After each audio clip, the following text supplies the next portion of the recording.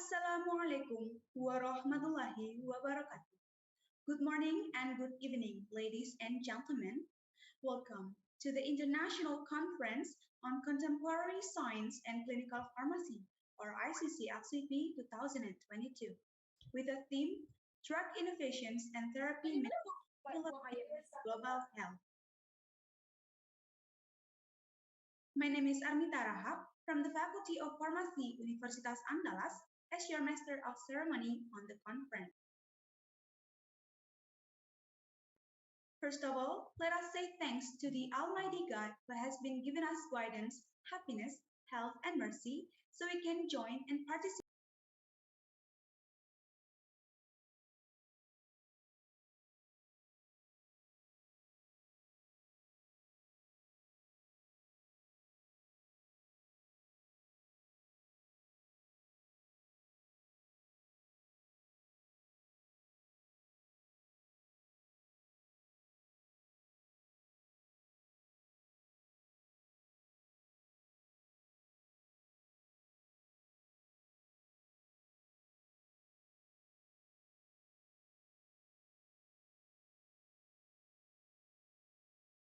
Apotheker Mahasiswa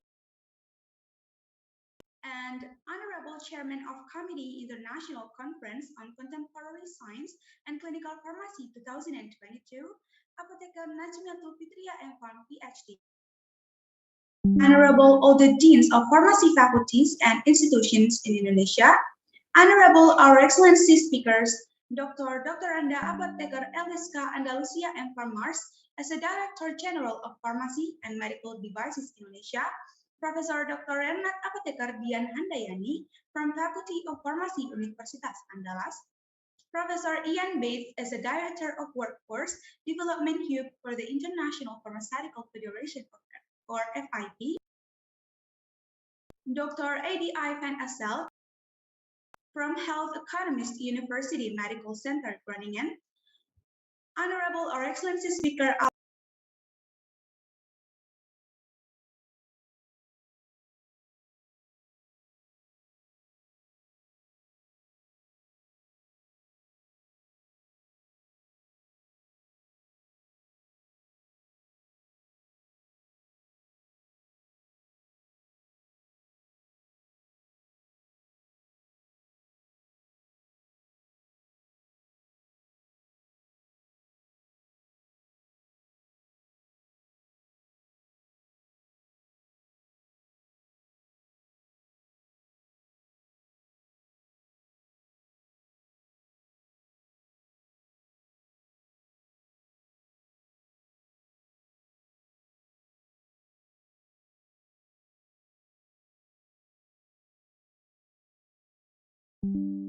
Dr. Muslim Swardi from Faculty of Pharmacy Universitas Abdurrahman Indonesia, Professor Halimah Samsudien from University of the Western Cape, Africa.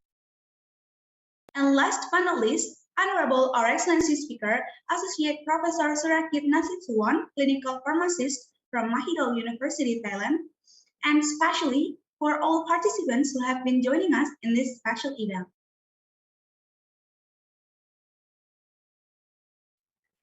International Conference on Contemporary Science and Clinical Pharmacy, or Iccscp 2022, is an annual international conference organized by the Faculty of Pharmacy Universitas Andalas.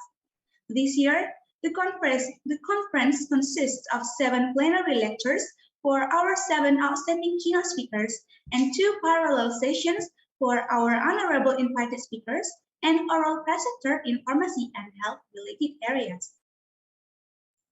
The theme of today's conference is Drug Innovation and Therapy Management Development in Global Health. Over these 2 days, this conference will provide a great opportunity for participants to share knowledge, research findings, and experience related with pharmacy and health. As such, this conference will feature presentations by international and national expert speakers.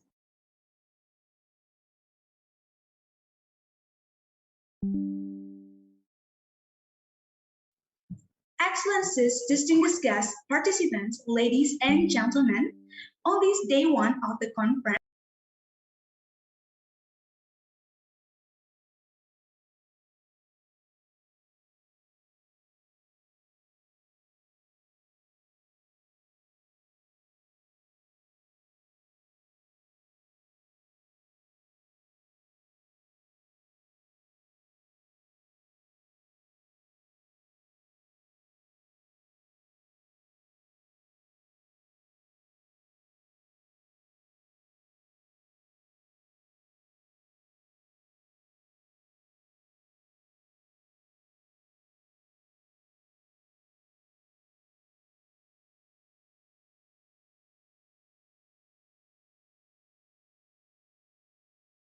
is yours.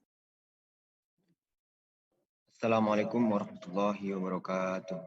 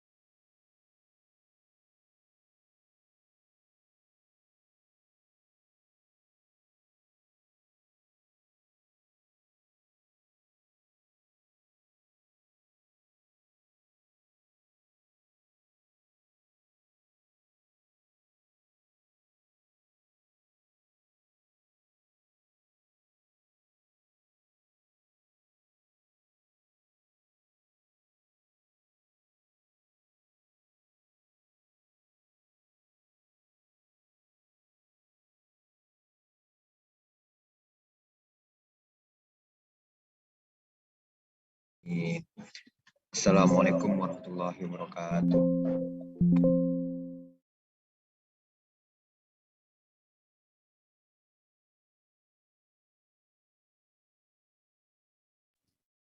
Ladies and gentlemen, the next agenda is singing the national anthem of Indonesia, Indonesia Raya.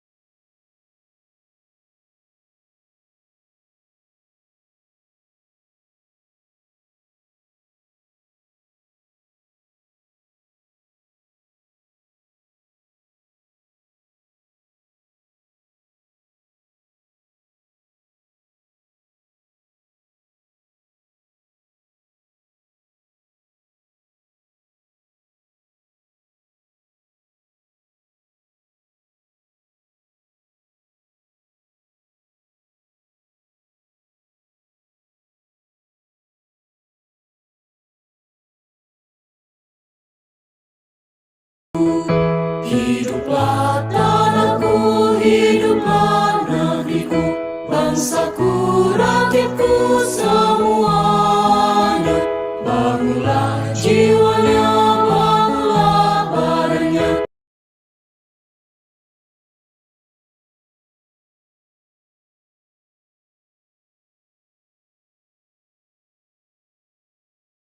Negeriku yang ku cinta, Indonesia Raya, merdeka, merdeka, hiduplah Indonesia Raya. Indonesia Raya, merdeka, merdeka, tanahku, negeriku yang ku cinta. Indonesia Raya, merdeka, merdeka, hiduplah Indonesia Raya.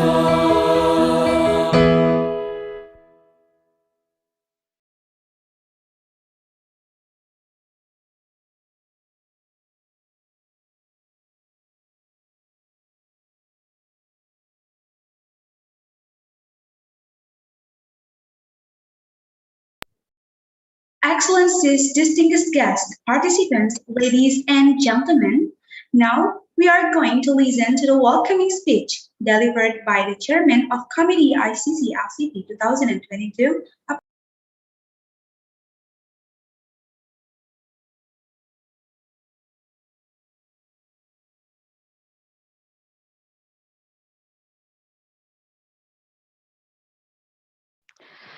Assalamualaikum warahmatullahi wabarakatuh. Good morning, ladies and gentlemen. On behalf of the Scientific and Organizing Committee, it is such a great pleasure for me to welcome all participants to the International Conference on Contemporary Science and Clinical Pharmacy 2022.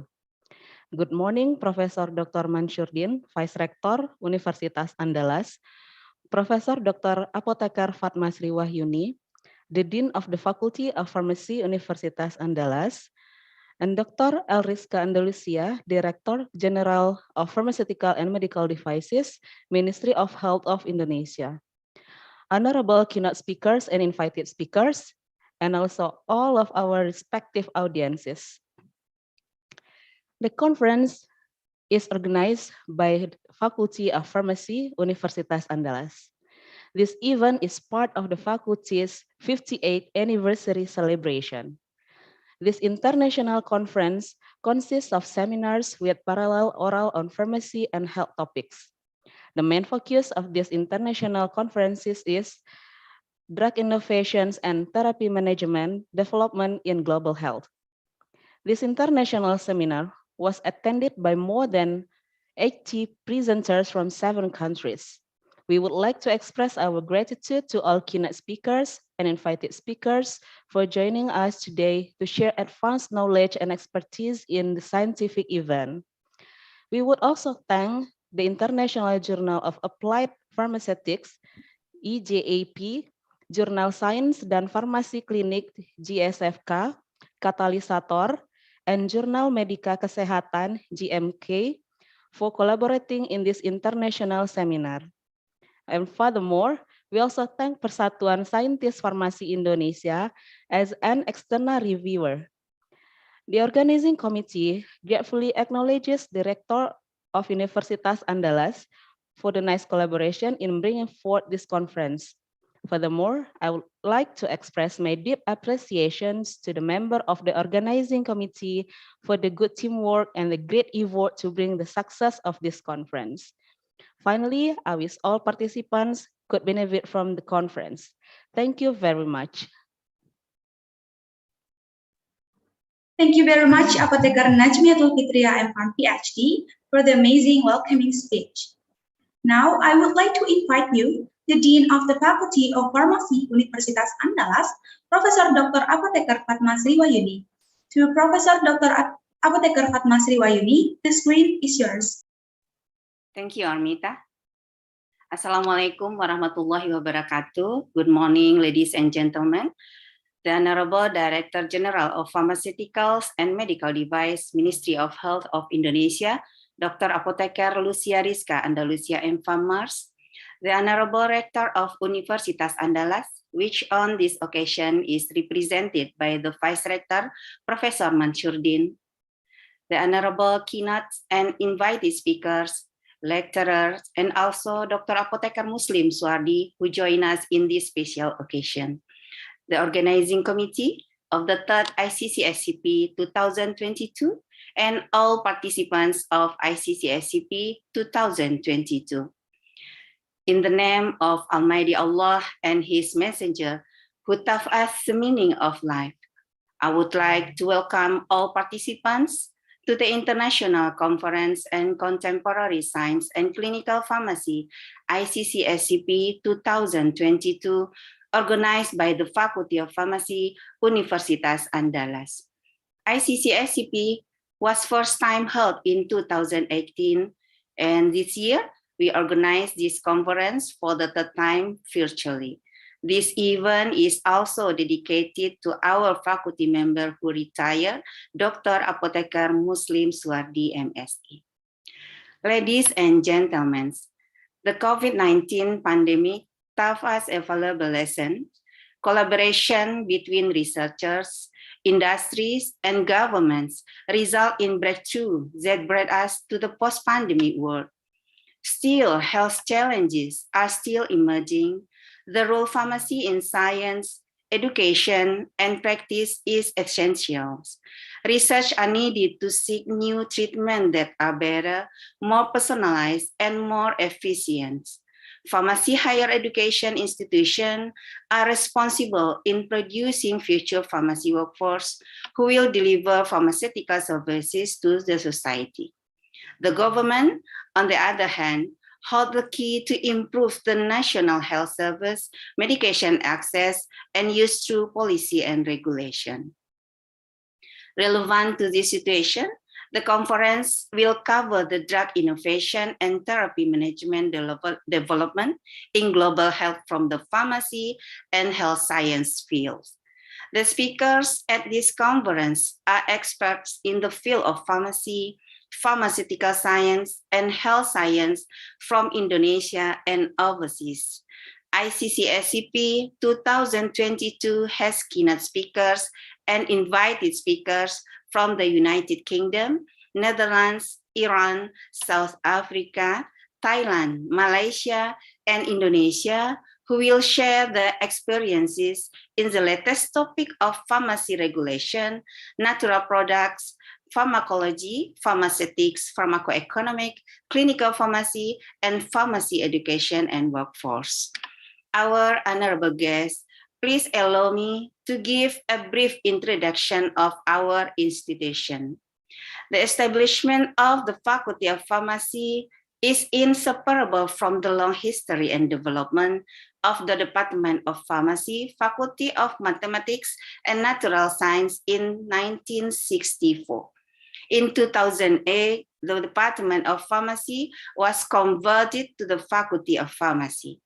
And in 2003, the Master Program of Pharmacy accepted new students, and in 2019, the Doctoral Program of Pharmacy admitted new students for the first time. The undergraduate program, the professional and master program, the Faculty of Pharmacy are accredited excellent, while the doctoral program accredited very good nationally. Besides, the undergraduate program of pharmacy was also certified by the ASEAN University Network Quality Assurance Iccscp in 2020. Aligned with our vision, we conducted the research on the development of medicine from natural materials and drug utilization and safety in the community and clinical practice. We also work cooperation with universities in Indonesia and overseas, hospitals, government institutions, and pharmaceutical industry to improve education, research, and community service activities.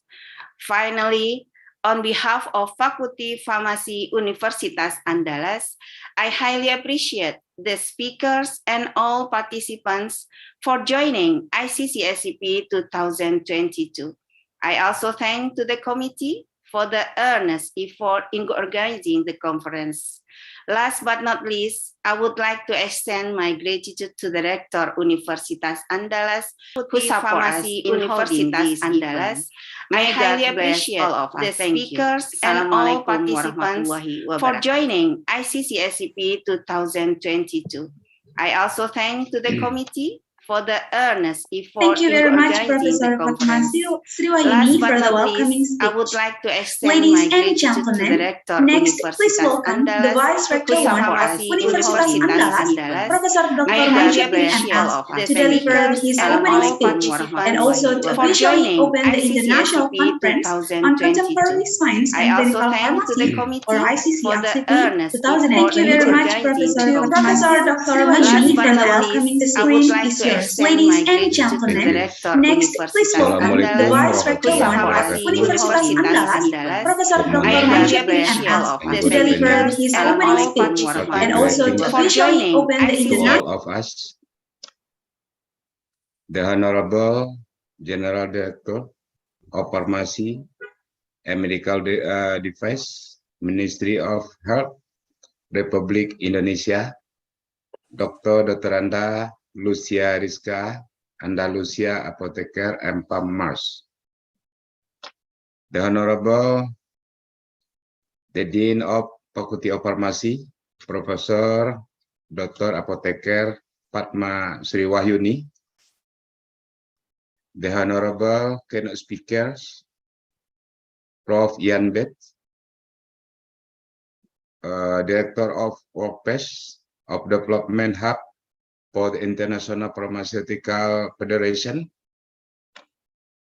Professor Halima Samsudin from Pharmaceutical Science, University the Western Cape, Africa, and Alan M. John, PhD, Medical and Pharmaceutical Chemistry, University of Birmingham, United Kingdom, Dr.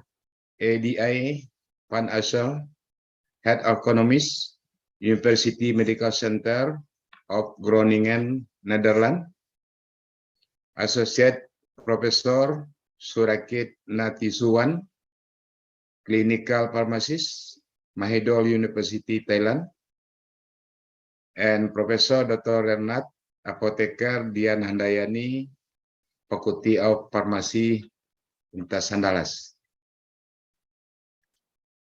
Dear all participants and the committees, we would like to thank you for your participation in coming online at the International Conference on Contemporary Science and Clinical Pharmacy, which has held by the Faculty of Pharmacy for 2 days. The themes of this conference is drug innovation and therapy management development in global health. We should appreciate the Faculty of Pharmacy for choosing these themes because after the COVID-19 pandemic, there are many health problems. The problem include new infectious disease, increasing need of new modification, and health professional shortage among health issues in the world that significantly impact our daily life. In passing the challenges of health issue, the role of science and health should be able to find a solution. Pharmaceutical researchers are involved to finding new treatment, patient development, and optimal modification used in healthcare facilities. In addition, the pharmaceutical regulatory institution also play an essential role in the safety, efficacy, and quality of modification. Ladies and gentlemen, we hope that this conference can exchange information on the result of scientific and health research in the pharmaceutical field and expand to network of researchers both at national and international level.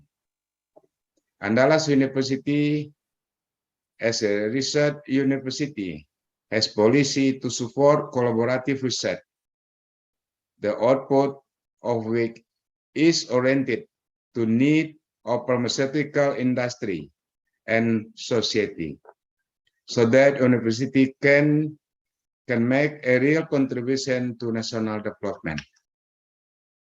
I would like to express my gratitude to the keynote speaker and invited speaker to attend this event, and I hope all participants have fun during this conference and get a lot of benefit. Ladies and gentlemen, I start the International Conference on Contemporary Science and Clinical Pharmacy open saying by Bismillahirrahmanirrahim. Wabillahi taufiq wa hidayah. Wassalamualaikum warahmatullahi wabarakatuh. Thank you very much. Thank you very much, Professor Dr. Mansyuddin MS, for opening our special event. Ladies and gentlemen, as our welcome greeting, we would like to present to you traditional dance choreograph to symbolize our dedication to welcome all participants. Let us watch together Persembahan Dance by pharmacy students of Universitas Andalas.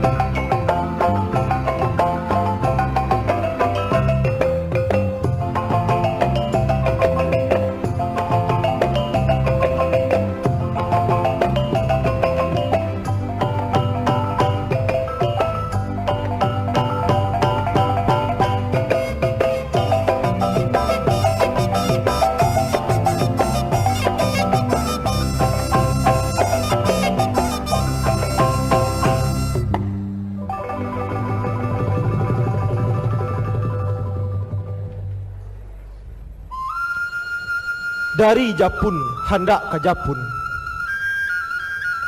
Cino mamue pacah bala. Ampun baribu kali ampun, ampunkan ambo dininya ambo nan gadang basa batuah. Buruang sinura, buruang sinuri, menari-nari ateh pamata. Siriah galak pinang menari, mancaliak tuan nan alah datang. Anau kaciak sagonyo rape, rape nan tolong dirundukkan, rundukkan baa ke dalam banda. Kami kaciak jolong nan dape, dape nan tolong ditunjukkan, tunjukkan baa kanan bana.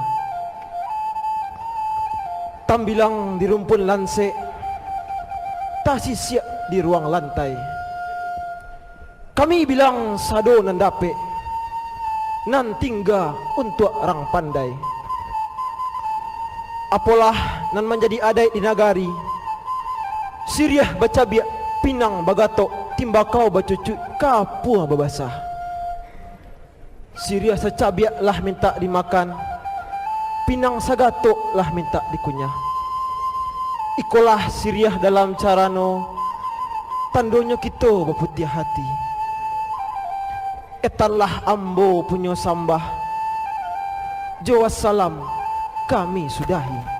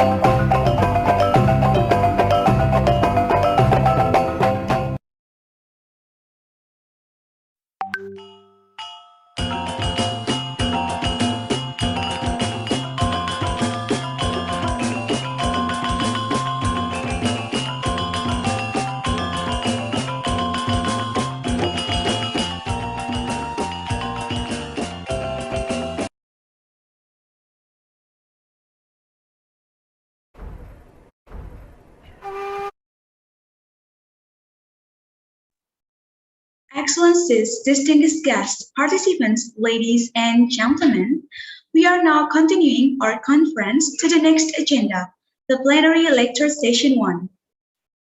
The plenary lecture session 1 will begin with the plenary lecture 1 delivered by Dr. Anda Apoteker Iccscp Andalusia and Mars, a Director General of Pharmacy and Medical Devices Indonesia, and then plenary lecture 2 will be delivered by Professor Dr. Renat Apoteker Dian Handayani from the Faculty of Pharmacy Universitas Andalas.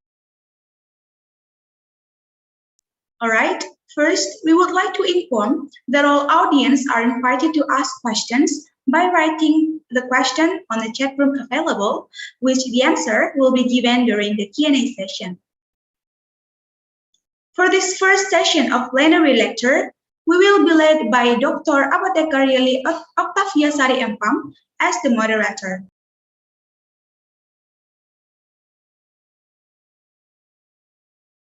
Ladies and gentlemen, please allow me to introduce you to our moderator, Dr. Apoteker Yeli Octavia Sari Empam.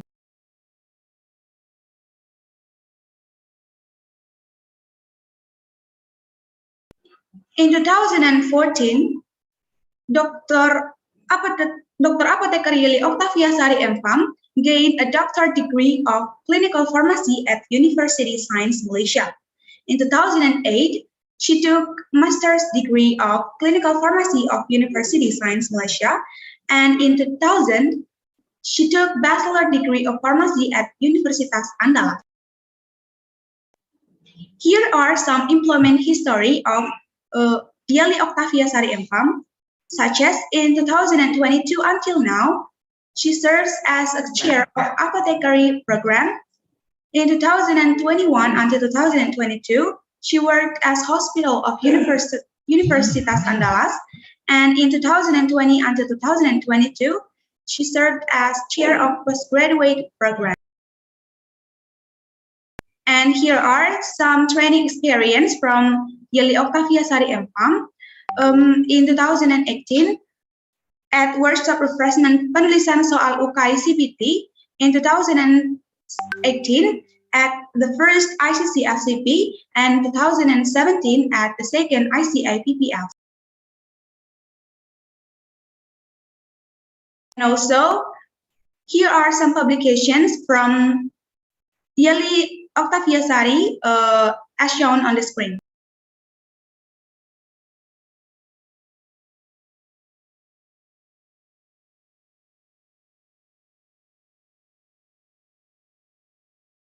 Ladies and gentlemen, we will break for a while and we'll continue to this first session at 7 o'clock. At 9 o'clock. Thank you very much. And we'll continue this first session at 9 o'clock. Mita harahat Medan angka 2 harus bagus sama deh nggak tahu lah nih.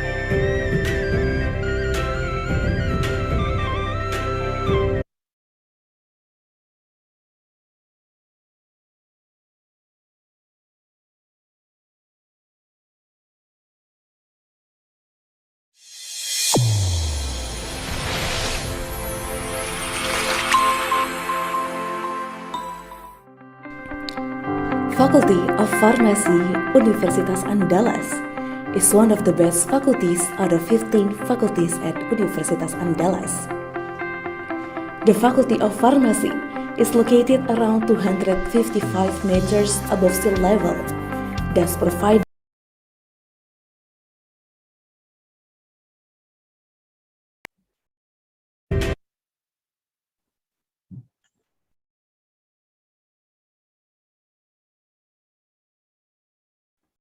Excellencies, distinguished guest participants, ladies and gentlemen, we are now continuing our agenda, that is plenary session 1. All right, without any further ado, I would like to invite Dr. Apotheker Yeli Octaviasari MPharm to be on the screen to guide the plenary lecture session 1.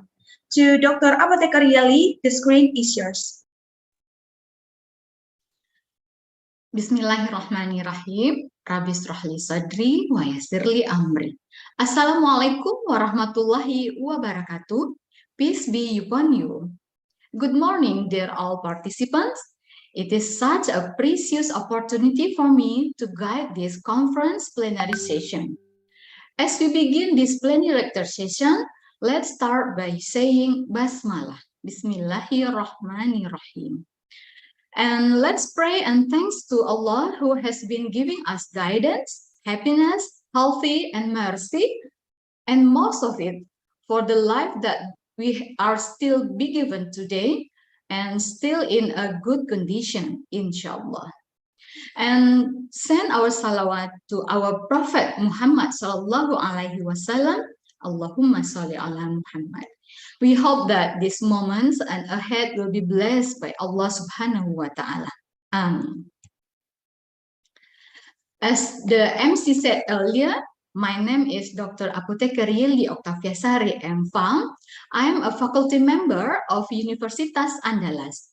I will moderate this first session, which will be given by two keynote speakers, who of course are very expert in their respective fields. Interestingly, both of our keynote speakers in this plenary session come from Indonesia. Welcome Dr. Anda Apotheker Rizka Andalusia MPharm Mars and Professor Dr. Apotheker Dian Handayani. Okay, for the first chance, I would like to introduce Dr. Anda Apotheker Rizka Andalusia MPharm Mars, Director General of Pharmacy and Medical Devices of the Indonesian Ministry of Health, Indonesia. Welcome here in Iccscp, Doctor. Nice to meet you, Doctor. Finally, I can meet you here. I and all of us are very lucky to be able to listen to your lecture. Let me introduce your CV.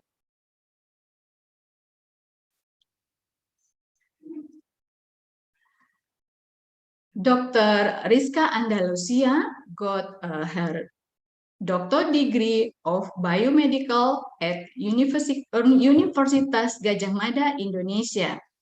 And also Dr. Rizka had master degree in the field of clinical pharmacy from University Science Malaysia, and also master degree of hospital administration at Universitas Indonesia. And for bachelor degree from the pharmacy at Universitas Airlangga, Indonesia. For the work experiences from 2022 until now, Dr. Rizka Andalusia as acting head of the Health Development Policy Agency, Ministry of Health of the Republic Indonesia. And also from 2021 till now, Dr. Andalusia as a Director General of Pharmaceuticals and Medical Devices, Ministry of Health of the Republic Indonesia. And for the organization, Dr. Rizka Andalusia from 2022 until 2025 as Sovereign Investor Board Member of Coalition for Epidemic Preparedness Innovation, CP, Ikatan Apoteker Indonesia, IAI, and also Himpunan Farmasi Rumah Sakit Indonesia, and Indonesian Association on Study Medicinal, IASME. At this session, Dr. Anda Apotheker Iccscp Andalusia and Mars will talk about drug innovation and therapy management development in global health. Before we welcome Dr. Iccscp, we want to remind you that during this session, if you have questions to the speaker, you can write the question on the chat room provided by mentioning to which speaker you are giving the question to, and the answer will be given by the speaker directly on the chat room or in the Q&A session later on. Okay, without any further ado, now please help me to welcome our keynote speaker, Dr. Anda Apotheker Iccscp Andalusia and Mars, to be on the screen to deliver the plenary lecture. To Dr. Anda Iccscp Andalusia and Mars, the screen is yours.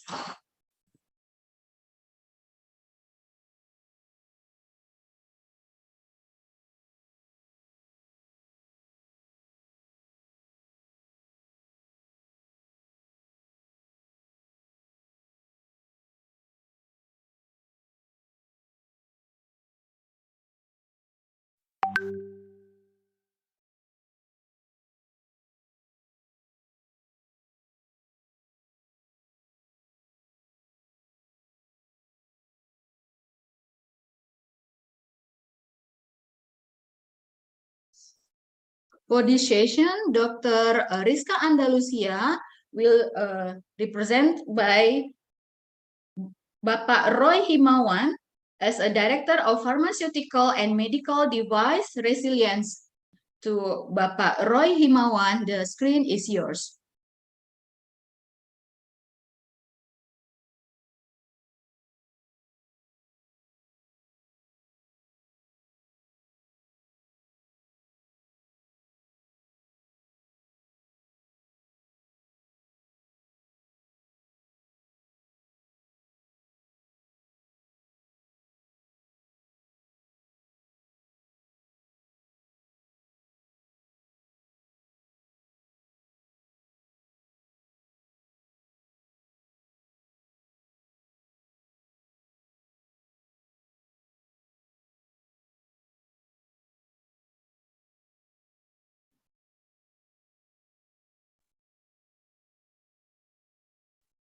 Bapak Roy Hirawan, are you around here in our Zoom?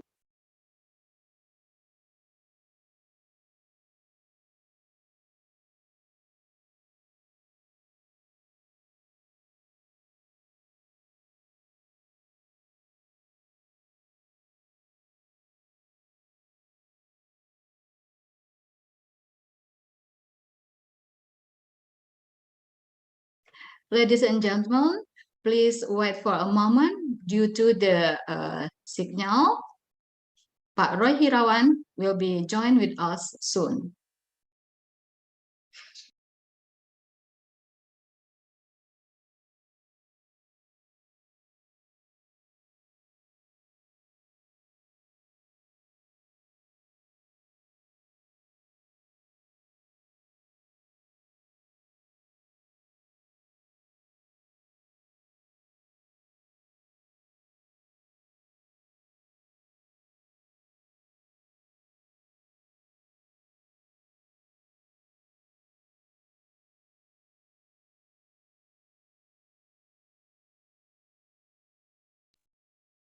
Bapak Roy, the screen is yours. Yeah, thank you. Thank you, moderator, for the opportunity. First of all, good morning. I hope everybody already only the good health this morning to attend and to participate in the international conference on contemporary science and clinical pharmacy, which started today. So it is an honor for me to be attend in this valuable opportunity and to provide insights regarding what has the committee asked to the Minister of Health. But before I start providing the insight, allow me to express apology from our Deputy Minister, Ibu Rizka Andalusia, which already scheduled to attend this morning, provide the insights and the keynote. But unfortunately, due to unprecedented, unplanned, and immediate assignment, so she convey her apology to our committee and the participant and asked me to provide keynote on this opportunity. So allow me to present what she has asked me to provide, and we do hope this will inform you the latest perspective on the Ministry of Health that we would like the conference to acknowledge. So allow me to share the screen. Okay, thank you. So you may go to the next slide. So in this morning, we would like to provide the insight on what that have been discussed in the last month, in this year, for our prospective agenda related to the transformation of our health system. How about the pharmacy role in transformation and the implementation related to the standard of pharmaceutical services in this transformation? Next slide. So we would like to start by raising the awareness that the pandemic has taught us many things. One of the lessons that we can take from this pandemic, that this is time for us to operate, to execute a transformation on our health system. We see that the COVID-19 makes a health priority in every person. As we may aware, everybody, every person in this country, not only in this country, but as globally, is more concerned regarding to the health when we have faced the pandemic. Not only by person, but the institution organizations globally also put their attention more to the health aspects. And then the second one that we see from this pandemic, the resilience of health sectors is be more important than before. As we see and as we have learned that in the pandemic situation, a health system should have a strength, should be agile, and should be able to provide emergency response as quick as possible to the community. Therefore, it is necessary to increase the capacity and resilience of the health system. And the other moments that we want to take, that we are ready to transform the health system. As we see, we have the right momentum since the development of coverage of our health national insurance system has reached 98%, and we believe it will reach 98% on the 2024. And the digital technology is widely available to the public in the field of health. As we may see, the penetration of digital technology to our community is very fast. Latest survey said that in average, every person in this country has more than one gadget, with the internet penetration more than 70%. So we see that the digital technology is very fast involving in our life. Next slide.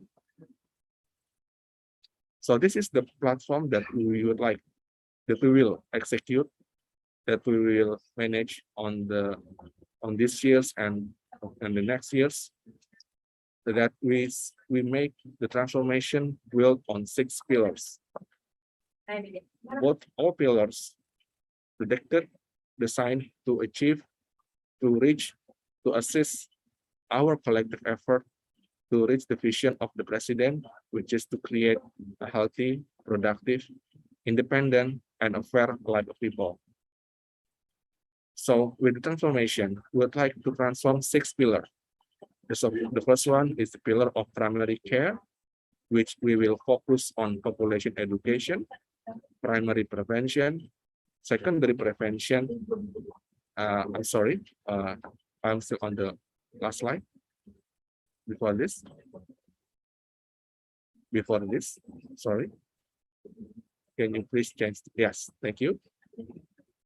So on the primary care transformation, we would like to focus on the secondary prevention also and how to improve the capacity and capability of our primary care. So this is the main pillar that we would like to achieve in the years ahead.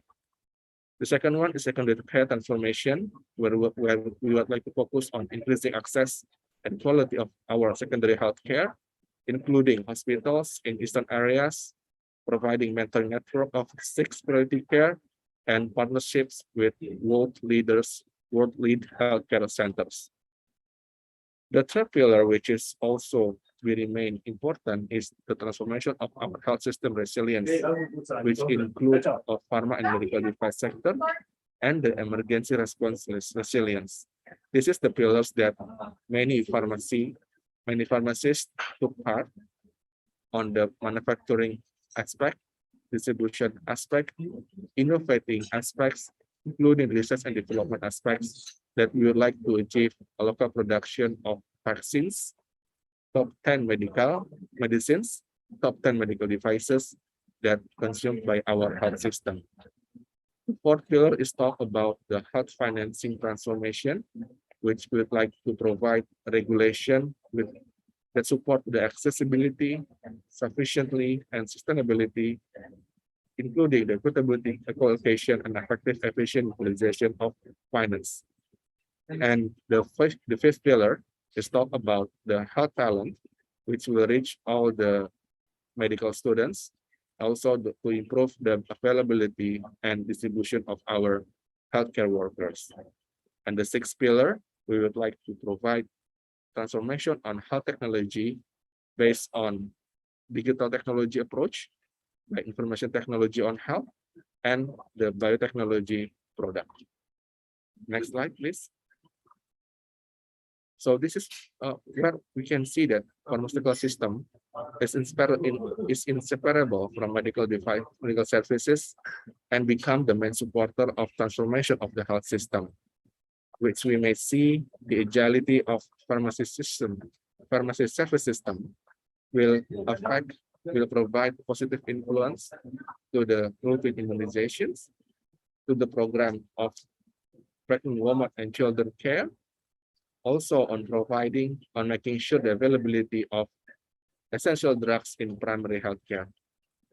This agility also expected to be served to provide support for the services of healthcare of 7 catastrophic disease on the hospital. Provide also promotive and preventive efforts through the services, and we believe the digital improvement will make telepharmacy to expand to provide better access to the people of pharmacy service. Next. So this is the illustration how the primary care transformation will be held. We have at least three focus.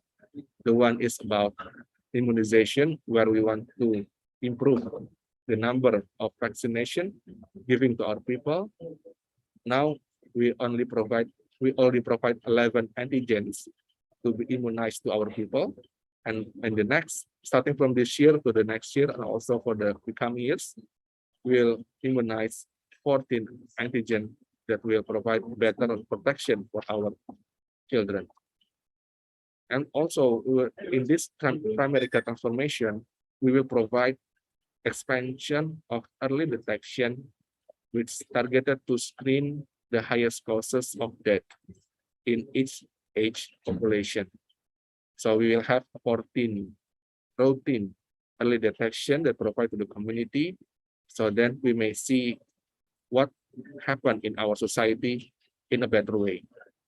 And also, we would like to focus on improving the maternal and child health by focusing the monitoring children's growth and development at Posyandu with standardized anthropometric tools, and also provide pregnancy checkup improve from 4 times to 6 times. Next slide. So this is what we see in the referral care, where the transformation should be happen here. As we may see, and on the left side of the slide, we see the like number of hospitals. We still see an inequity in the number of hospitals spread in our nation. So therefore, we will provide more hospitals to the area, and then by the increasing number of hospitals in the nation area, we should provide a better medicine access for those hospitals. That's why we targeted there will be improvement in the availability of essential medicines in hospitals to treatment of 9 national priority, up to 95% in the year of 2024. Next slide. And if we see again the third pillar regarding the health system resilience, so this is the strategy that we would like to provide. We would like to execute in this years and the next years. We will have local production of vaccines, including the mastery of the newest technology of vaccine platform, which already established in this month, acknowledged by the president that we already have the manufacturing facility on the mRNA platform, and soon will be followed by other platform, other newest platform that will be produced in Indonesia. In pharmaceutical or medicines, we would like to get local production of highest consumption pharmaceutical raw materials, so then we will have a better resilience whenever the pandemic comes. And also we'd like to improve the production of biopharmaceutical and plasma derivatives by utilizing our abundant resources, our richness in resource to provide better care on this area. On medical devices, you see that we will focus on 19 top medical devices that mostly consumed by the health system. We would like to improve the local content of these medical devices, and by producing the high-tech medical devices on the year of 2025. And also, as we know that we have an abundant resources on natural product, this is also become the focus of our development by achieving more than 12 pharmaceuticals in every year to be provided to the market. Next slide.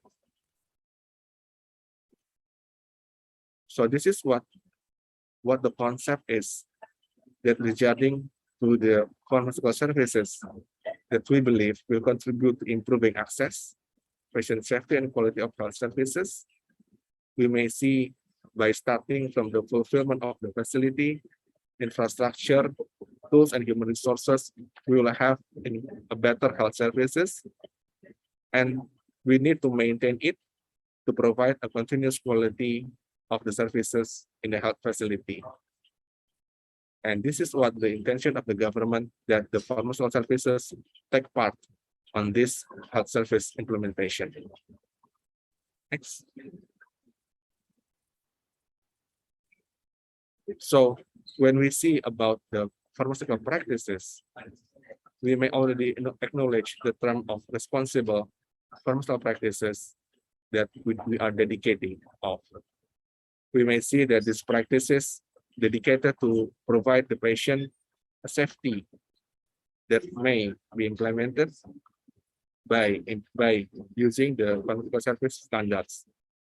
When we talk about the standards, we may consider that we already have the government regulation on the year 2009 regarding pharmacy practice, and also the related regulation on the level of Ministry of Health Regulation on the year 2016 up to now 2021, which we may conclude from this regulation that pharmaceutical services being provided with the goal to improve the quality, to provide a legal certainty for pharmaceutical personnel, and to protect patients and the public from irrational use of drugs in the context of patient safety.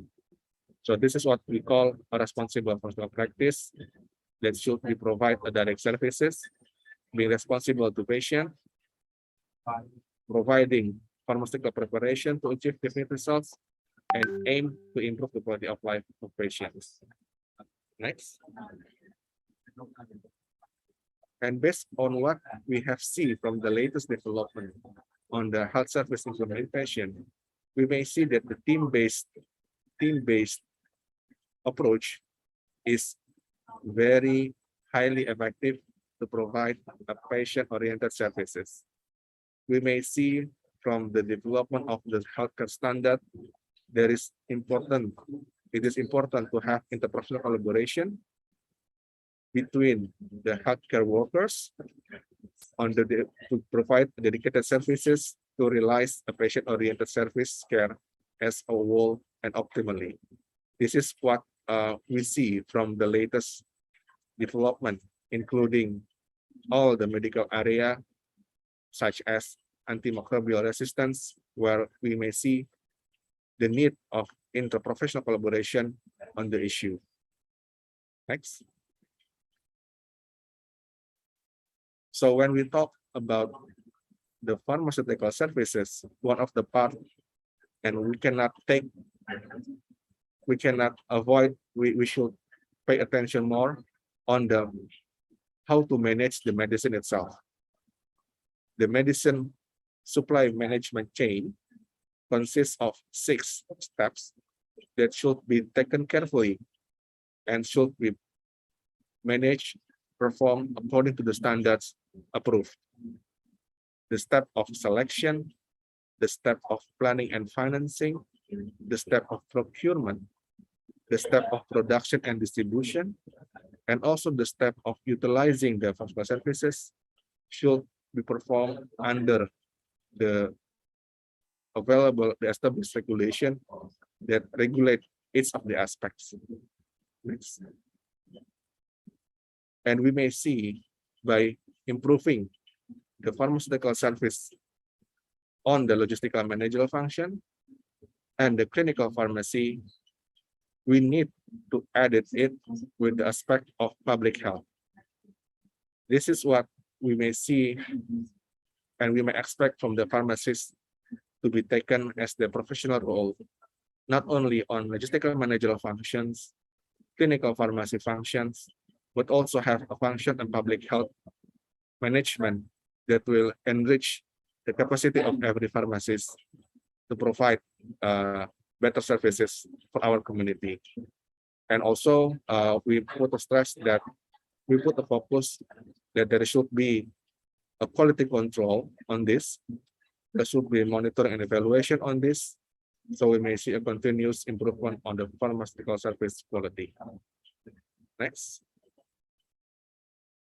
So what we have seen from the other area of medication safety, that we may see the safety of medication determined in a various way. One of the way to ensure the medication safety is by taking very careful on these 5 aspects related to the medicine. Number 1, we have to make sure that the prescribing is managed appropriately and there is risk assessment taking place on the prescribing. The second one, there is a review on the medication.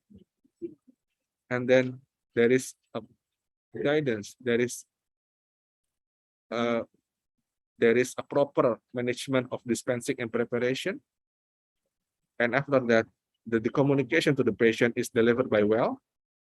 And there is a medication reconciliation whenever the patient manage care transitions. So these 5 aspects that should be taken carefully to ensure a safe medication for the patient. Next. And we may see that the pharmacists play important roles in the transformation of health system through the implementation of pharmaceutical service standards. We would like to raise that this implementation will provide a benefit for the transformation of the health system through assurance of the availability of the capacity in health services, through an optimal management of function preparation, medical devices, and medical consumables according to standards, through utilization of digital technology and information system on the health services, and through the optimization of clinical pharmacy services also in the health promotion and preventive approach. This is what we expected from the pharmacists. And this next slide will tell us about what the ministry had done to improve public education related to medicine. As we may see, the public health aspect related to how much they educate, how much they comprehend the information related to medicine. The Ministry of Health has conducted the Gema Cermat activity as a joint effort from the government and community through a series of programs in order to create awareness, understanding, and skills of the community to comprehend the drugs information appropriately and correctly. We gather selected pharmacists and choose them as an agent of change where the number of agent of change you may see from the graph is taken a number of more than 8,000 agent of change spread out through the nation. Next. So on this slide, we would like to expose that the utilization of information technology is a very crucial aspect in the pharmaceutical services. I believe all of us already realized that the improvement of information technology use will provide a benefit for our services through the automation, through the safety ensurement, through the collaboration improvement, and also by fast and accurate information provided. Next. And that's why we are supporting to various innovative approach that focus on the improvement of telehealth approach. As we may see, the telehealth approach, which we are already familiarized when the pandemic hit last year. Some of us may have benefited from the telemedicine approach provided by the Ministry of Health last year, when somebody is diagnosed to be positively COVID-19, he or she will be contacted by the system and will be provided with the discussion with the medical person, and then he or she will be provided with the medicines being delivered to her or his address. So this is the benefit that we will improve by involving the telepharmacy include on this scenario. Next. So we believe the telepharmacy will provide a pharmaceutical services a benefit through the use of telecommunication technology and information system to the patients. This is one of the example, one of the area where telepharmacy will provide easy approach, will provide smooth access for the patient to the services, so that patient might have a review of prescription, might have drug therapy monitoring, might have counseling from the pharmacist, might have monitoring of his or her therapy, and the management of his or her chronic disease treatment. Next. So to conclude, we would like to involve all of the audience of the participants on the sentence that we are ready for transformation. The collaboration towards a healthy Indonesia is needed with the participation and cooperation with all relevant stakeholders, including from this conference participant. We also conclude that the optimizing the role of pharmacists is a part of this transformation. And that's why there is urgent to implement comprehensively pharmaceutical services related to standards to reflect our beneficial role in the health system. So this is the end of my keynote, and thank you for the opportunity. Thank you. Great. Thank you for your awesome lecturer, Bapak Roy Himawan, S-Farm MKM Apoteker. Regarding the title of lecture is about drug innovation and therapy management development in global health, especially in Indonesia. Okay, ladies and gentlemen, we now come to the Q&A session. I will read the question from the chat. Okay, now we have a question in the chat box from Bapak Apoteker Dedi Almasdi, PhD. The question is, in fact, there are no standby pharmacists in pharmacy services. How about your opinion, Pak Roy? Thank you, Ibu Yeli, for the questions provided by our respected colleagues. Yeah. Bapak Dedi Almasdi, thank you for the questions. And this is the question that hook every person in this room, that we see, that we still find there is a pharmacy open without pharmacist. So we still see the pharmacy open without pharmacist, and the service being delivered by no pharmacist there. So this is still we face in the daily of our life, that may be constructed by two approach. The number one approach is we talk about the production and distribution of the pharmacy. As we may see, we already have more than 20 higher level education institutions to produce pharmacists that will provide this nation more than 1,600 pharmacists every year. But where are they go? Where are they spread for after they finish the education? Most of them are joining the scheme for cooperation on the industry, on the distribution, on the healthcare facility, but with minimum level involved in the pharmacy.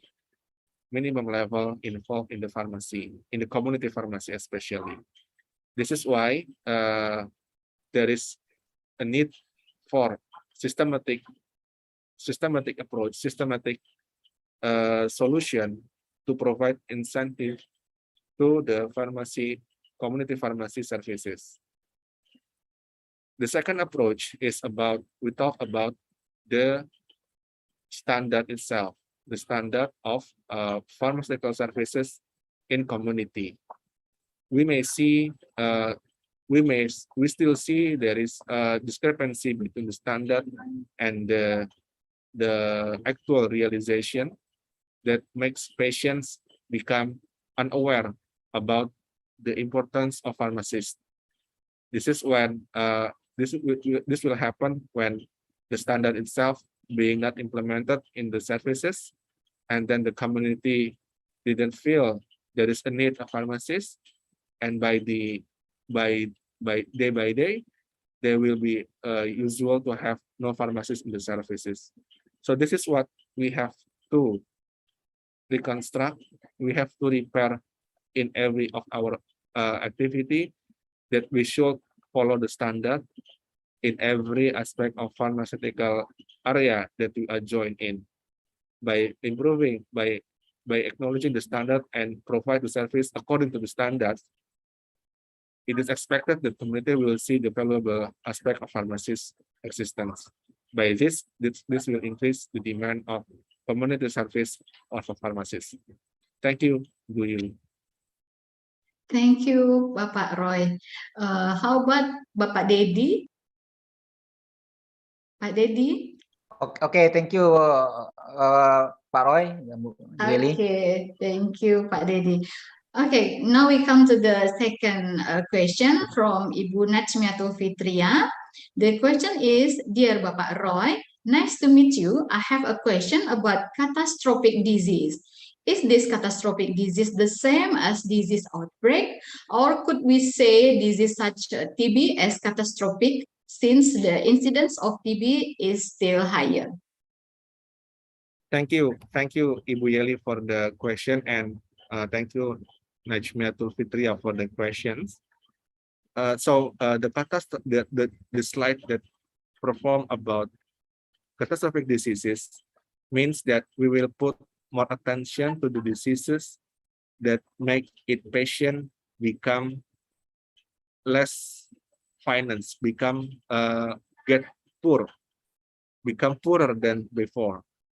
So this is what we talk about, the diseases that need continuous medication, highly value medicines that provide in a very routine way, such as stroke, such as cancer, such as catastrophic, such as degenerative diseases that makes the patient has to pay more than before. So this is what we see to be the focus of our healthcare services, that we should provide better access, better services for these catastrophic diseases, so that the patient will not be suffered twice, suffer from the disease itself and suffer from the economic loss of the diseases that she has or he has to treat for that. So the catastrophic means the disease that make the patient being poorer, and but this is without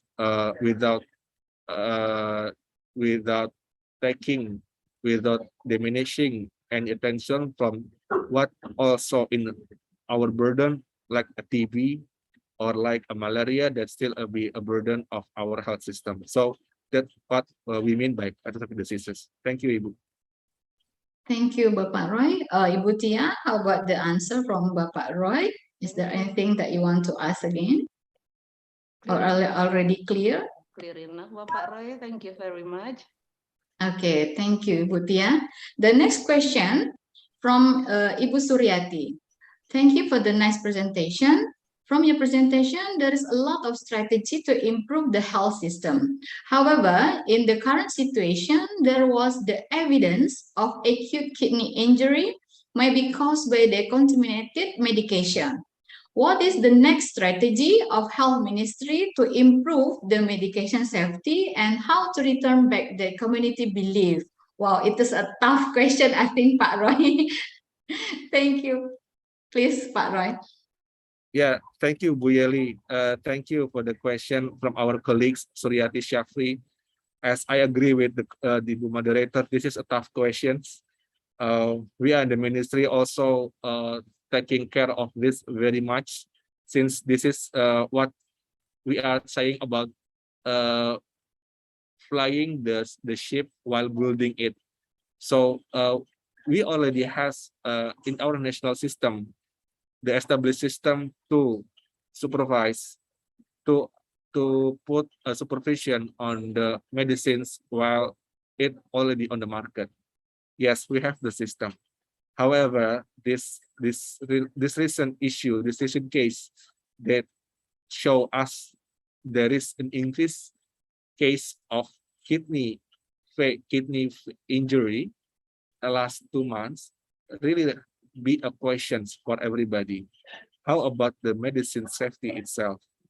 So yes, the government, including Ministry of Health and National Agency of Medicines, also National Food and Drug Agency, put their improvement on managing the supervision of medicines, so that the medicine in the market will remain safe for the patients.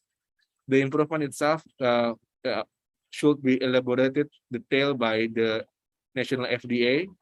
I'm sorry, I'm not on the position to provide the detail of this, but on the Ministry of Health, we conduct more coordinated effort with the national FDA regarding to the safe medicine use on the patients. As you may see, the approach the government take is based on the very careful consideration, making the safety of the person be the priority for our intervention.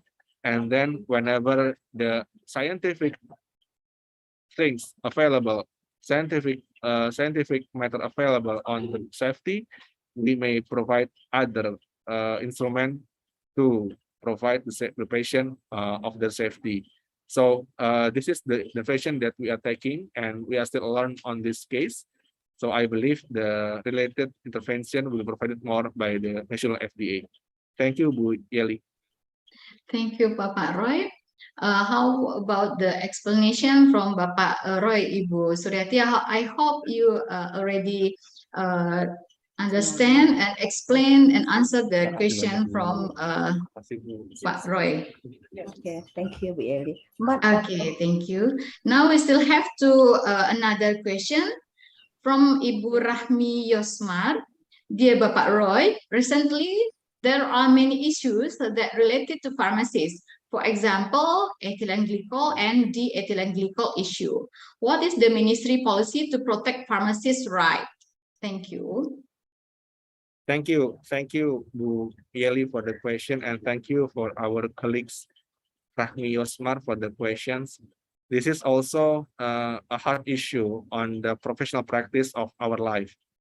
As we may see, a lot of pharmacists being impacted by this case, and we just would like to raise concern that we should take the public health safety as #1 issue. And related to that, the government also take a policy to provide assurance that every professional practice should be protected. But the assurance will be not in place when there is no pharmacist on the services. So this is what we have to take carefully whenever the services is provided according to the standard. The government will ensure there is a protection for these professional practices. But when there is a service without or not according to the standards, we are put ourselves in danger at the risk of any issue come from our stakeholders. So the municipal policy is clear that we provide the standards to be guided. We provide technical assistance together with the professional organization, Indonesian Apothecary Association, and Indonesian Pharmacy Association. So by this approach, we may provide protection for our professional pharmacists. Thank you, Bu Moderator. Okay, thank you very much, Pak Roy. Ibu Rahmi Yosmar, is that clear? Okay, thank you, Pak Roy. It's clear enough. Okay, thank you, Ibu Rahmi. Now we come to the last question from Ibu Nova Safni. Regarding the telepharmacy as a new program from the Ministry of Health, what would you suggest for pharmacists to contribute? Thank you, Ibu Moderator, for the question, and thank you, our colleague Nova Safni, for the questions. You are raising a beneficial question that taking lesson from our last pandemic experience. Yes, the telepharmacy approach is being more popular than ever. So this is the intervention that we take care of very much of this. So in our opinion, the pharmacist has a potential role to contribute to the telepharmacy. Pharmacist is a well-admitted profession, well-established profession on the information of medicines that should be elaborated with digital technology to provide better services to the community. So we suggest the pharmacists to equip themselves with a digital perspective, digital approach that you or we may see from our colleagues from the IT faculty, or from the telecommunication institution, or from the IT institution, and we may want to collaborate with them to provide a platform that can be accessed by our people. In general, the Ministry of Health will provide a nationwide database of health, which we may know as a Satu Sehat platform, that will integrate all the data of all citizens related to their health conditions. So while we are making progress on this, we recommend the pharmacists to equip themselves with digital technology, digital perspective of services. So then when the time is come, we are on the same boat, we're on the same level to provide a better services for our community. Thank you, Ibu. Yes, thank you, Bapak Roy. Ibu Nova, how about the answer? It's very nice explanation. Thank you so much, Pak Roy, for the nice explanation and Yeah. presentation also. Yeah, Ibu Nova, I think we all agree that we are pharmacists have to play important role, right, Pak Roy, in this area, telemedicine. Okay, I think another question, Pak Roy. We still have time. The question from Giovanni Yusuf. Gio is our student, Pak Roy. The question is, thank you for great presentation, Pak Roy. I'm a pharmacy student, sir, and I have interest about technology. I want to ask about the possibilities for the third party like digital startup joining the telepharmacy program that created by government. Is it possible, sir? Yeah, thank you, Bu Moderator, and thank you for our respective participant, Giovanni, a pharmacy student, and have interest about technology. So the ministry opened the opportunity for every entity in this country to take role on the development of the system. So by using the same platform of the digital technology, there is a chance for every entity to take part on this development. So let me start by explaining that we are on the progress to make a code, to make a standardized code for every medicines. So there is more, as you may know, there is more than 16,000 medicine registered in our country. It's medicines read by the system by a different language, system in the pharmacies, system in the hospital, system in the industry, system in the distribution agency. They read the same medicines in different languages. So what we are going to do is to standardize the language. We provide a standardized code for that medicines. So then everybody who will have the system, who will make the system, who will develop the system, will have the same standard with us, and we may interact by the system that created by yourself. So this is the way that the ministry will involve all the entity related to the development of digital technology in health. More explanation will be accessible if you contact the digital office of our ministry, and he or she will provide better information on this. Thank you, Ibu. Okay, thank you, Pak Roy. I think that all for the question and answer. It is an honor for us to having you here, Pak Roy, and you already shared the very awesome lecturer. Please, we give an applause for Bapak Roy. Okay, now we will deliver the certificate for Bapak Roy. I think committee, yes. Bapak Roy, for our gratitude, please receive our certificate of appreciation on the name of the Iccscp 2022. Thank you, Ibu Moderator. It's an honor for me. Thank you. Okay, thank you very much, Pak Roy. We are looking forward to having you here again in the next coming seminar. Thank you, Pak Roy. Thank you.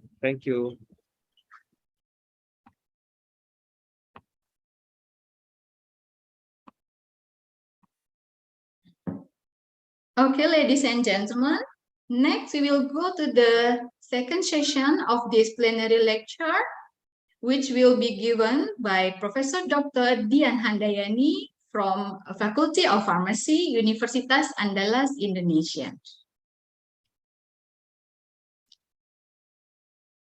Please, our Professor CV, yeah. Prof. Dian Handayani got her doctoral degree from the biology pharmacy at University Würzburg, Germany on 1988. And Prof. Dian Handayani got bachelor degree from pharmacy at Universitas Andalas. Now, Prof. Dian is a head of natural material chemistry laboratory. For Prof. Dian have many experiences as reviewer, such as in the Journal of Applied Pharmaceutical Sciences, Journal Squalene, and also Journal of Mathematical and Fundamental Sciences. Prof. Dian Handayani also have many publications. Here we can see in the slide to the latest publication from Prof. Dian Handayani on 2021, secondary metabolite from mangrove endophytic fungus Fusarium proliferatum. And also in 2021, apoptotic activity of new oxyterigmatocytic derivative from the marine derived fungus Aspergillus nomeus. Before we welcome Prof. Dian Handayani, we want to remind you again that during this session, if you have questions to the speaker, you can write the question on the chat room provided by mentioning to which speaker you are giving. And also the answer will be given by speaker directly on the chat room or in the Q&A session. All right, without any furthermore, now, please help me to welcome our keynote speaker, Professor Dr. Dian Handayani, to be on the screen to deliver the plenary lecture. To Professor Dian Handayani, the screen is yours.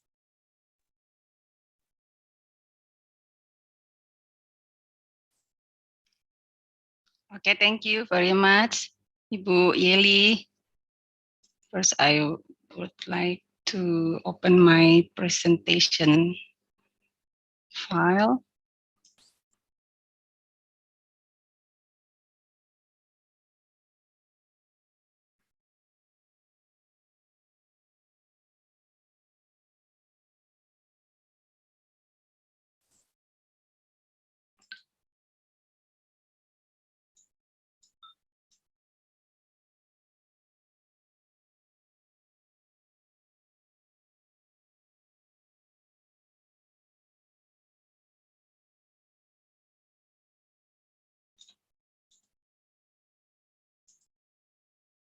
Okay.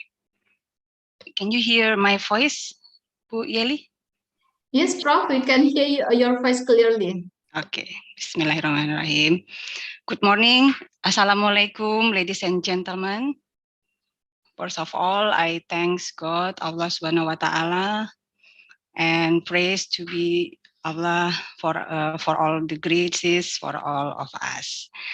I thank also the Dean of the Faculty of Pharmacy, Andalas University, and also the conference committee for the opportunity given to me at this time. Today, I will present the result of our research on secondary metabolites from marine-derived fungi. In this first slides, I would like to review again and remind again that nature as a source of medicine. And we know that more than 50% of drugs marketed today are extracted from natural sources or produced synthetically using natural product as mold or starting material.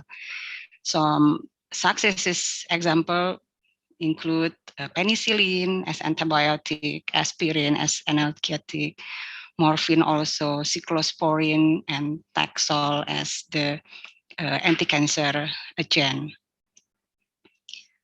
And actually, plants have been used as food and also as medicine for human survival.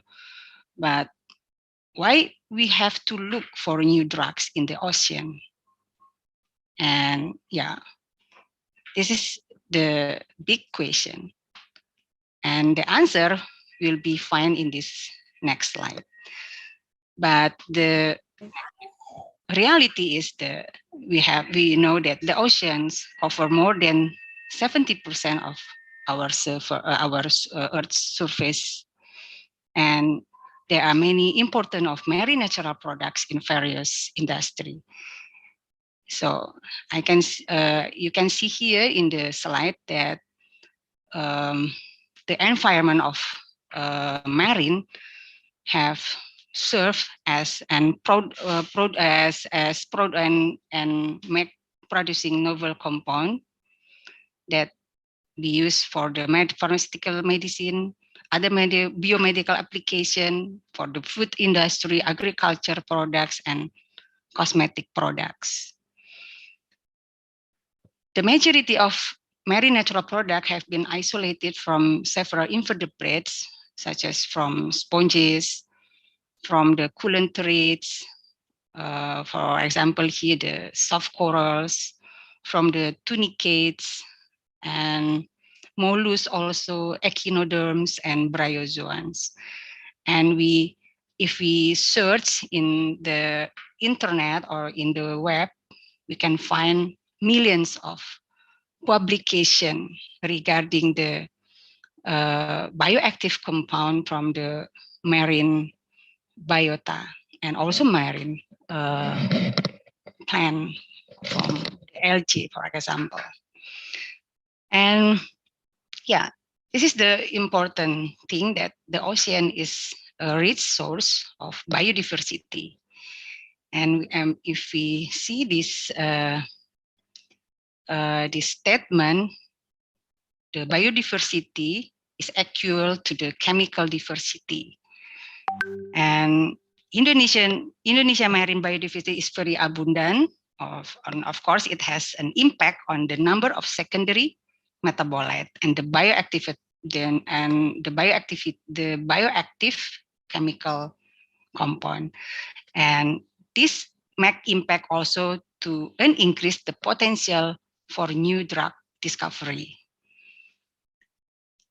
Okay, yeah. If we see this picture, you can see this is the example of some sponges as one of our sample for this research, and also this other marine invertebrates. For example, this one, the coconut marine cucumber or tripang in Indonesia, and also this is the mollusk. And this picture, another picture is the this is the tunicate. I will explain the briefly about the process of marine drug discovery. It is the same process to find the novel drug from the plant also. So first of all, we have to collect we have to do collection for the sample, and then we do the biological screening from the extract that we have. And then after we have the result from the screening, we can choose what the screening we will do by antibacterial screening, cytotoxic screening, anti-inflammation screening, and so on. It's hangs to you, and it's hang up to your proposal or your research project. And after we find the potential extract that have activity, then we do the natural product chemistry. We will find the active compound, the pure active compound.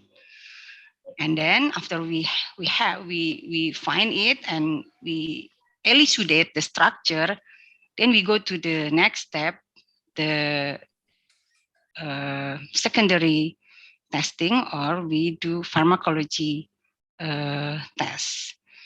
And then we can go to the production of material for clinical evaluation and then clinical investigation, and at the end we can have the lead structure of the drug candidate. Okay, in this slide we can see the whole of our work to find the clinical compound from the collection. Here in the marine project, we have to make collection with the boat, with the small ship, and then we go to the isolation. And but here the isolation is not from the mass of the invertebrate or from the macroorganism, but we do the isolation for the microorganism. And then we do the fermentation. After fermentation, we extract the secondary metabolite from the fungus or bacteria, and then we do the bioactivity screening and so on. So for the marine drug discovery, we requires a multidisciplinary team. We need not only pharmacists, but we need also as collaborative team, a biologist, a pharmacologist, and chemists, and also spectroscopists and so on, as you can see here in this slide. And this slide show the compound, the active compound from the tunicate. This is the picture of this tunicate. This is Actinidea turbinata, Caribbean tunicate. This animal, this invertebrate animals come from Caribbean Sea, and from this tunicate, they find the this compound they call 8743. This compound is a potent anti-cancer, and currently they have produced synthetically and produced as a drug with trade name Yondelis or Trabectin. Maybe some of us know this anti-cancer drug. And this also the chemical compound from marine, and this is also the compound also has been success in the market under market name Prialt, and the active compound name actually ziconotide. And this compound is a peptide actually. And what is the bioactivity? Ziconotide is a non-opioid and non-NSAID analgesic agent used for the severe and chronic pain, and come from this mollusc, Conus magus or cone snail, and from this mollusc they can isolate peptide, and the name of peptide is omega conotoxin peptide. And in December 2004, the FDA approved this ziconotide when delivered as an infusion into cerebrospinal fluid using an intrathecal pump system. And this compound was developed into an artificial manufactured drug by this corporation. and it was approved for sale under the name Prialt by the US Food and Drug Administration on December 2004.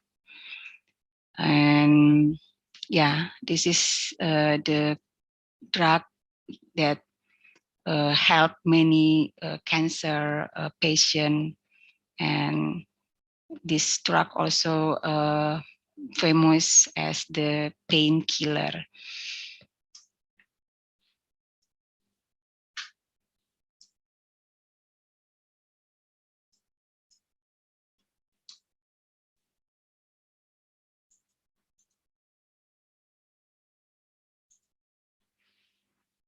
And this compound name is bryostatin from the bryozoan named Bugula nericina.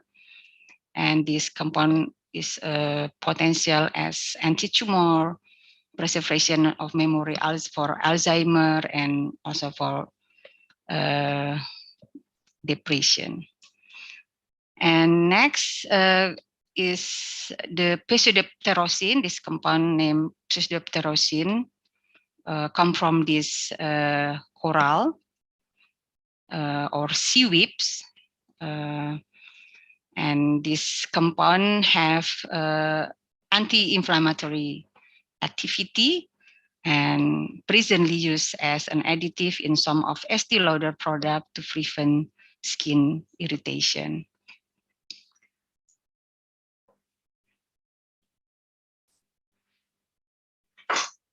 And this slide show you the sources of bioactive compounds from the microbes.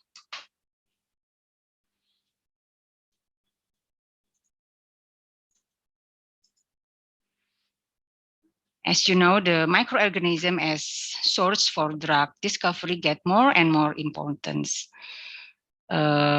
Only 60% of microbe, especially from the actinomycetes or streptomyces, already studied or already being proved as producer of antibiotic. Or we can see that almost 90% of our clinical antibiotic come from this microbe. And actually only 1% microorganism are known. So what it means? It means that 90% of microorganisms in the world are unknown. So maybe there are many new compound that can that have to find for our new drug. So why marine derived fungi? Yeah, this is the important question.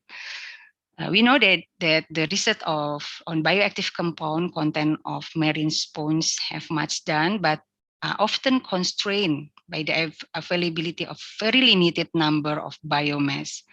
For example, sponge. If we work with the sponge, we can difficult to find 2 kilogram sponges to isolate the bioactive compound.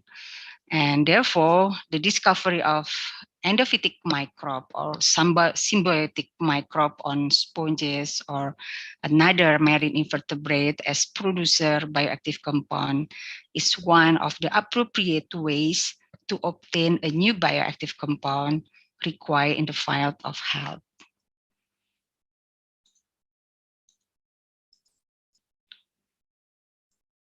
In this slide, we can see the success research that tell us that fungal endophyte are potential sources of bioactive secondary metabolites. This is, we can read from the Jones et al. And Mayer et al.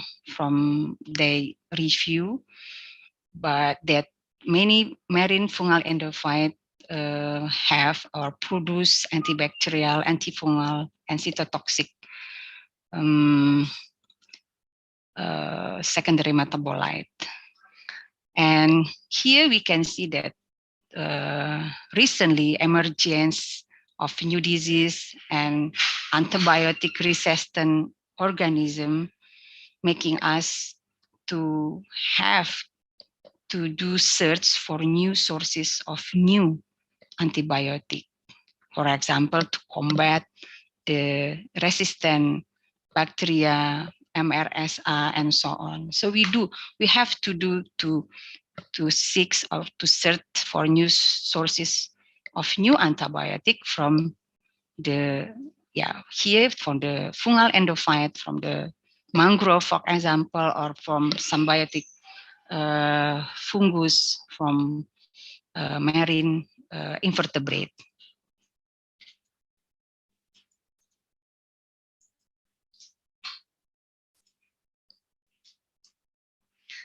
This is the example of new drug from fungal endophytes. For the antibiotic therapy, we have critocandin from this fungi as antifungal drug against skin and nail disease. And we have pomopiscalacin from Pomopsis as antibacterial drug against this pathogenic bacteria, and pestacin and isopestacin from Pestalothiopsis, and also as antibacterial and antioxidant drugs. And this is the famous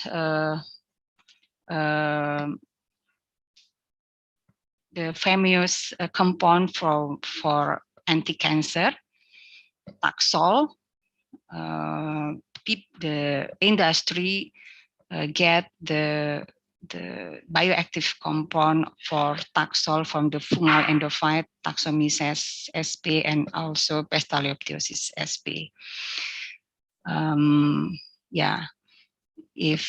If we go back to this history about Taxol, this is the plant Taxus baccata, where we can find or we can get the anti-cancer Taxol.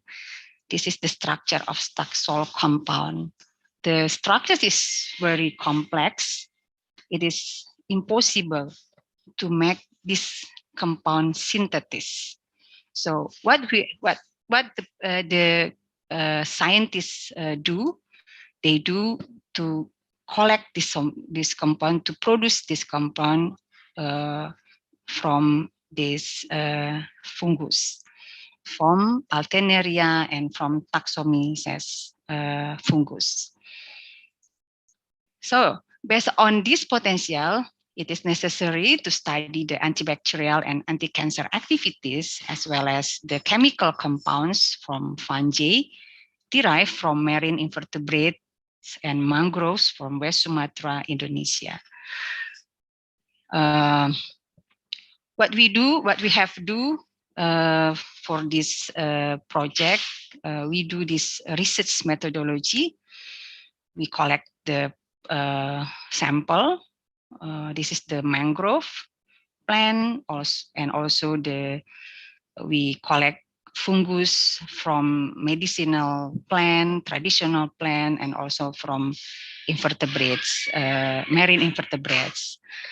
We isolate the fungi, and then after the fungi pure, we cultivate it in a special media, and then we extracted the secondary metabolite to find which one of the fungi the potential to produce the bioactive secondary metabolite.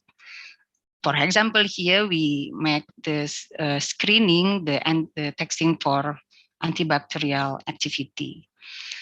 And from the screening, we can find the potential bioactive microbe, and then we do cultivation for the large-scale cultivation of bioactive microbe. And then from this step, we can isolate the bioactive compound, we can isolate the antibacterial compound and do the structure elucidation. And then after this step, we can develop our research to the biotechnological production, and also we will isolate the bioactive compound on large scale cultivation for the next step, for example, for clinical step and also for clinical step. In this slide, we can see how to isolate and how we can to find the fungus from the plant, from the leaf. For example, here we have first wash and dry the leaf. We will isolate the endophyte fungi from the leaf of mangrove, from the root of mangrove, and so on. And this is the result that we do. We can collect, we can find some fungi strain from leaf, bark, and roots of mangrove plant Soneratia alba. And we can see here that each fungus have different macroscopic characterization.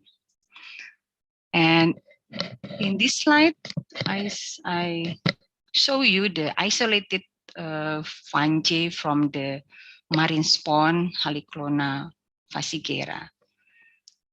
And this is the step or the procedure for mass production and for collect the metabolite secondary from the fungus. And next slide is a slide to show you about the method of testing of the antibacterial activity. Usually we use the agar diffusion method from Bauer and Kirby, and yeah, just make your creativity for this screening antibacterial activity. Sometimes we need to use the resistant bacteria, for example here, not also sensitive bacteria, and we can add the resistant bacteria. So we can find the fungi, the potential fungi that produce secondary metabolite that can inhibit the growth of resistant bacteria, for example, MRSA. And this is the result from our research in 5 years ago, the antibacterial activity of endophytic fungi extract of mangrove plant Soneratia alba. Here you can see we have more than 10 fungus from this plant, and each extract of the fungus is we test for the antibacterial activity, and then from the test we can find that this fungus was our potential. And then we also do the cytotoxic activity from the extract fungi using the MTTSI, for example. And here we can find which one from the fungus the potential or the active one. And from the result, we report the result in the Journal of Applied Pharmaceutical Science, and it was published in 2015. For example, from the spawn Haliclona fascigera. And this slide show you the step for identification of fungus. We identify the fungus morphology and also using its gen sequences. And then this is the identification result, that the fungus with this code is identical with the Trichoderma coniniopsis, for example, or the fungus with the code SARK3 is identical with Aspergillus swidowi, for example, and so on. And then we go to the result. For example, this is the work from our magister student, Tri Wahyuningsih. She worked with this fungus, Diaporte amidagli, and from this thesis, from her thesis, she find the cytokalasin H, and her work has published in the Rasayan Journal of Chemistry in 2017. Another study, another research that we have done is this from this marine sponge, from these two, both of sponges, Acanthrostrongyropora ingens and Halicona fascigera. From this sponge, we find same fungus, namely Aspergillus unguis, but my student works is different, yeah.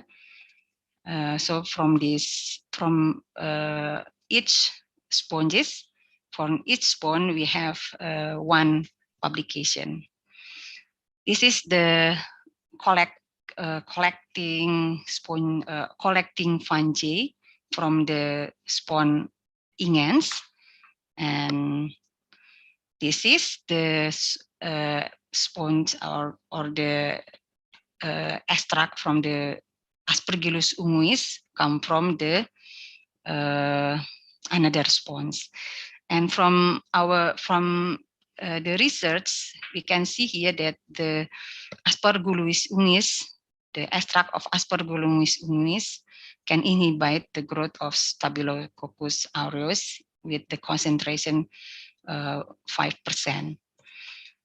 And after the isolation processes, we can isolate 3 bioactive compound. This is the depsidone derivative compound, and from this compound we do the antibacterial activity and also the cytotoxicity activity. And as we can see here that all compounds have the antibacterial activity with the MIC, quite low MIC in microgram per dis. And for the cytotoxicity, this compound not so active compared to the doxorubicin. And then with this compound, with the depsidone compound, we do also study, in silico study, because the compound can also inhibit the MRSA, the resistant bacteria to the beta-lactam antibiotic. And what we do, we make the study with the penicillin binding protein 2A or PBP2 protein, and then we focus to the binding affinity. And for example here, we compare the binding affinity of the isolated compound, the depsydon compound, with the oxoquinazoline, the antibiotic that can, the clinical antibiotic that can inhibit the MRSA. And what is the result for the binding affinity? You can see here that the compound, the isolated compound, have binding affinity, yeah, quite same with the oxoquinazoline. Okay, so we can see here that the main factor for the emergence of MRSA is due to the presence of high resistance occur due to the expression of penicillin binding protein 2A, which has low affinity for lactam antibiotic, for beta-lactam antibiotic. And this is the result for the docking study. We can see here that the binding target of the isolated compound quite same with the oxozonaline, the oxoquinazoline drug. This is another research, another title of our research, the cytotoxic compound from the marine-derived fungus Aspergillus nomeus, NC06. This compound this fungus come from this marine sponge, Neopetrosia califormis, and this is the macroscopic picture of the Aspergillus nomeus, and this is the microscopic of the fungus. And from the result, we have published the result, our work in this publication in this journal, Marine Drugs, that was published last year. And this is the isolated compounds from the fungus. Muhammad Ade Artasasta can isolate this compound, and 3 of compound is the novel compound or new compound.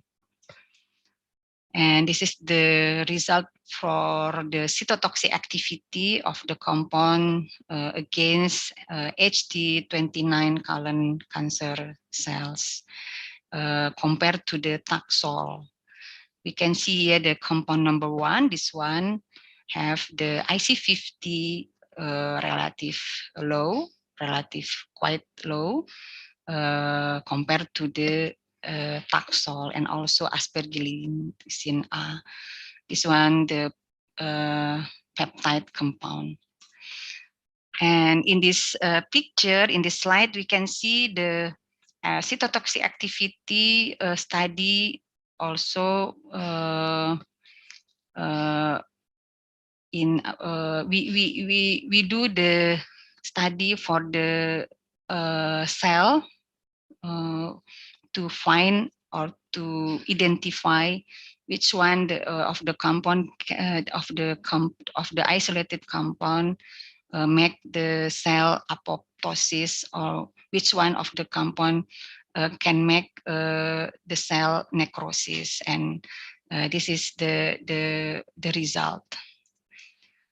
This is the result that some of compound make the cell cancer necrosis, and this is this result is not so quite good. We better find the compound that can make the cell apoptotic. For example, the compound number 2, this compound.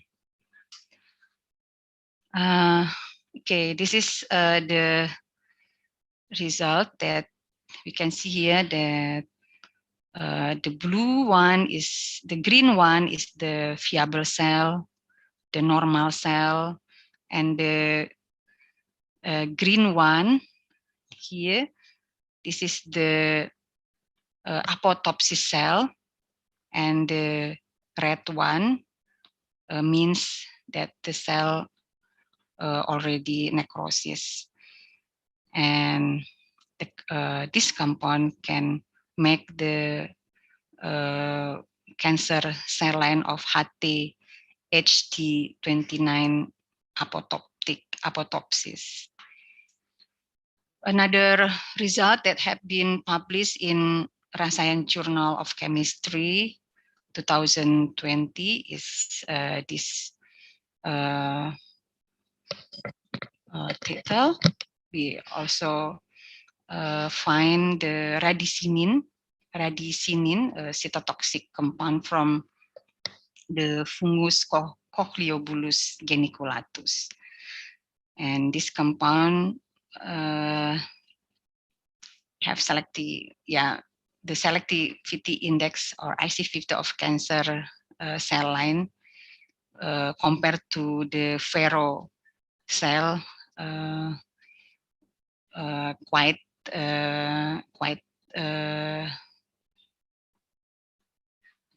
low when we compare to the doxorubicin. Okay, then we come to the conclusion.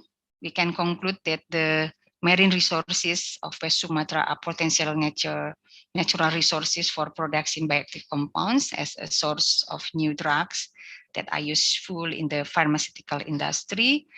And the sustained research is needed to explore and develop medicinal compounds from fungi derived from marine invertebrate and mangrove plant of West Sumatra. And in this occasion, I would like to thank to all of my students that have do our research funded by Directorate General of Higher Education, Ministry of National Education Indonesia, and also the several research funding by Andalas University. And I thank my Dr. Vater, my promoter, Professor Dr. Peter Prox from the University of Düsseldorf, Germany, and my best friend, Associate Professor Dr. Ruangeli Edrada Ebel in University of Straalheid, United Kingdom. And last, I would like to thank you all for your attention.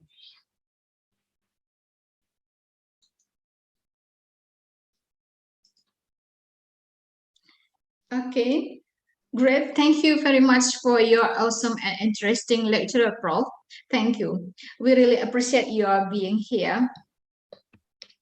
So with all the lecture given, we now come to the Q&A session for Professor Dian Handayani, who already delivered the lecture about bioactivity secondary metabolite from West Sumatran mangrove plants and marine sponge-derived fungi.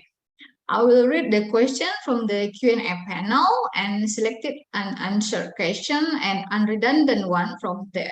Okay, for a second. All right, we have a question, Prof, from Ibu Najmiatul Fitria. Dear Prof Dian, are the bioactive compounds contained in cosmetic brands? Wait.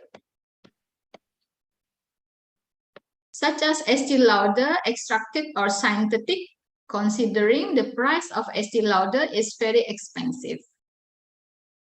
Please, Prof Dian. Okay, thank you for the question, Bu Tia. I cannot say exactly whether the pseudopterosin for Estee Lauder is the compound directly extracted from the coral or synthetic. But if we see from the structure is not quite complex. it can be the pseudopracin is already a synthetic one. Yeah, considering the price of Estee Lauder is very expensive, yeah, I think it's normal because Estee Lauder is a world brand of the cosmetica and also fashion world brand. So the price have to be expensive, Bu Tia. Thank you. Thank you, Prof. I hope Butia is already clear with the answer. Yeah. Yes, it's really expensive. All right. Now we come to the second question from Ibu Nova Safni. Thank you for your interesting presentation. What did you find the advantages and the weakness working with the fungi, bacteria, and plants in natural product? Please, Prof. Dian. Okay, thank you, Bu Nova. I think the advantages working with fungi, especially fungi. I focus work only with fungi, with the marine fungi. First, we can find a new compound. This is the important one. We can new novel compound from the marine fungi, and then the second one, the advantage is we can manipulate the gene of the fungi, the fungus, with the cultivation, manipulation, temperature for fermentation, and so on. So the fungus can be manipulated to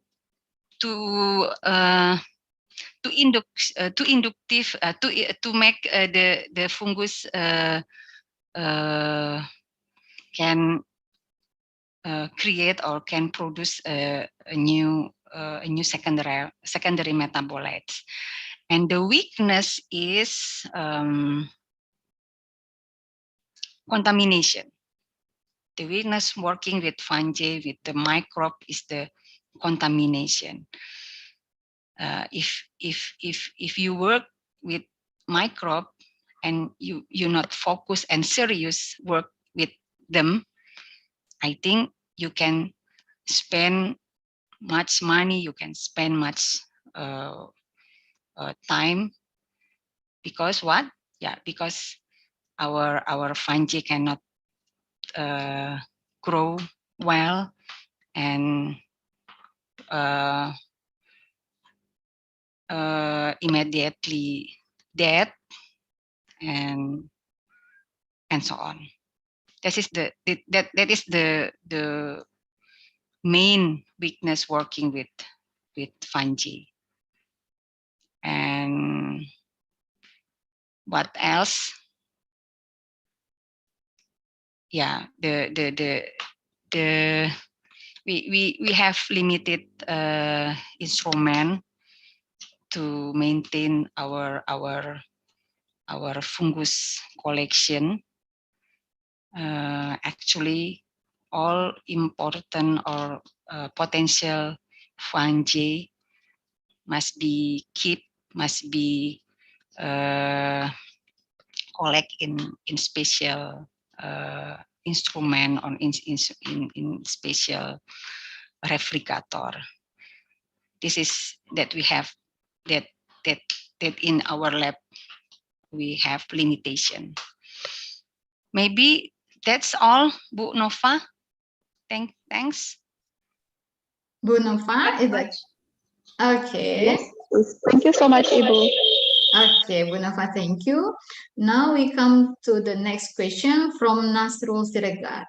Thank you for your great presentation, Mrs. I am Nasrul. I want to ask to Mrs. Dian, according to your research, are there any difficulties in marine product research, such as isolation, bioactive compound, or something compared to the research that people have done so far, like natural product research on land? Thank you, Mrs. Oh yeah, Nasrul, actually, the differences, the difficulties in marine product research and natural product research on land. Okay, yeah. What is the difference between if we work to isolate the bioactive compound from the plant, and compared to if I isolate the bioactive compound from the sponges, marine sponge on or other sample. Yeah, the answer is no differences. No differences. They all have to do the same procedure. What is the difficult is to collect the sample, Nasrul. If we collect the plant, we have to go to the jungle. This is very easy. But to collect the marines or the fungus in the sponges of coral, it is so difficult. We have to swim, we have to go down to the sea, we have to use the scuba the scuba dress, for example, and so on. But for the secondary metabolite, for the bioactive compound itself, there is no difference. The difference is only to the structure itself. Yeah, the researchers say that the group of the structural bioactive compound from the marine resources more variative compared to the natural product from the land, from the plant, for example. That is my answer, Nasrul. Can you get it? Hello, Nasrul. Are you there? Okay, I think he already got your answer, Prof. Okay, now we come to the next question. We still have 5 questions remain, Prof. From Putra, the challenge for natural product is the content of multi-compounds. Which is better, natural products that have been synthesized or are multi-compounds maintained? Please, Prof. Oh, okay, Putra. The challenge for natural product, yeah. You mean the natural product the natural product is so much, yeah, and multi compound, and we call it the extract. We call it the extract.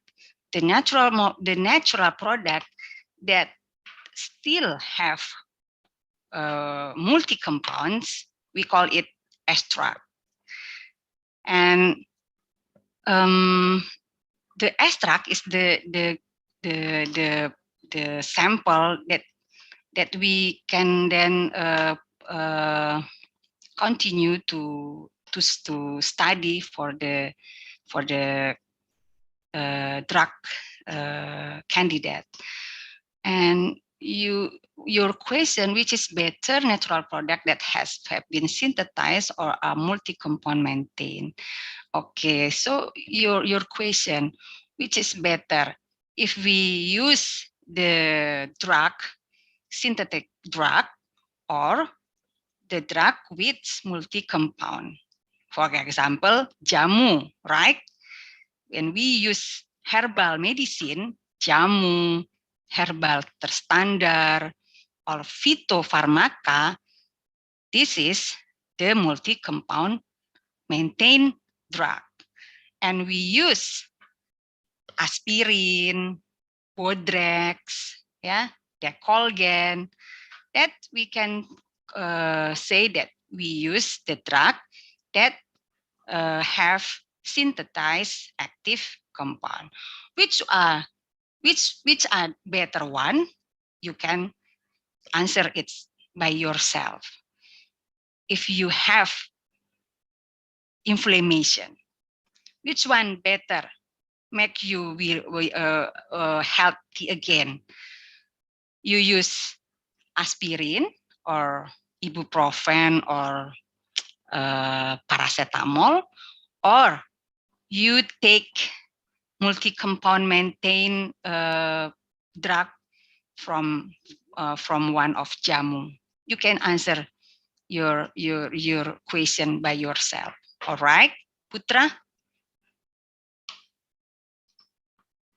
Hello, Putra. Are you around? Hello, Willy. Yeah, Putra. It's my explanation Okay. clear? Is that for clear, Putra? Okay, thank you, Prof. Now we still have another question, Prof.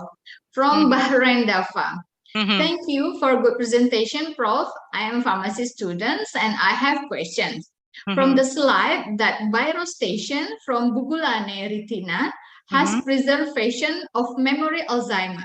We all know that there is no drug can cure the Alzheimer yet.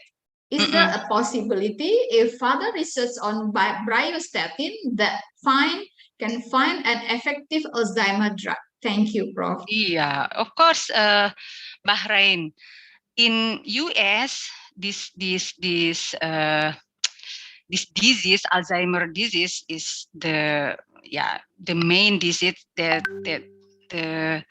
the scientists in the USA so stress. Yeah, so the research regarding the drug to combat the Alzheimer disease is very intensive do in the USA.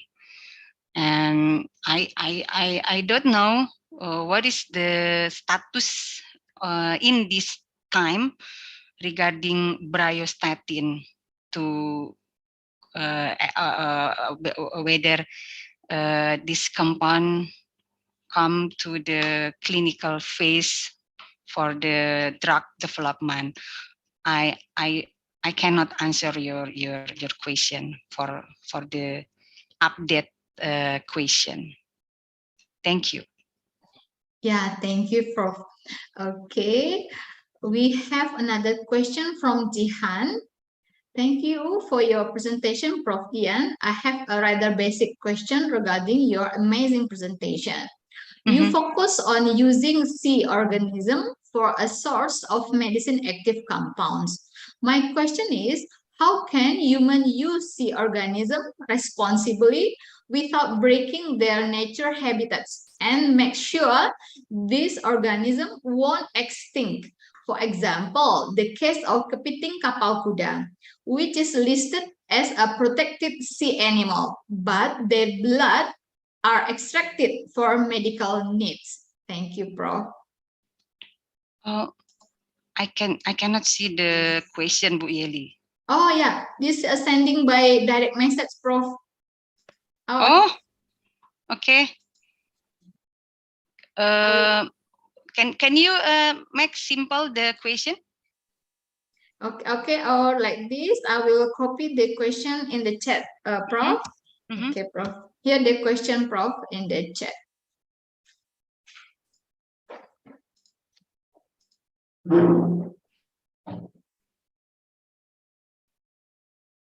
Okay, Prof, can see this question, Prof?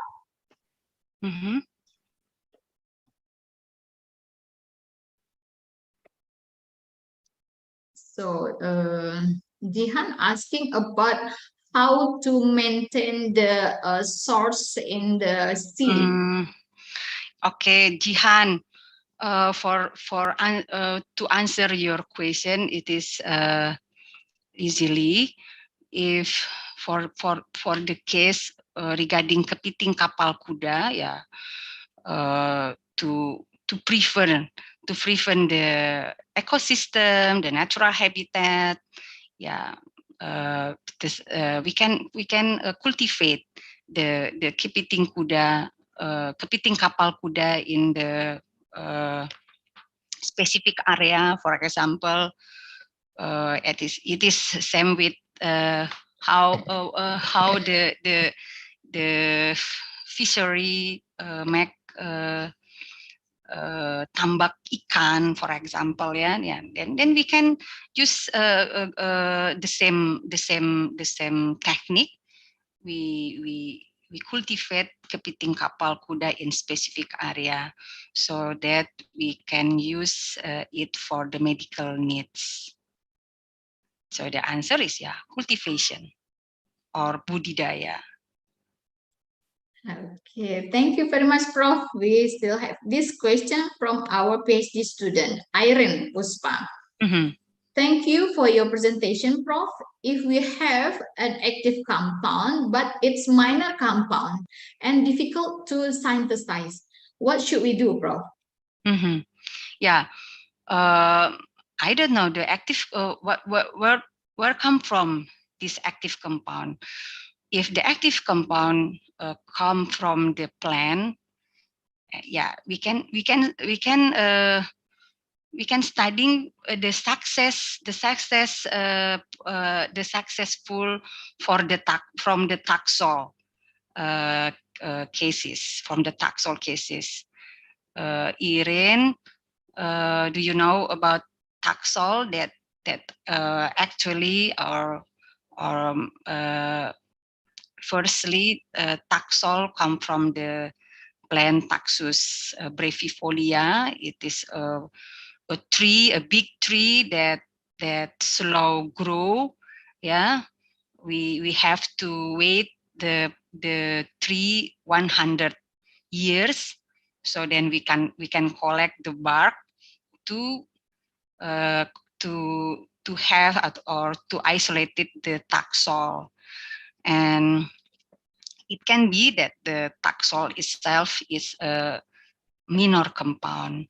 So what we do, what the scientists have do, they find the fungus, the endophytic fungus from the Taxus tree, and after that they can find that some fungi or fungus from endophytic fungus can produce the Taxol compound. So the problem can be solved. They can now produce the Taxol using cultivation of the fungus, and then from the fungus they make a little combination from the structure, and then we call it as semi-synthesized compound. So why not we do the totally synthetic compound from the Taxol? Because the structure of Taxol is very complex. It is a quite big compound. You can see from our slide before.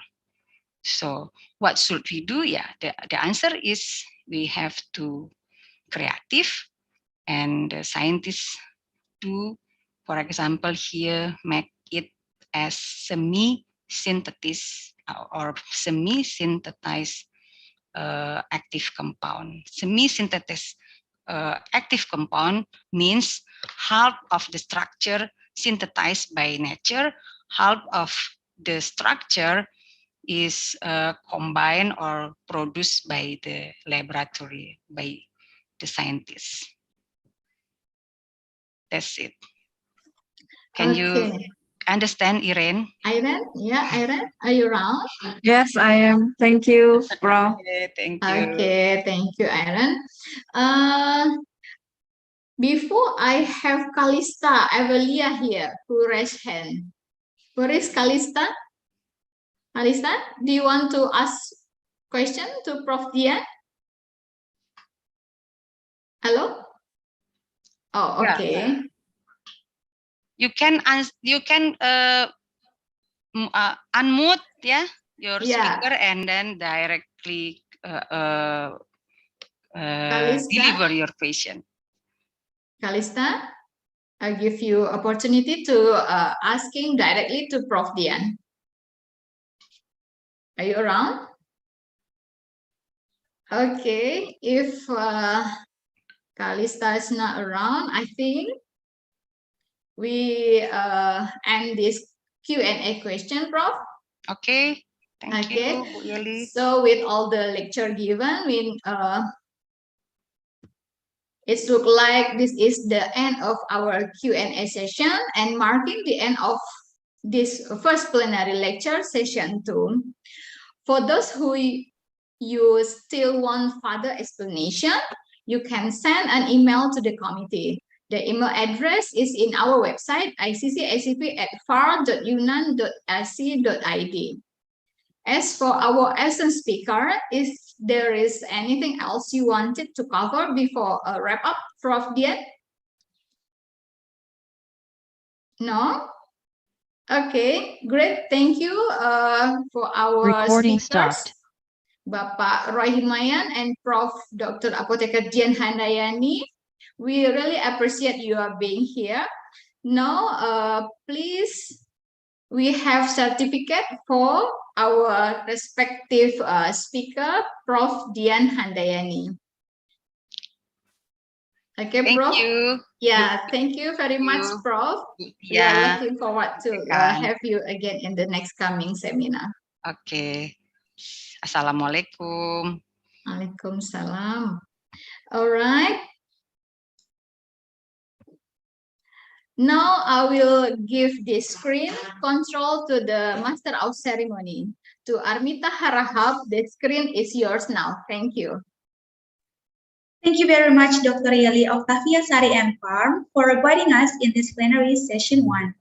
And also, we would like to thank to our amazing keynote speaker, Apoteker Roy Himawan, S-Farm MKM, a Director of Pharmaceutical and Medical Devices Facilities, for presenting Dr. Anda Apoteker Iccscp Andalusia M-Farm.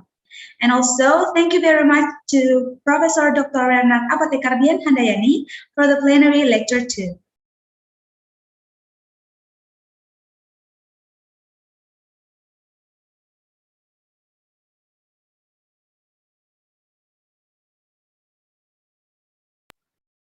Excellencies, distinguished guests, participants, ladies and gentlemen, now we have come to the next agenda, that is parallel session 1. This parallel oral presentation will be divided into 4 breakout rooms. You can join each room by accessing the selected room in the registration page where you can access the main room before. Please read the email that has been sent to your registered email address to follow many detailed steps. Please reach out to the committee in the WhatsApp group if you have any problem regarding this conference. As mentioned, there are 4 breakout rooms in the pharmacy specialty with the invited speakers as shown on the screen. Room 1 discuss about pharmaceutical biology. Room 2 discuss about pharmaceutical technology. Room 3 discuss about pharmacology clinical pharmacy, and room 4 discuss about pharmaceutical chemistry. Once again, you can join by accessing the selected room in the registration page where you can access in the main room before. Please read the email that has been sent to your registered email address to follow many detailed steps. Please reach out to our committee in a WhatsApp group if you have any problem regarding this conference. Ladies and gentlemen, after parallel session 1 finished, we will take a break for about 1 hour. See you again in this main room at 13 past.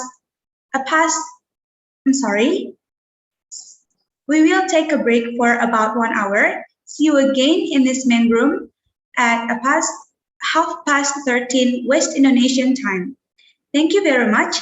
Assalamualaikum warahmatullahi wabarakatuh.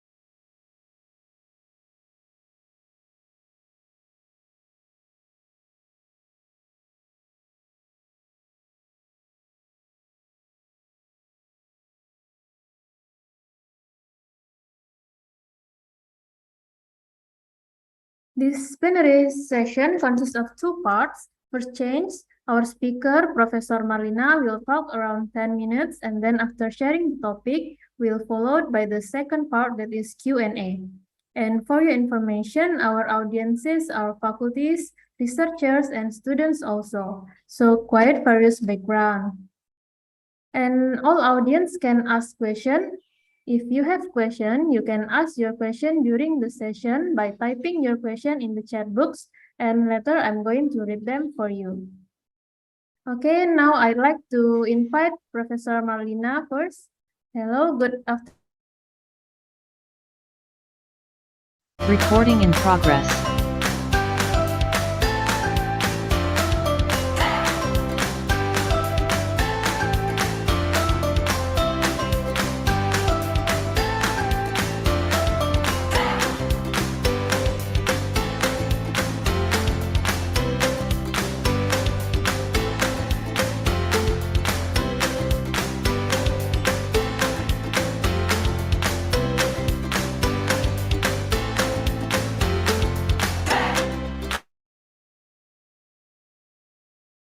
Currently is a head of pharmacology lab at the Faculty of Pharmacy at Andalas University.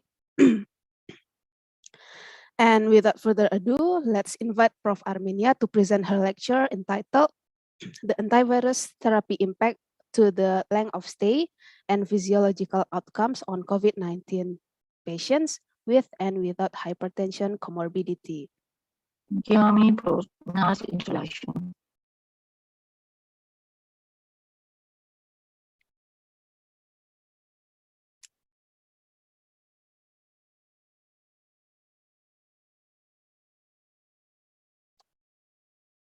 Hello, everybody. Welcome to the Iccscp 2020 Padang, Indonesia.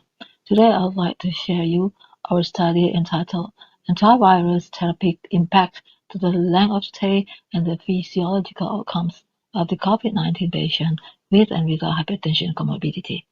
We are from University of Andalas, Faculty of Pharmacy. COVID-19 pandemic has been a global issue since 2019. More than 600 million cumulative cases have been reported all over the world, with more than 6 million are died. During 2020 and 2021, there was no specific antiviral to treat COVID-19. Meanwhile, the comorbidities such as hypertension and diabetes brings the disease into the higher victims. COVID-19 is classified into 4 categories based on its symptoms, such as mild, moderate, severe, and critical, as seen in this slide. COVID-19 is an infectious disease caused by the severe acute respiratory cough-2 or 2019 nCoV virus. The virus attaches the receptor in the body and then penetrate into the cell. In the host cell, it enters the nucleus, and it is used to synthesize new RNA virus in the replication process. The mature virus then release and destroy the cell where they penetrate. The host cell then release the pro-inflammatory cytokines or chemokines in response to adaptive immune system. These chemicals produce hyperinflammatory hyperinflammation or cytokine storm. Comorbidities such as hypertension, diabetes, etc., will increase the severity of the disease. Meanwhile, it seems that there is no different treatment between COVID-19 in patients both with or without comorbidity.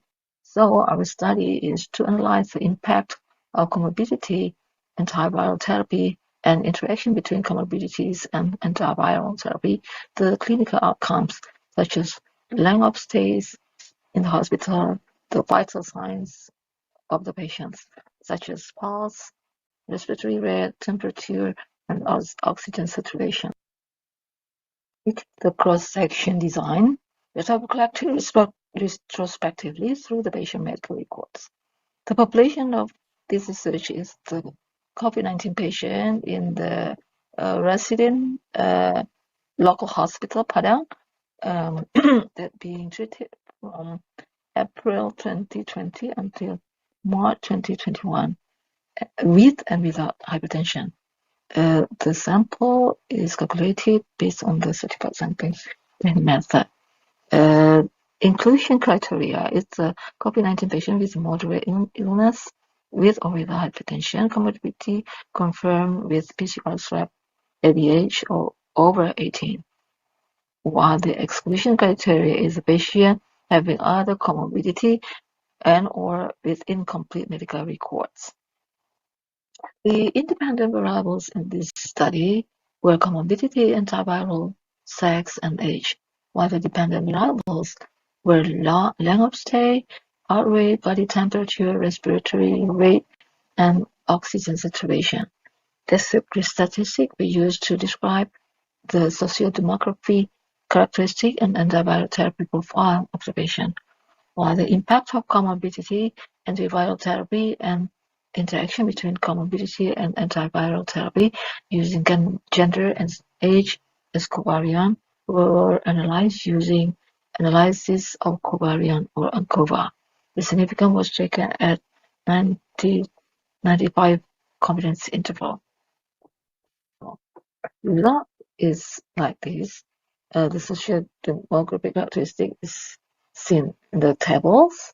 The antiviral therapy profile is seen in this table, where the oseltamivir is the most antiviral used to treat the patient, followed by pir and remdesivir.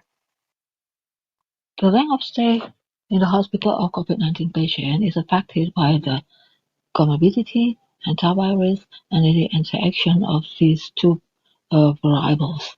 The patient with comorbidity stay longer compared to the patient without comorbidity. Remdesivir produces the longest length of stay to the patient with and without comorbidity of hypertension. The heart rate of the patient is affected by the sex, comorbidity, and interaction of antivirus and comorbidity. The average length of heart rate of the patient without comorbidity is higher compared to those with comorbidity. The heart rate of a female patient is higher compared to male patient. Remdesivir treated patient in non-comorbidity produce a higher heart rate compared to those with comorbidity. On the other hand, oseltamivir in comorbid patient produce the higher heart rate compared to non-comorbid, while favipiravir treated patient in comorbidity of hypertension produce the lowest heart rate compared to the non-comorbid patient. Respiration rate of the COVID-19 patient was not influenced by all of independent variables as seen in the table, while the body temperature of the patient is affected by antivirus use. In this situation, favipiravir-treated patient produced the lowest body temperature compared to other antivirus-treated patients.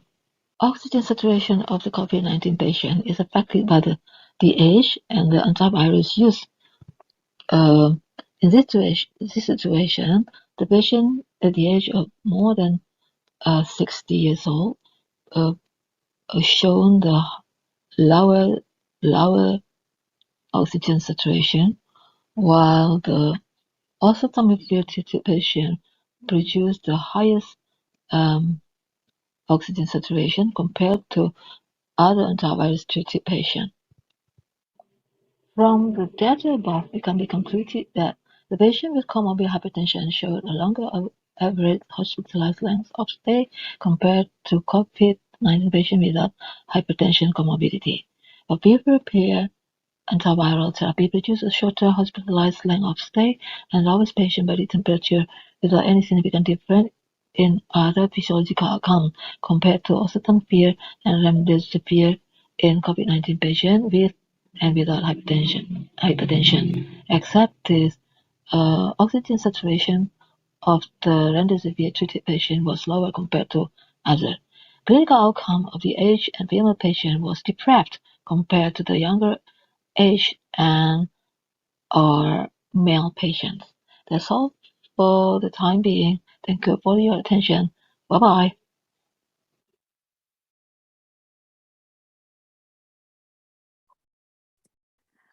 Thank you very much for to Professor Armenia for sharing her research findings to us.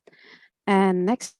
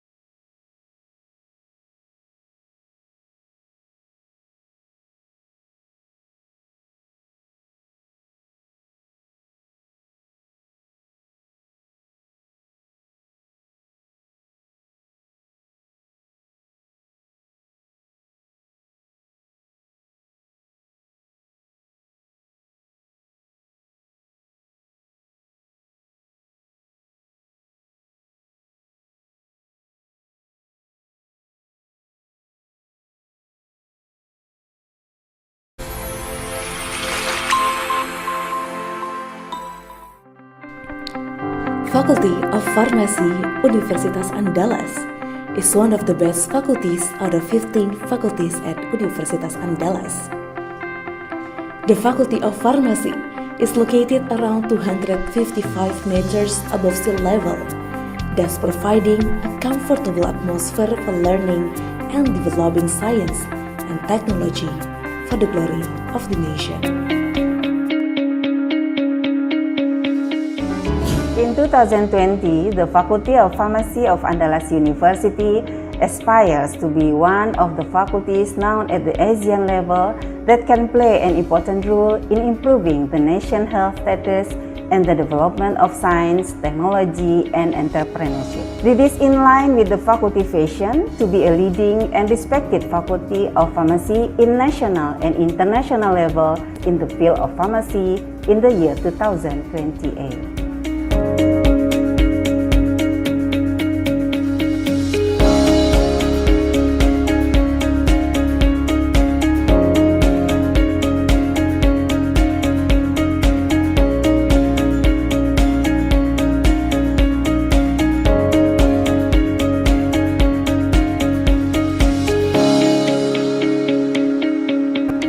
Faculty of Pharmacy was established in 2008, which is the milestone of the long history of pharmacy study program established in 1964 under Faculty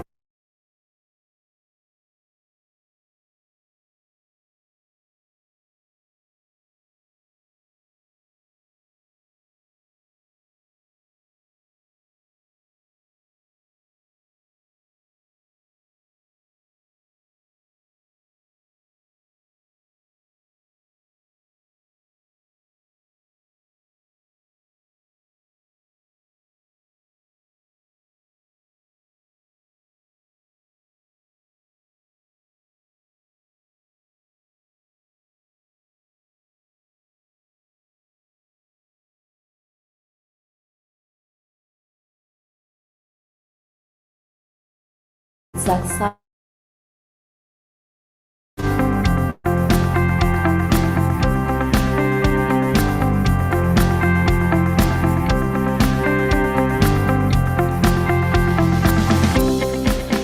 The pharmacist professional program was launched in 1974. Master program in pharmacy began in 2003, and at the end of 2018, doctoral program in pharmacy was opened. Student-centered learning approach is implemented in teaching a learning process that places students as the center of the learning process. Students take responsibility and initiative to recognize learning needs supported by lecturers as learning facilitators.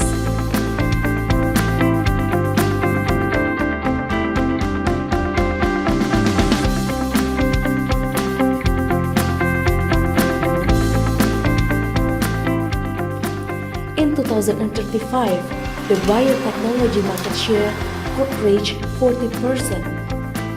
For this reason, the Faculty of Pharmacy collaborates with partners from Korea to develop biotechnology.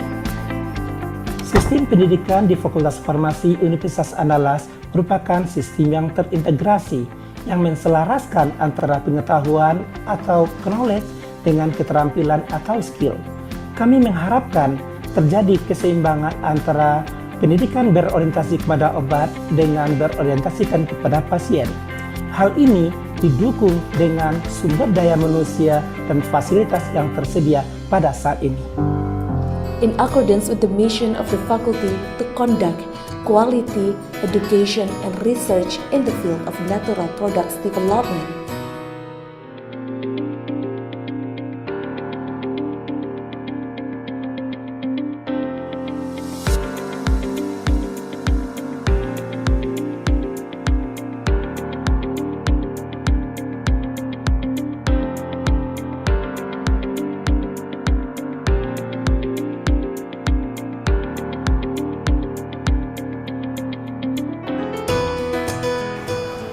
Sejak tahun 2015, Fakultas Farmasi menempati gedung baru yang saat ini memiliki 16 laboratorium yang digunakan untuk meningkatkan proses belajar mengajar, penelitian dosen, serta pengabdian kepada masyarakat.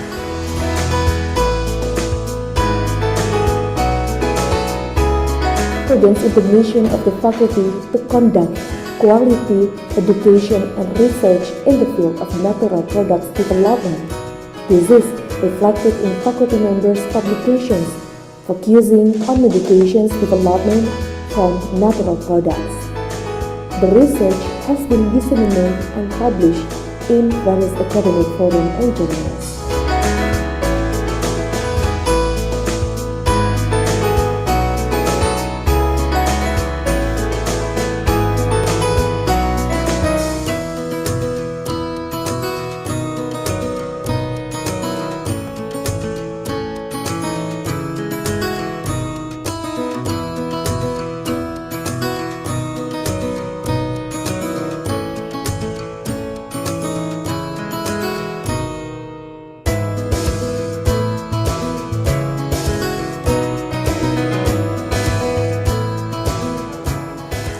Terkait revolusi mental, program Fakultas Farmasi diarahkan kepada pembinaan karakter. Dalam hal ini karakter analisian yang berbasiskan kepada budaya Minangkabau. Di samping pembinaan soft skill lainnya tentunya. Terkait dengan kerjasama, diarahkan kepada kerjasama dalam dan luar negeri untuk mendukung pendidikan dan penelitian yang lebih baik ke depannya. Waktu saya kecil, saya penasaran bagaimana obat yang dalam ukuran kecil dapat menyembuhkan penyakit seseorang. Sehingga setelah saya SMA, saya memutuskan masuk Fakultas Farmasi UNAN untuk mencari jawaban dari rasa penasaran tersebut. Harapannya di masa yang akan datang, saya dapat menemukan senyawa aktif dan membentuk obat yang efektif dan efisien serta terjangkau di seluruh lapisan masyarakat. In March 2018, the Director General of Innovation, Strengthening and Trusted Universitas Andalas to create a teaching industry for Gambir products. This is an appreciation of the government for research and development that has been carried out by Universitas Andalas. Faculty of Pharmacy has adequate facilities and infrastructure to support education, research, and community service activities at the faculty. The new building consisted of laboratories, rooms for academic staff, hall, reading room, CBT room, management room, supporting staff room, classrooms, seminar room, and student union room. Every citizen has the equal right to education, including citizens with special needs or people with disabilities. To support their needs, Faculty of Pharmacy is equipped with wheelchair ramps, parking area, and elevator for people with disabilities. According to the Rector's circular letter concerning the control and management of COVID-19 in campus, which is referred to the Ministry of Education and Culture's circular letter, every academic staff, supporting staff, and student should implement health protocol to prevent the COVID-19 transmission by wearing masks, washing hands, and maintaining physical distance when working at campus. With the facilities and infrastructure available at our faculty, our academic staff and support staff put the best effort to deliver quality pharmacy education, research, and community service.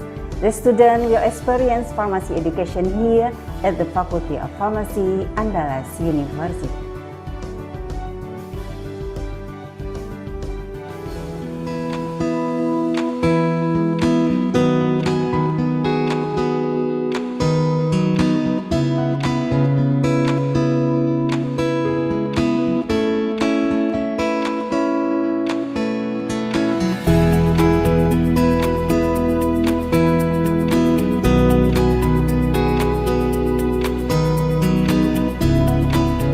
In 2020, the Faculty of Pharmacy of Universitas Andalas aims to be one of the faculties known at the ASEAN level that can play an effective role in improving the nation's health status and leading in development of science and technology and entrepreneurship that produces graduates who are able to create the job opportunities in pharmacy-related business, which eventually results in qualified and competent pharmacists. Untuk kejayaan bangsa. Untuk kejayaan bangsa.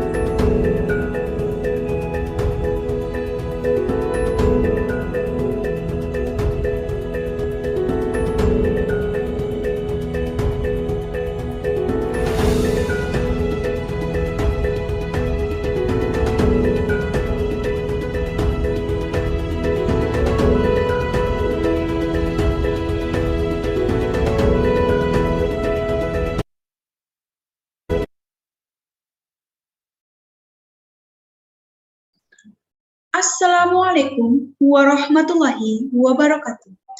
Welcome back to the International Conference on Contemporary Science and Clinical Pharmacy, or Iccscp 2022, organized by the Faculty of Pharmacy, Universitas Andalas.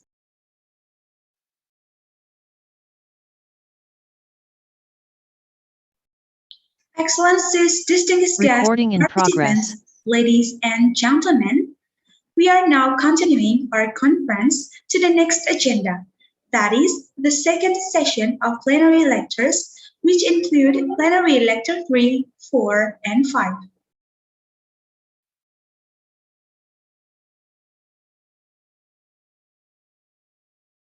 The plenary lecture 3 will be delivered by Professor Ian Bates, Director of Workforce Development Hub for the International Pharmaceutical Federation, or FIP. The plenary lecture 4 will be delivered by Dr. ADI van Asselt from Health Economist, University Medical Center Groningen, Netherlands. And plenary lecture 5 will be delivered by Alan M. Jones, PhD, BSc, Hans MRSc, FHEA from Medical and Pharmaceutical Chemistry, University, Birmingham, United Kingdom. All right, first, we would like to inform that all audience are invited to ask questions by writing the question on the chat room available, which the answer will be given in the Q&A session. For this second session of plenary lecture, we will be led by Apotheker Najmiatul Fitria M.Pharm PhD as the moderator.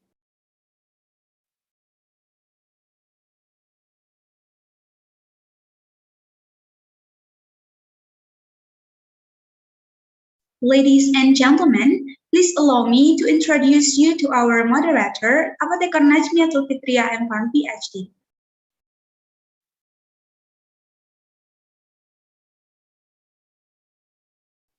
Najmiatul Fitria was born on November 30, 1948 in Padang, Indonesia. After finishing high school at the SMU Negeri 1 Padang in 2002, she started her bachelor's study in pharmacy of Universitas Andalas, Padang, Indonesia. She took pharmaceutical stability and pharmacological evaluation of a radiopharmaceutical product as her interest. She obtained the professional degree of a pharmacist and was certified as a registered pharmacist in 2007. In 2009, she started her master's degree at Universitas Andalas and did collaborative research with University Science Malaysia. During her master's degree in 2009, she was accepted as a civil servant and worked as a lecturer at the Faculty of Pharmacy, Universitas Andalas. She gained a master's degree in clinical pharmacy in 2011. In April 2015, Najmiatul Fitria was awarded a scholarship from the Indonesian Government Directorate General of Higher Education, or DIKTI, to do her PhD at Department of Pharmacy, University of Groningen. She is incorporated in the Unit of Pharmacotherapy, Epidemiology, and Economist. Her project is about pregnancy complications and how to prevent complications during pregnancy in the term of health economics perspective, and also several projects in the form of pharmacotherapy, pharmacoepidemiology, and pharmacoeconomics. As shown on the screen, here are several publications and also oral presentations experience from Najmiatul Fitria. Without any further ado, I would like to invite Apotheker Najmiatul Fitria M.Pharm PhD to be on the screen to guide the plenary lecture 3. To Apotheker Najmiatul Fitria M.Pharm PhD, the screen is yours. Okay. Okay, thank you very much for the master of the ceremony. Assalamualaikum warahmatullahi wabarakatuh. Good afternoon and good morning for those in the UK and European countries. Thank you for the master of the ceremony for allowing me to moderate the second plenary lecture session of the International Conference on Contemporary Science and Clinical Pharmacy, Iccscp 2022 in Padang. Ladies and gentlemen, thank you all for finding the time and visiting today's plenary lecture on Iccscp 2022. As the NC said earlier, and thank you again for introducing myself, I will moderate this second session, which will be given by 3 keynote speakers who, of course, are very experts in their respective fields. And interestingly, all of our keynote speakers in this plenary session come from the European region, the UK and the Netherlands. Welcome, Professor Ian Betts, Dr. Thea van Assel, and Dr. Alan M. Jones. Okay, for the first change, I would like to introduce Professor Ian Betts from the International Pharmaceutical Federation. Welcome here in Iccscp, Professor. Nice to meet you. And I guess it's still early in the morning there in the UK. Okay, let me introduce yourself. Okay. Yes, it is. Good morning to you. Yeah, thank you. Good morning also to you, Professor Betts. Okay, I will introduce yourself, Professor Betts. Professor Ian Betts holds the chair of pharmacy education at the UCL School of Pharmacy as head of educational development and is a director for the International Pharmaceutical Federation. He also director of the FIP Global Pharmaceutical Observatory that leading a team developing data-driven monitoring for global development and progression. Professor Betts is the program director for the UCL post-registration profession programs, providing foundation and advancement training and workplace education for practitioner development for NHS pharmacists.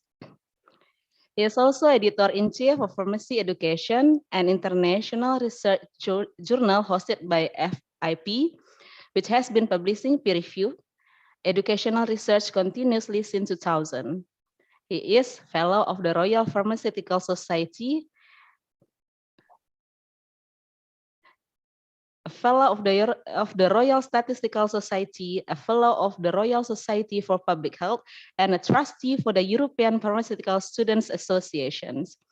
And he was awarded fellowship of the International Pharmaceutical Federation in 2012 in recognition of global leadership in education and the workforce. And he also received a Lifetime Achievement Award from the UK Clinical Pharmacy Association in recognition of his global leadership in international education development. And in 2017, received the Royal Pharmaceutical Society Charter Award, the highest award for achievement and leadership from the profession. And at this session, Professor Ian Betts will talk about pharmacy education and workforce development in global health. Professor Ian Betts, time and screen is yours. Thank you very much for that generous introduction. I'm just going to check with the organizers now about the slide progression. Would you like me to share the slides from my screen here?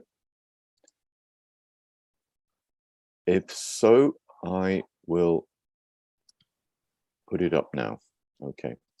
Could somebody check for me that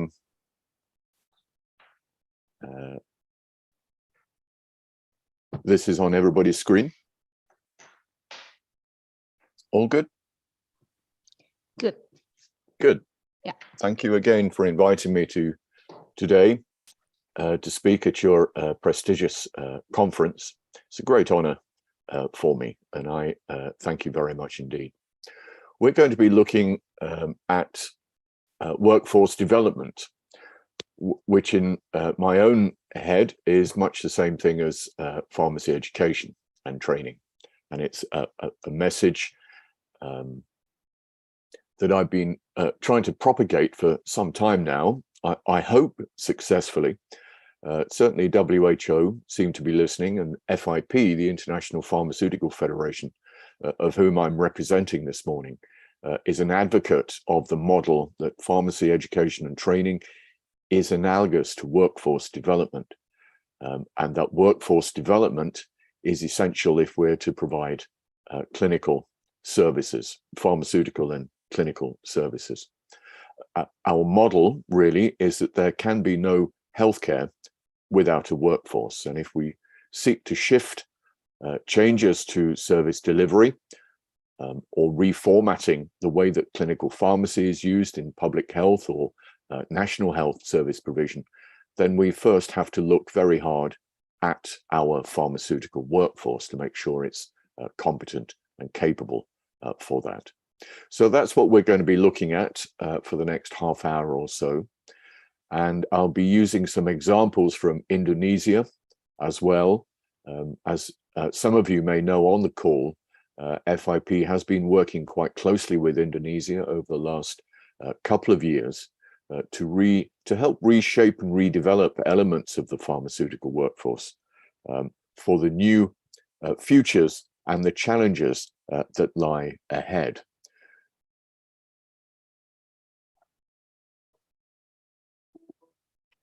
Here we go. So we're going to be looking at advancing professional development and ensuring that we do have our systems and our foundations properly prepared for the challenges that we're all facing. And these challenges are pretty ubiquitous. So although we will have a focus on Indonesia, many of these healthcare challenges are current in European countries, in African countries, and in other countries worldwide as well. So these are not specific to any one country. They're something that's facing all of us. I'm going to start off with my friend Luther Guaza, who is the who works at WHO in Geneva, and is the FIP liaison in Geneva. At a conference a couple of weeks ago, Luther reminded us that human resources for health, HRH, human resources for health, are a very high priority at WHO. And supporting and developing human resources for health, in other words, the healthcare professions, is equally prioritized. And this word there, CBET, competency-based education and training, is being adopted as a sort of global framework to help redevelop and reshape our healthcare workforce. It's not just the pharmaceutical workforce, but our colleagues in medicine, nursing, dentistry, and others. I'm also going to remind you up front that pharmacy workforce is, in nearly all countries, the third largest healthcare workforce. Nurses usually the largest, and our friends in medicine the second, and the pharmaceutical workforce is usually the third largest. So the big three: nursing, medicine, and pharmacy. So we are a very high priority at the moment for WHO, particularly post-pandemic, where pharmacy was shown to be pivotal in preventing deaths, maintaining healthcare access, providing medicines to a population, a global population, under lockdown or under pandemic conditions. In fact, many of our colleagues lost their lives because of that dedication to duty through the COVID pandemic. So I'd like to pay tribute to them before we move on to the substance of today's talk.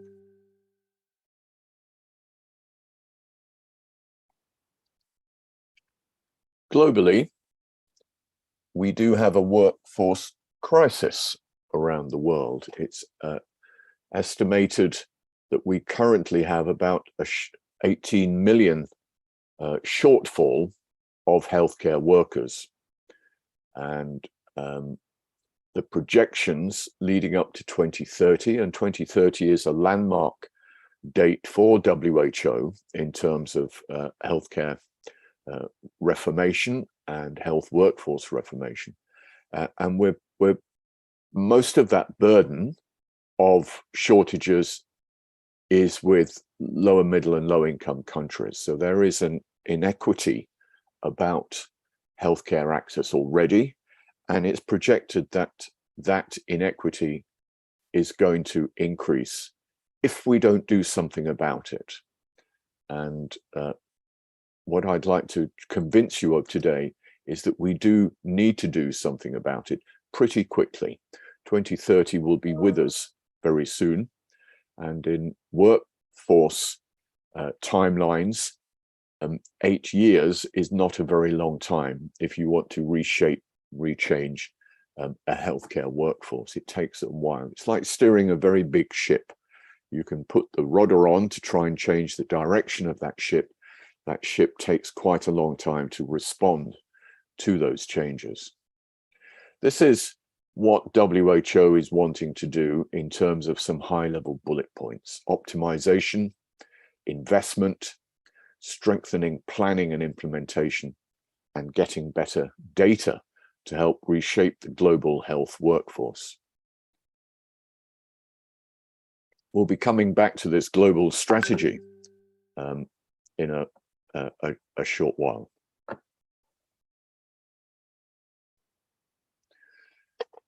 One model which we can use to help define and understand better what a healthcare workforce looks like is looking at various dimensions. It's not just a question of how many doctors do you have or how many pharmacists do you have. It's about what they're doing, and it's about the levels of service of what they're doing. So these three major dimensions of a model: levels of service, workforce size, and scope of practice, are very important when it comes to defining what we mean by workforce capacity.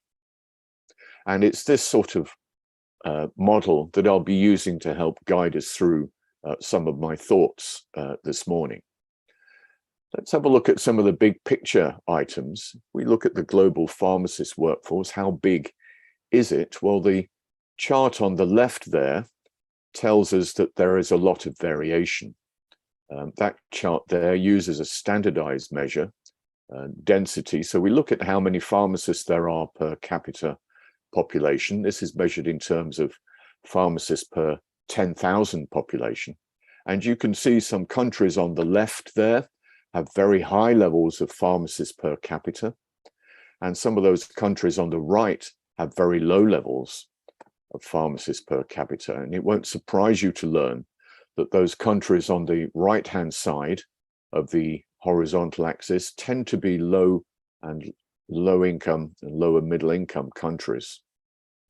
The projections, the chart on the right there, are some projections we've been doing with FIP, trying to look at what the pharmacy workforce will look like in 2030. You can see there's a general growth.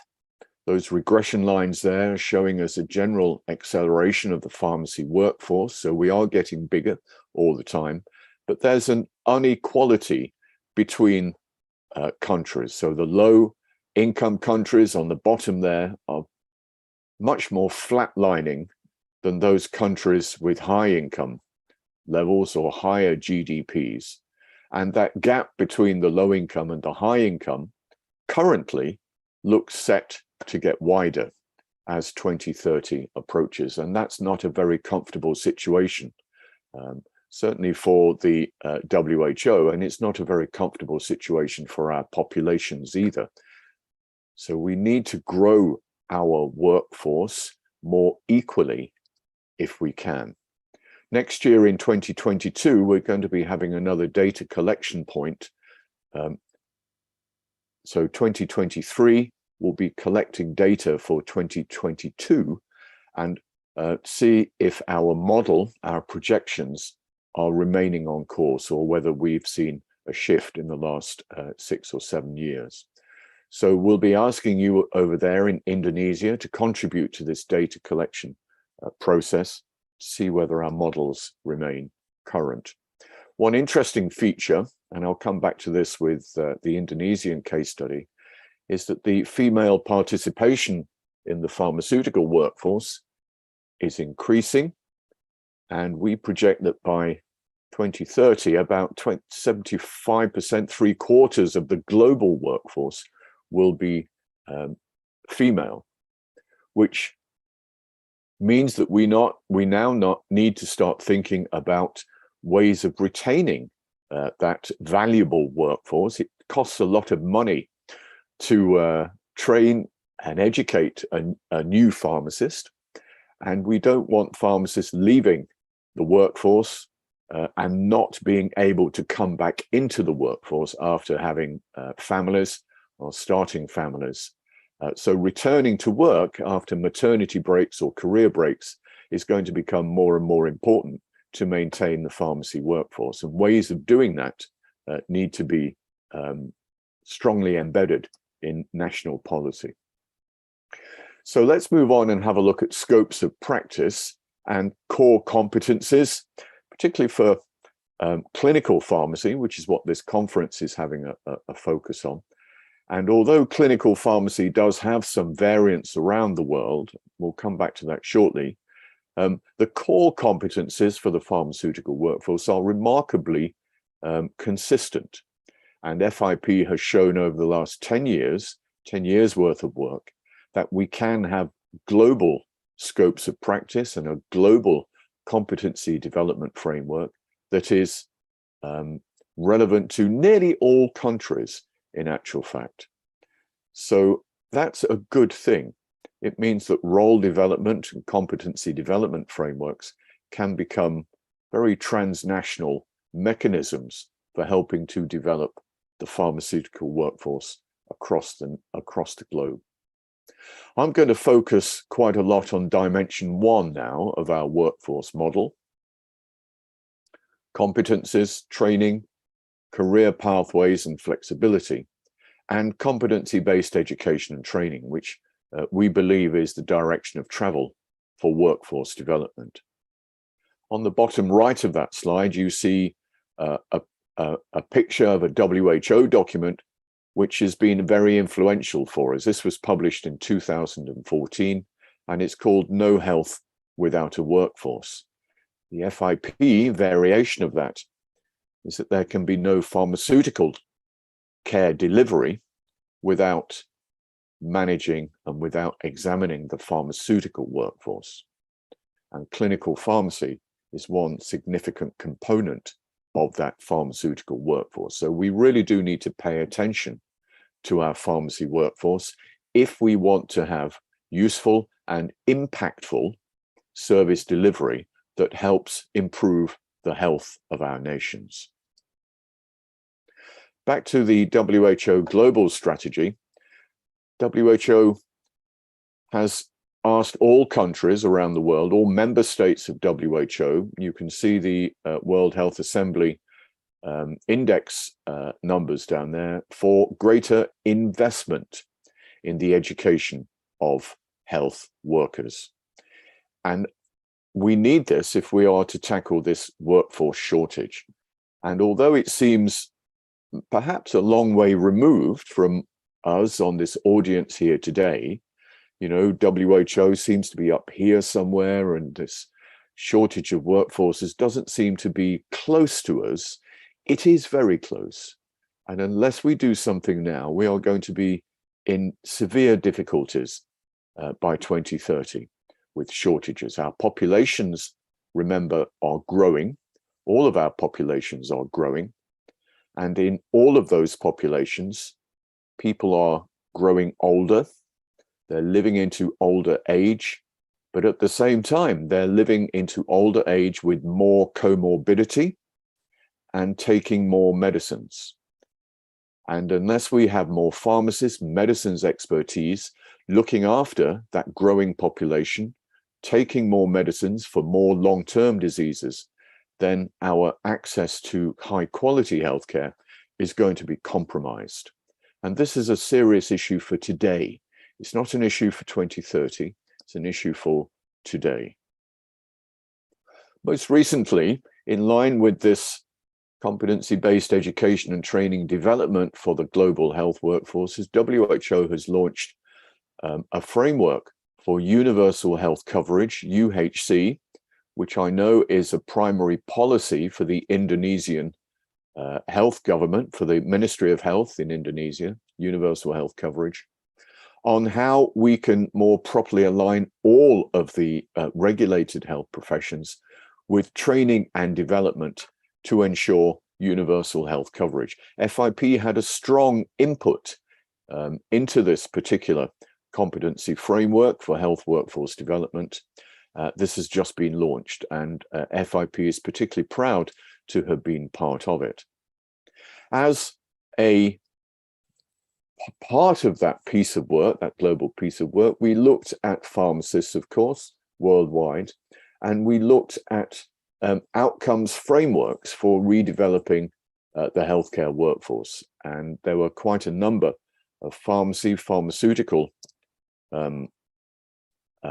frameworks that we looked at. And as you can see globally, the direction of travel for competency-based education, these frameworks, is increasing. That's the line on the bottom right there. And in particular, when we look just at pharmacy, then we can see a very strong increase in how competency frameworks are being used to revalidate, to restructure, and to reformat the pharmaceutical workforce. So this is a general global direction, and I'm very pleased to see that Indonesia are part of this wavefront of workforce development. Here's some examples of what FIP has been doing globally. This is a framework for early career pharmacists, which I think Indonesia is looking at very hard. Our approach, global approach to this, is what we call an adopt and adapt approach, which is something that WHO has taken up. So don't reinvent things that have already been invented. Don't reinvent the wheel, as we say. Take things that have been proven to work, the evidence base of applicability, and adapt it to your local needs. And by local, I mean national in this context. And this is a very successful framework, which is now being used in many countries worldwide, which means it's a transnational framework as well, probably being used by your neighbors around Southeast Asia and South Asia. And I know for the fact that that is the case. More recently, and this is just a little bit of advertising here, we've developed a humanitarian competency framework, not just for countries in conflict and trying to get pharmaceutical service deliveries in countries with internal or indeed these days external conflicts, but also natural disasters as well, such as earthquakes and floods and such like. And this is to help pharmacy services survive and deliver during those times. And further work this year coming up is more work coming out for handbooks for these frameworks from FIP. This is another framework we've developed for advanced development. Now, I'm going to be focusing on this quite a lot.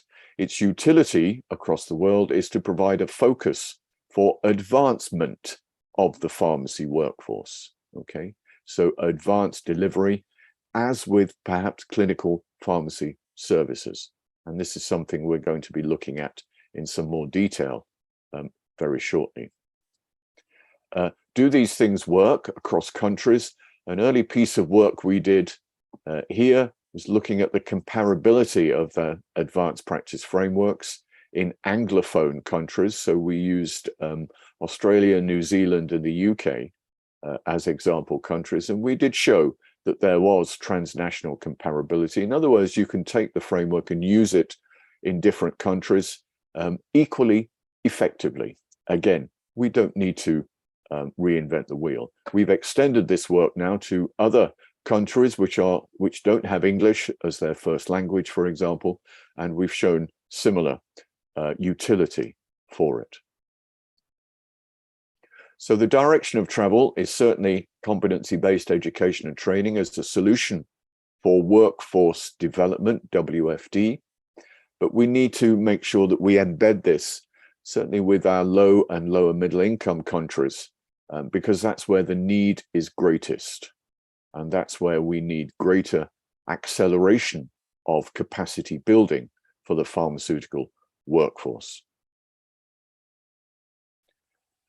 Let's just take a short pause now after that introduction, which I hope has proved the case that we do need to redevelop our pharmacy workforces, but there are mechanisms for doing it. It's not as if we have a blank page and we have to start from scratch everywhere. We now have proven mechanisms for reshaping the national workforce. And I'm going to start focusing a little bit more on Indonesia for the second half of this talk. Like many other countries, Indonesia has challenges for healthcare delivery. Your population pyramids, as with many other countries, have a shape which shows an increasing elderly population. You can see these population pyramids there for the difference between Indonesia 1991 and 2014, for example. So an expansion of the population. But you can see a bulge coming through, which shows us that your population is not only going to increase, but it's going to have many more greater proportions of elderly people in that population. The same is very true for the UK, for example, other European countries, African countries. It's a global phenomenon. And that means many more people with more comorbidities. And that means many more people with comorbidities taking more medicines. Remembering that taking a medicine is still the most common medical intervention. So you're going to have a lot of people with a lot of diseases taking a lot of medicines to deal with. And pharmacy has to step up and make sure that we answer to this challenge of looking after your population. If we drill down to the pharmaceutical workforce, we also see some interesting changes over time. Two charts here from 1994 and 2019. And you can see that we have changes in the number of young people entering the profession here. And that presents a workforce challenge to us as well. You can see here the younger workforce, and that's because you've had a great expansion in access to pharmaceutical education, which we'll see in just a minute.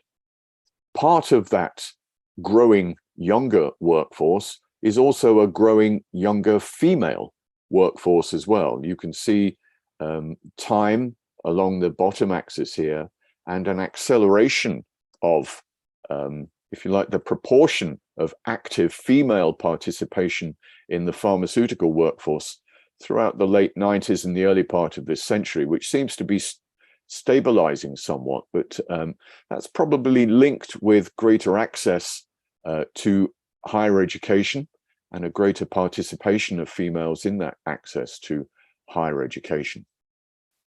This is looking at the same phenomena from a slightly different perspective. Newly registered pharmacists per university.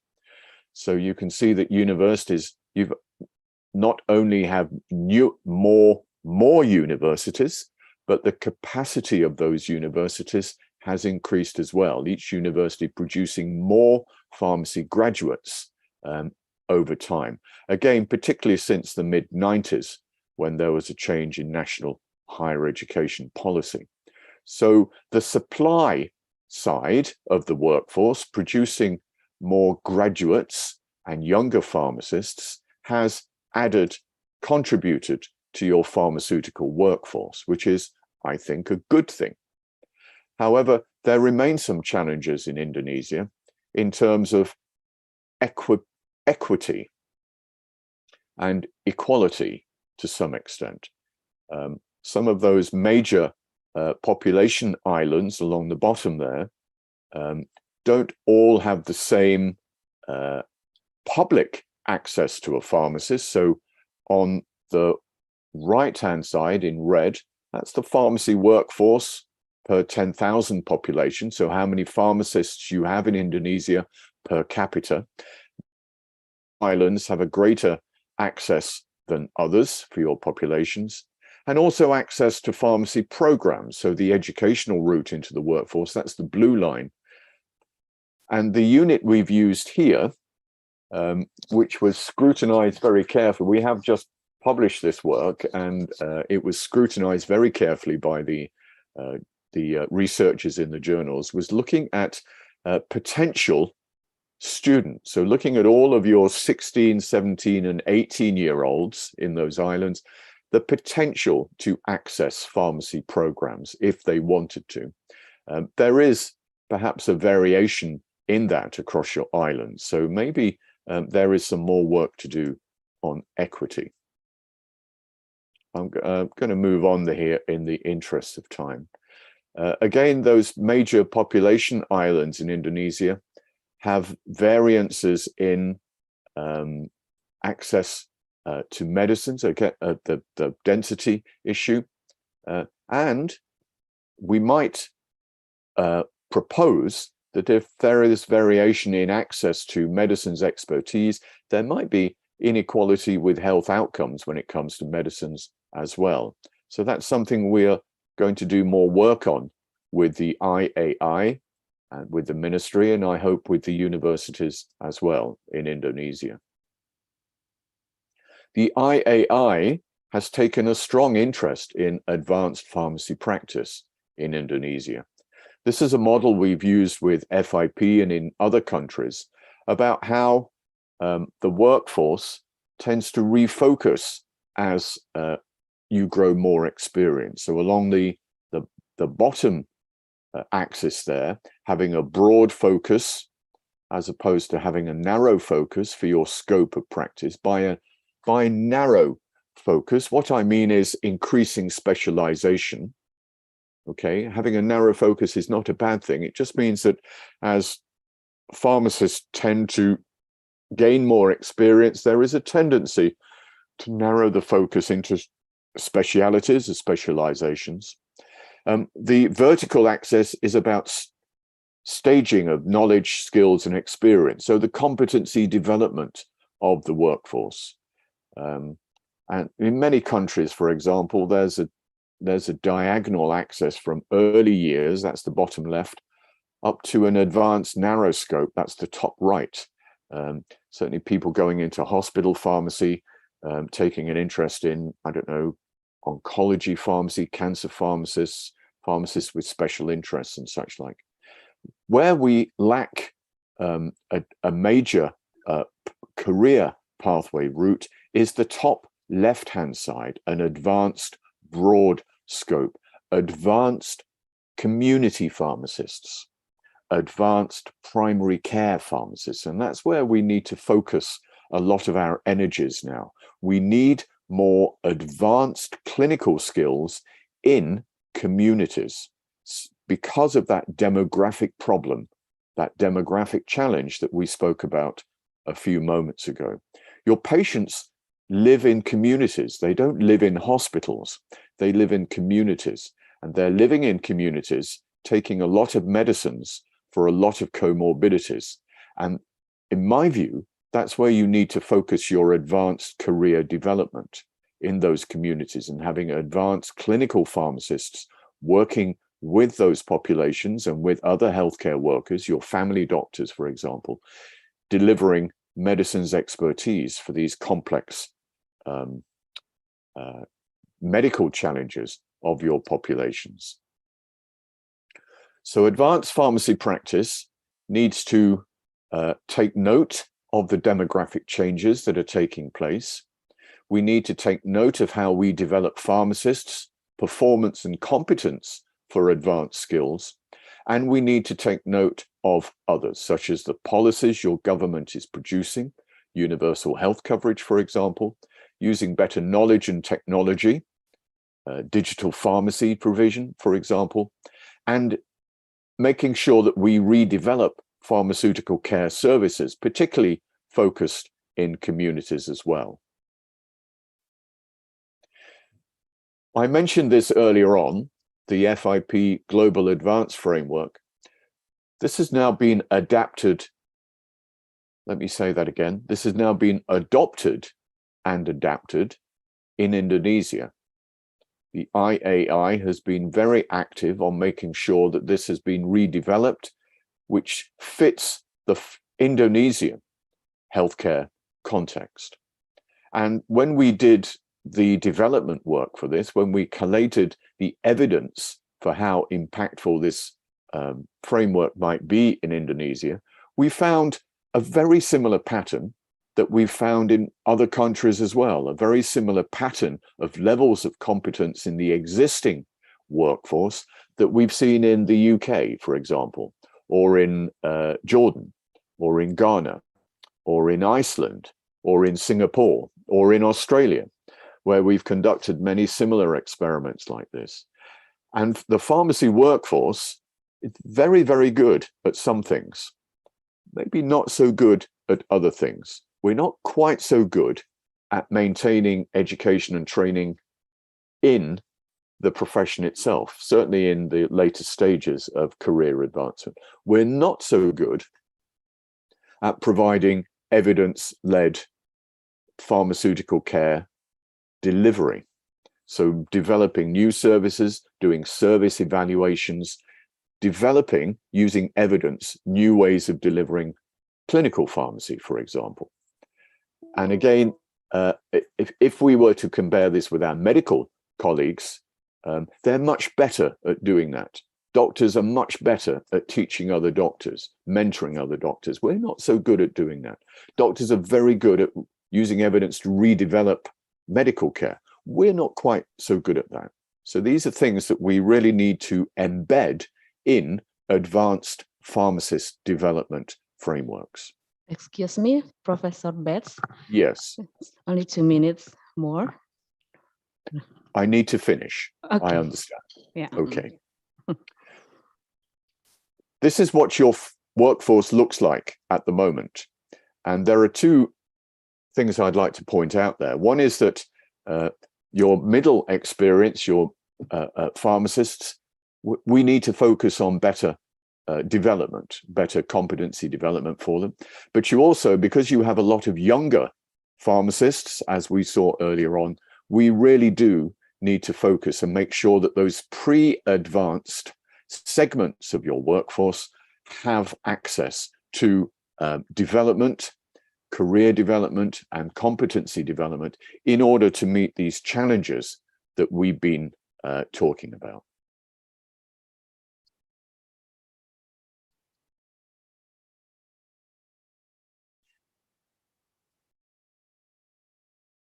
I'm just moving on towards the final few slides now. So the future for the pharmaceutical workforce in Indonesia needs to engage all of these stakeholders. We've mapped out the problem and we've described some of the challenges, but we need to take actions now.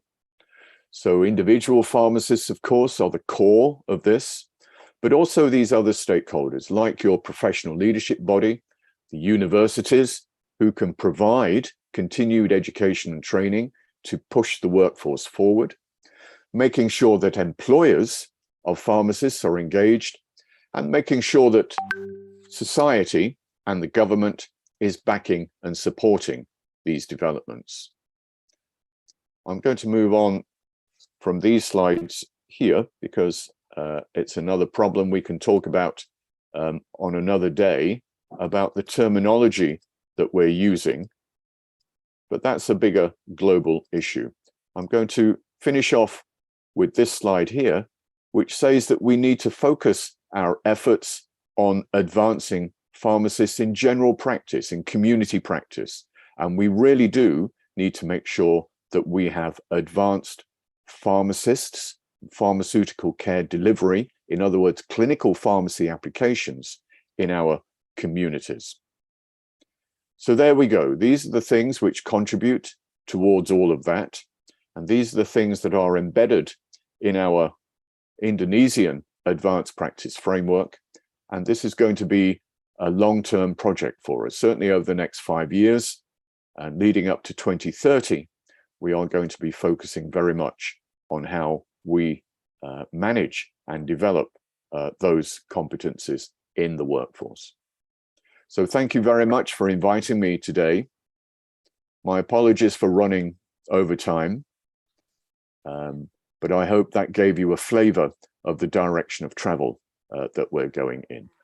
Let me just stop my screen and I think we're back to normal. Okay, thank you, Professor Ian Betts. But no problem, we will run it well next. And thank you for your awesome lecture. So with that, ladies and gentlemen, now we will go ahead and take some time for next plenary session.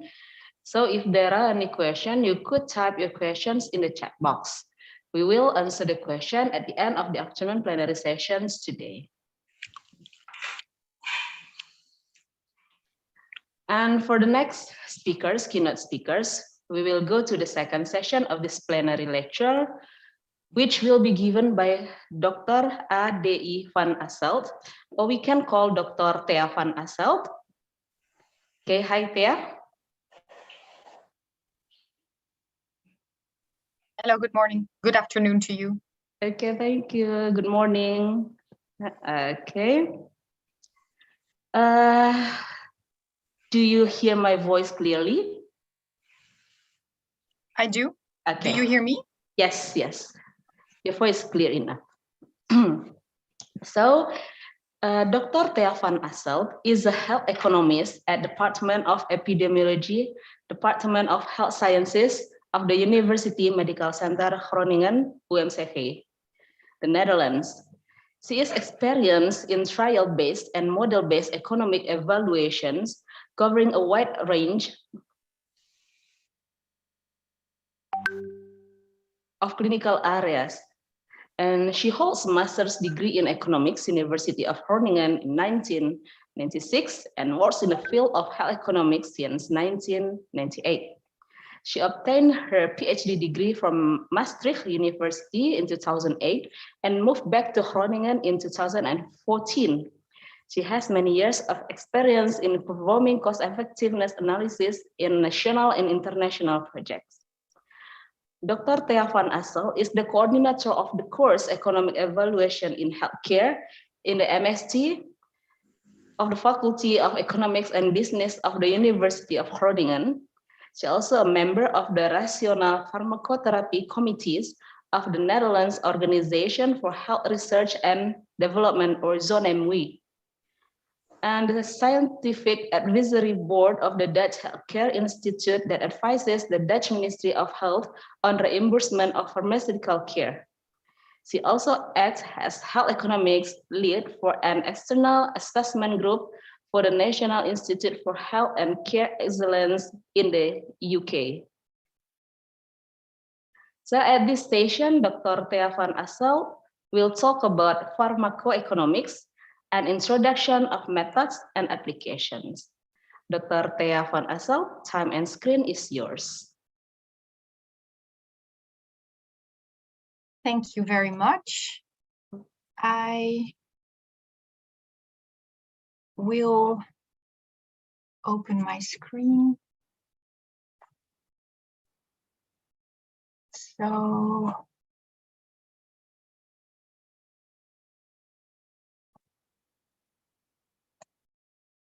can you see it now in the full mode, full screen? Yes. Great. Well, so good afternoon to all of you, and thank you for the introduction, Tia. And I'm very honored to be a speaker here. So thank you for having me at your nice conference today. So I will speak to you about actually what I do most is economic evaluation, health economics, pharmacoeconomics. So it's many similar terms for what I think is kind of the same thing. So yeah. So just a very quick introduction about Groningen, because also Tia, who is the moderator today, has done her PhD there. So Groningen is in the north of the Netherlands. This is our hospital. This is the university building where the PhD ceremonies take place. And this the arrow is actually where I am sitting right at this moment. So why do we need health economics or pharmacoeconomics? Well, it's basically very simple. If you're going to prescribe something, if you're going to provide a treatment to any patient, you'd better do it, of course, as effective as possible, but also if it's if it can be cheaper, it should be cheaper. That it's very sensible thing to do. No one would prescribe actually something that works like aspirin, but is much more expensive. And also, we need to keep an eye on healthcare expenditure because it's on the rise. And even though in Indonesia, compared to many other OECD countries, healthcare expenditure may not be as much as in the rest of these countries, but still it has been increasing, as you can see here, not as dramatically because also GDP is on the rise as well. But what's to be expected is that in the next couple of years, also because of aging population, also in Southeast Asia, there will be a lot more healthcare spending, and we cannot keep this ongoing forever. You need to really keep an eye on things and spend the budget wisely so that you make the most out of it. So what we do in health economics, pharmacoeconomics, is trying to evaluate all these options, therapies, drugs, in such a way that you allocate the scarce resources, so this healthcare budget, as efficient as possible, so that you get the most health out of your dollar or your money. For this purpose, also in Indonesia, there is an official HTA guideline, so which tells you how these therapies and drugs should be evaluated, the methods that they should take. And also in this guideline is also actually the part 2, which contains extensive guidelines on how to perform economic evaluation and also budget impact analysis. So economic evaluation will just tell you how efficient a therapy would be, and the budget impact analysis would then tell you if you were to implement it, how costly altogether it would be. So you can look this up. I can share these links later, but you can just look them up, and I must say it's a very nice guideline and very complete. And many things of what I'm about to tell you later on in this talk are actually also in this guideline. So what I'll be telling about today is just the basics of health economic evaluation, of pharmacoeconomics. And I think I've been a bit ambitious maybe in what I can cover today. So, but I've noticed that Tia will just tell me when it's time. So I'll try and keep an eye on the clock. And if we don't get through all the topics, then well, you can always refer to the health economic guidelines, the economic evaluation guidelines for Indonesia on the website. So I'll talk about the types of economic evaluation, what is an incremental cost effectiveness ratio, what is a cost effectiveness plane, quality adjusted life years, and then a bit on modeling if there's time. So economic evaluation is like a particular subfield of health economics. So health economics is actually a bit broader, pharmacoeconomics as well. And then within that, there's economic evaluation. And there's 3 main types of economic evaluation. We have the cost minimization analysis, which basically only talks about costs, doesn't cover effects. And then there's the cost effectiveness analysis and the cost utility analysis. And these are basically the same things, but the cost utility analysis uses QALYs as an outcome, whereas cost effectiveness analysis can use anything as an outcome. So how it works is actually, you would always be comparing in an economic evaluation, you would be comparing 2 or more alternatives. It's always about a comparison. So you have intervention A or alternative B, and you can have also a CDE. It depends on the clinical setting also and on the decision problem. So and there's always costs involved with each alternative and each intervention, and there's also consequences involved. And it would just compare these two, and you would have an incremental analysis, and you see what are the additional costs and what are the additional consequences with each alternative. Well, but for a cost minimization analysis, the consequences are actually not included in the equation. So it only includes monetary costs and savings. So it could have to do with consequences, but then again, expressed as costs. So you would have like the cost of a diagnostic test, the cost of drugs prescribed, or the cost of adverse effects. And you could also have savings on the other hand. So you could like avert by having a certain drug or a certain intervention, you could avert hospital care or GP visits. And you could then also express these in monetary terms, but then you would not be talking about survival gain or about any other things in terms of effect. So you assume these to be equal usually. So this is quite limited in terms of cost effectiveness analysis. So just an example, you would have like influenza vaccination in chronically ill elderly, when you have like influenza related hospitalizations, 6 per 1,000 per year, and these cost 5,000. And when you implement a vaccine which would prevent 50% of these cases, and the vaccine would cost €10, and you implement this in 1,000 elderly, so you would spend 10 times 1,000, so that would be the cost, 10,000, but you would then on the other hand save, for these 1,000, you would save 3 hospitalizations at a cost of 50 or 5,000 per hospitalization. So you would have savings of 15,000. So that would be like a very simple example of a cost minimization analysis. So, and here the cost would be less than the savings, and therefore, when you only look at cost, it would be a good idea. I'll skip this one. So, and then when we get to the cost effectiveness analysis, you would, just as in the cost minimization analysis, you would include the monetary costs and the savings, but you would also include the health gains or something else considered to be the effect of the intervention.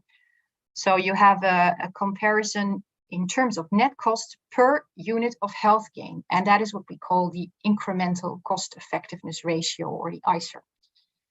And health gains could be many things. It could be infections averted or cases cured or complications averted. And what you also see is life years gained. It could be anything, and it depends on the decision problem again. So it would be incremental costs per life year gained. It would be incremental cost per case cured or incremental cost per complication averted. So when we go back to the example I just gave, so the second example actually was about the non-chronically ill elderly, and it was not cost saving. And let's say now we also involve mortality, so it's not only about hospitalizations but also mortality. And let's say you would have usually a mortality of 0.2 per 1,000 unvaccinated persons per year, and the average remaining life expectancy would be 5 years per death. And then again, the vaccine effectiveness would be 50%. And then again, you would still have 5,000 net costs for the 1,000 elderly, and then you would save 50% of the 0.2, and then 5 years for each of those that you save, which would be 5,000 divided by 0.5, which is 10,000 euros per life year gained. So, and then this number, the 10,000 euro per life years gained, that would have to be evaluated to see if it's considered to be cost effective or not, whether that is a good use of the money spent. And how that is done is that is usually put in a cost effectiveness plane where you can plot actually the difference in effect and the difference in costs separately well, together, but in separate quadrants. So when you have better costs, better effectiveness, but things are more expensive, then we would be in the northeast quadrant, so upper right. And that would be where you would find yourself quite often in a cost effectiveness analysis, so that you have to spend something, but you will also get some health gain in return. And then the question would be in the end, if this is worth the money. And for that, we would usually have this ceiling ratio in place or threshold value. And we would say, okay, if this ICER is below the threshold value, then we think it's cost effective. We think it's good value for money. If it's above the ceiling ratio, it's considered to be too expensive for what you get in return.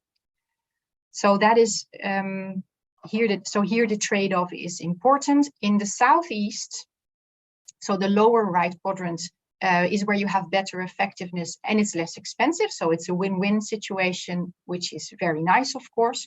And you don't really have to think about whether you want to implement this, because it's always a good idea, because you don't have to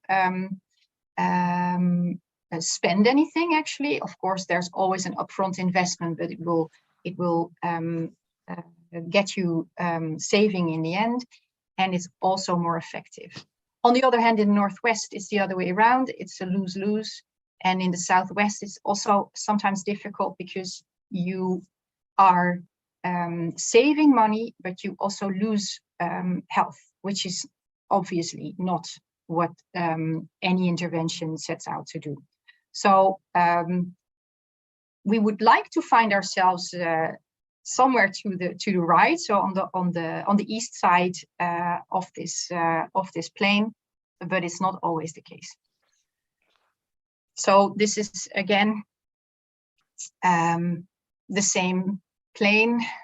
So as said, when you're southeast or northwest, you don't have to think about the ICER or how high or how low it is. When you're losing money and losing health, then it's obvious. When you're gaining money and gaining health, it's also obvious. And it's over here where things become a bit more complicated, where you really have to weigh and trade off. Is it worth it or is it too expensive? Belum bisa mengelola, bagaimana kita meningkatkan Is it? It was not a question, right? Oh no. Okay. Sorry. No, it's okay. So I'll move on to the cost utility analysis, which is basically just a special case of cost effectiveness analysis. So cost utility analysis is just a cost effectiveness analysis, but then you would always measure the cost effectiveness in terms of costs per QALY. And a QALY is a quality adjusted life year, which means it is life years, but then corrected for the quality a patient spends this life years in. So, and you can measure this quality with a suitable validated instruments, and there is many of them. We have the Eurocall 5D, the SF60, the HUI, and others. And I'm sure these instruments, I'm not sure all of them, but these instruments are mentioned also in the guidelines, in the Indonesian guidelines. So the question is actually, when it comes to quality of life, is who do we ask? Do we want to know what patients think of their own quality of life, how they experience their disease or their health, and whether they think their health has improved or their quality of life has improved? Or do we think that it's society or the general public who should judge whether patients are better off than before? Because also patients tend to adapt themselves to their situation. So there's coping, so to say. So they cope with their situation, and then they're sometimes inclined to estimate their own quality of life higher than the general public would do. So what we can do is that we have these instruments. So we ask the patients with questionnaires, for example, the EQ5D, about several things: their mobility, self-care, usual activities, pain, discomfort, and anxiety, depression in the case of EQ5D. And then there is a tariff that we can apply to these questions, and that tariff has been defined based on what the general public thinks about these health states that are generated with these questions. And then we can apply the tariff, which is a societal tariff, to these patient health states and assign their quality of life. So this is actually what the EQ5D looks like. There is an Indonesian translation, but it's not openly available. So I only have the English and the Dutch one, but it can be requested at the EQ5D for performing studies. And I think it's free of cost for academic use. And so you can just have patients fill out these questionnaires, and then there is this Indonesian value set, which has been developed in 2017. So where they ask many people of the general public, okay, if you were a patient and you had this and this and this situation, what would your quality of life be? And well, there's complicated procedures to get to this tariff, but in the end, these are the results, and these are the coefficients that are used. And then when you apply these to these health states, you would get to a certain utility, so to say. So that's the mark for quality of life that patients will have. So if a patient has answers 1 to all these questions, so it says, I have no problems with mobility, no problems with self-care, no problems with usual activities, no problems with pain, discomfort, and anxiety, depression, then their health state will be perfect, which is a 1. And whenever something is not perfect, then there will be a deduction. And that will be based on these coefficients that are mentioned in the paper. And then at the very worst, patients could have a negative quality of life, which means you would also have negative QALYs.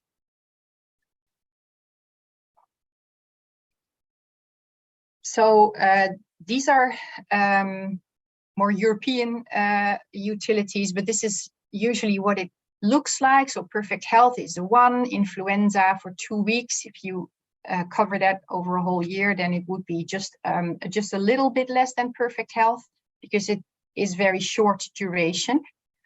Diabetes is 0.93, for instance, and then serious asthma is 0.64. So that's kind of the kind of scale that it would be measured on. So the more severe, the lower the quality of life is.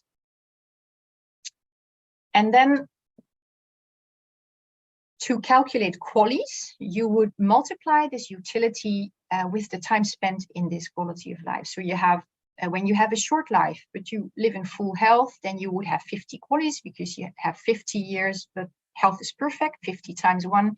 And when you have a longer life, but you have reduced health, or the utility is 0.625, you would also end up with 50 QALYs. So the QALY doesn't necessarily tell you anything about the length of the life, but it will tell you about the length and the quality together. And this is another example, actually. So this is how it would be calculated. It's just an area under the curve.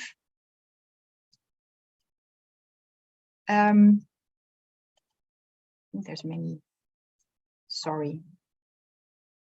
So it's basically a calculation of area under the curve. So you have maybe the control group and an intervention group, and you can compare their quality of life, and then you can see what the QALY gain is. And that would then in the end be an input for the economic evaluation, the cost utility analysis in this case.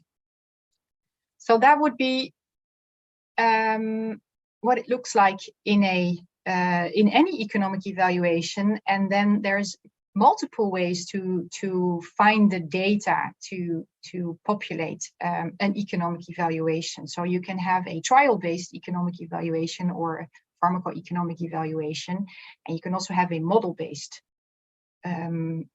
analysis. So the trial-based would be that you would just have your patient level data that you collect yourself, or you collect them alongside a clinical trial, and you find your clinical outcome, cost, and quality of life. And you just calculate based on the patients that you have in this sample. And then there's also model-based economic evaluation, which would be anything where you would extrapolate or synthesize or assume beyond the data, beyond any trial data that you have. So you could assume a longer time horizon and extrapolate short-term survival results that you have. You could have more comparators or into the equation from with data from the literature, for instance. You could also have other evidence on the cost or the quality of life. And you could also have, for instance, a study from another country, and you would want to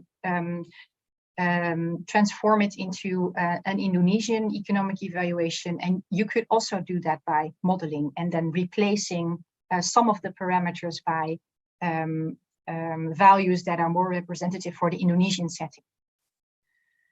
So this would be what a typical randomized clinical trial would look like. So you have your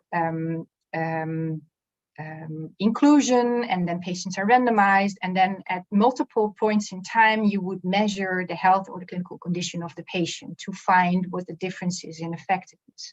So at baseline, you would measure or at randomization, and you would measure again at some point, and also in the end, you would measure again.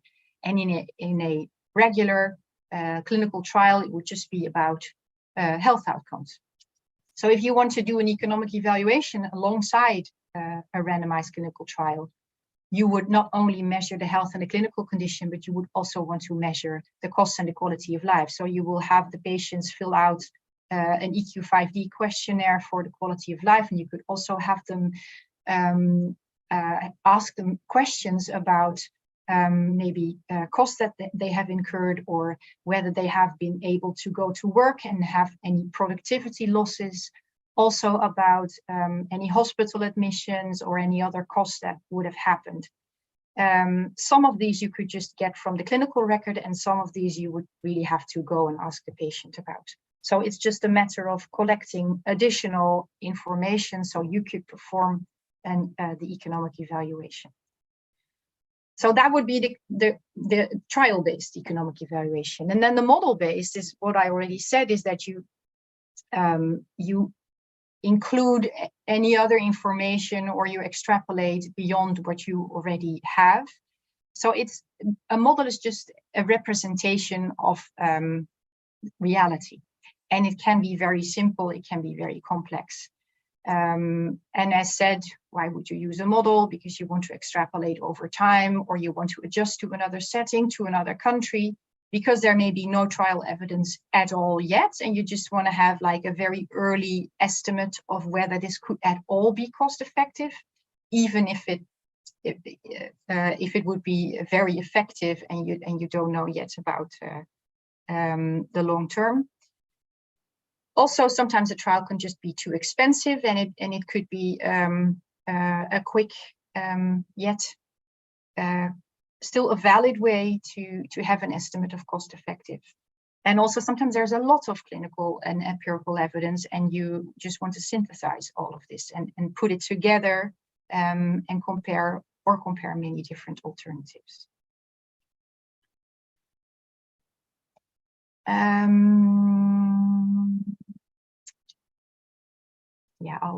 So I think that the most well-known, one of the most well-known forms of a decision model is a decision tree, which is usually, it can look like this, and it can be very easy.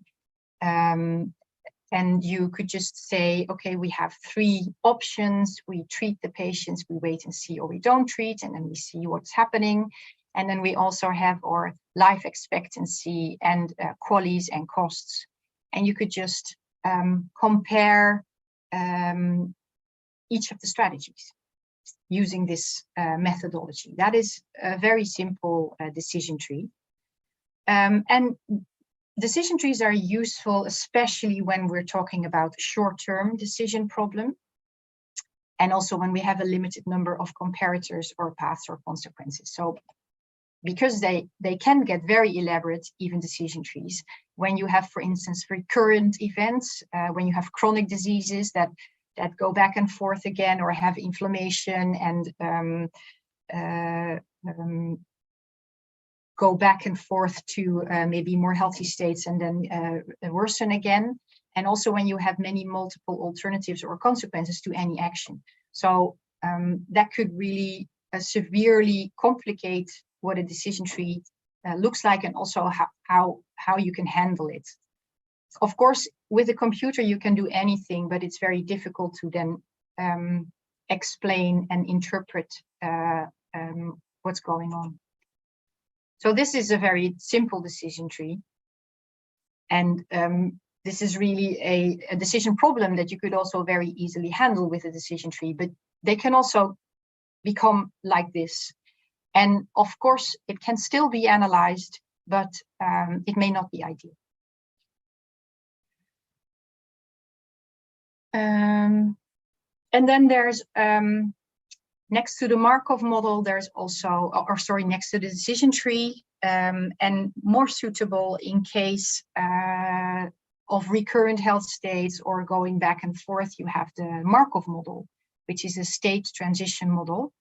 And typical for the Markov model is that there is health states involved. So you have, these are 4 actually examples of what a Markov model could look like when it's presented in a paper or in a publication. And they are actually all the same, although they look different, but they all have, well, apart maybe from the EA one in the bottom left, but the other 3 are all, they have a well state, they have a disabled state, and they have a dead state. So patients could start out being well, and then they could either become disabled or they could stay well. And once they're disabled, they could stay disabled or they could die, but they could not go back to being well again. And that's what you see in all 3 of these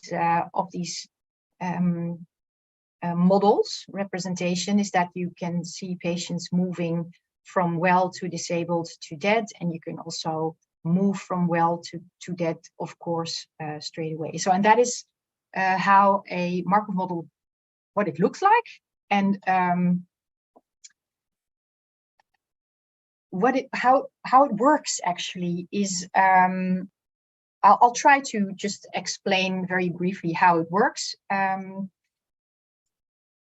Let's say we have 50 patients in the well state. So what we've seen here is that we have a well state. This is a slightly different model than in the slide before. So we have well.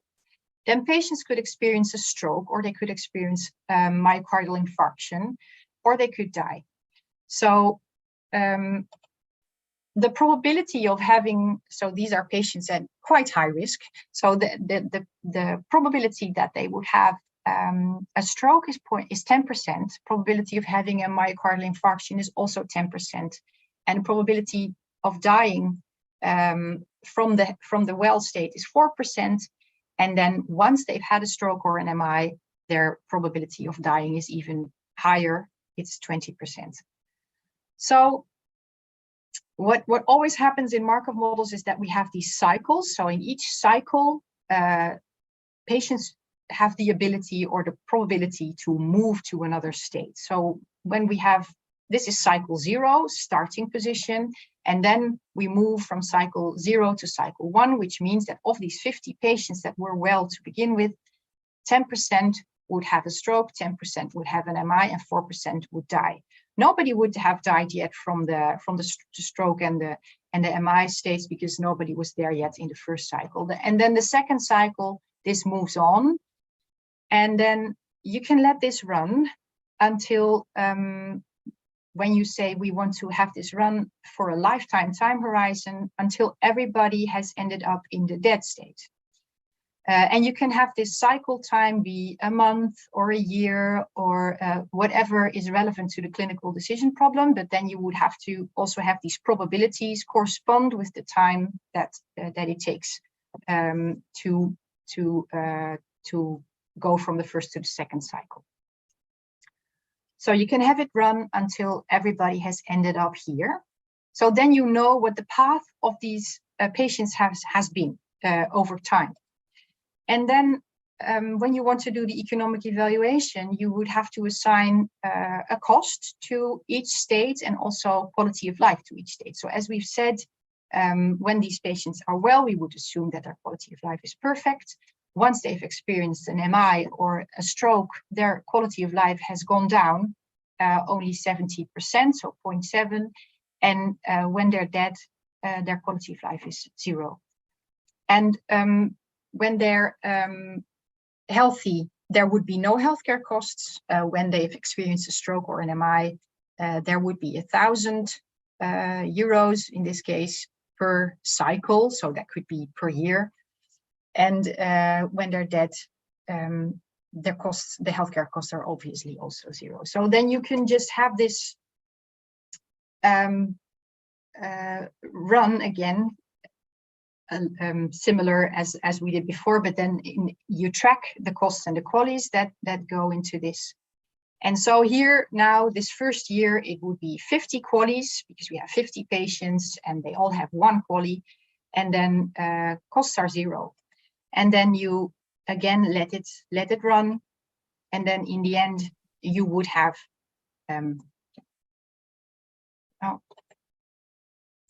so you would have, in the end, you would have a total cost and a total quality associated with this simulation.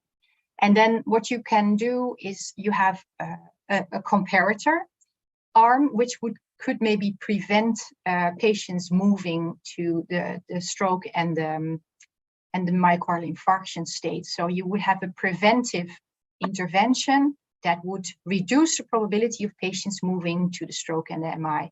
So then you could imagine that patients would stay longer in the healthy state and move slower to the post-stroke and the post-MI, and then they also move slower to the death state.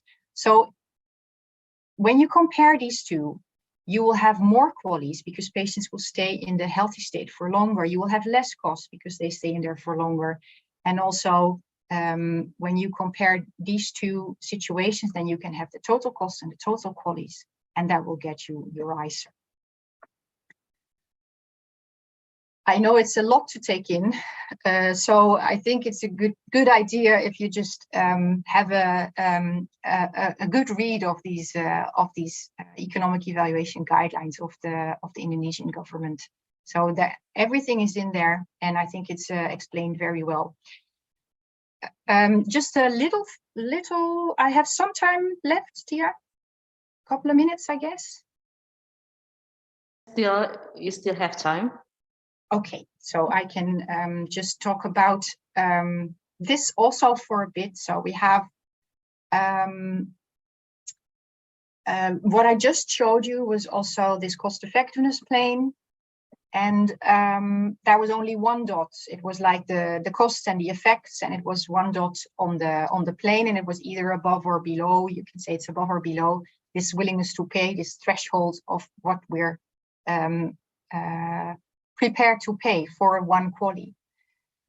But as with anything in life, there's always uncertainty. So there is not actually just one cost and 1 effect, and we are certain that this is what it is, because many parameters go into this equation, into this analysis. If you have a model, you have these estimates of probabilities and costs and qualities, and none of them is perfect. So there is uncertainty around this quality of life estimate. There's uncertainty around the cost estimates. There's uncertainty around maybe the patient population, whether they're as old as they were in the trial when it's going to be in clinical practice, or whether they will actually experience the side effects that were also seen in the trial.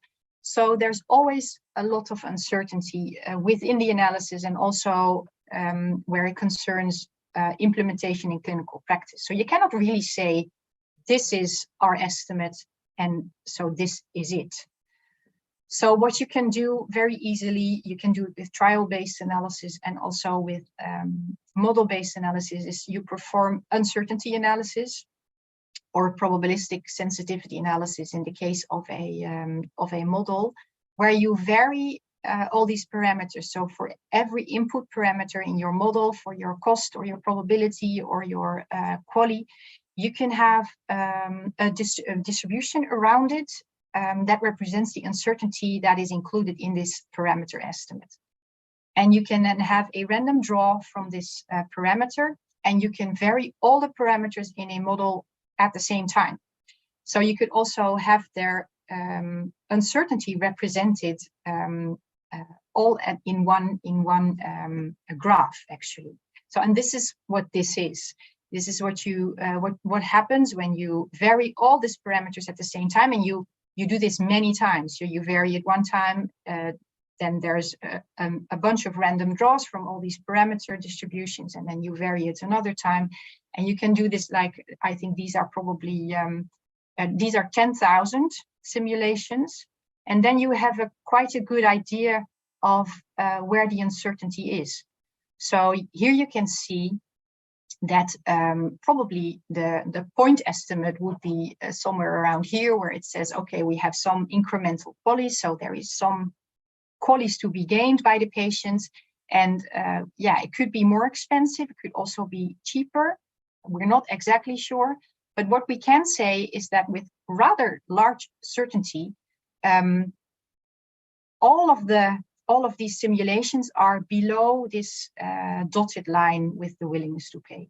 So we can then say that, okay, we have only very few dots are over here, so we can be very confident that this is actually going to be less than 20,000 euro per quality, and therefore it's considered to be cost effective. Well, this 20,000 euro per quality is like kind of the Dutch minimum threshold, and I'm actually not sure whether Indonesia has a threshold.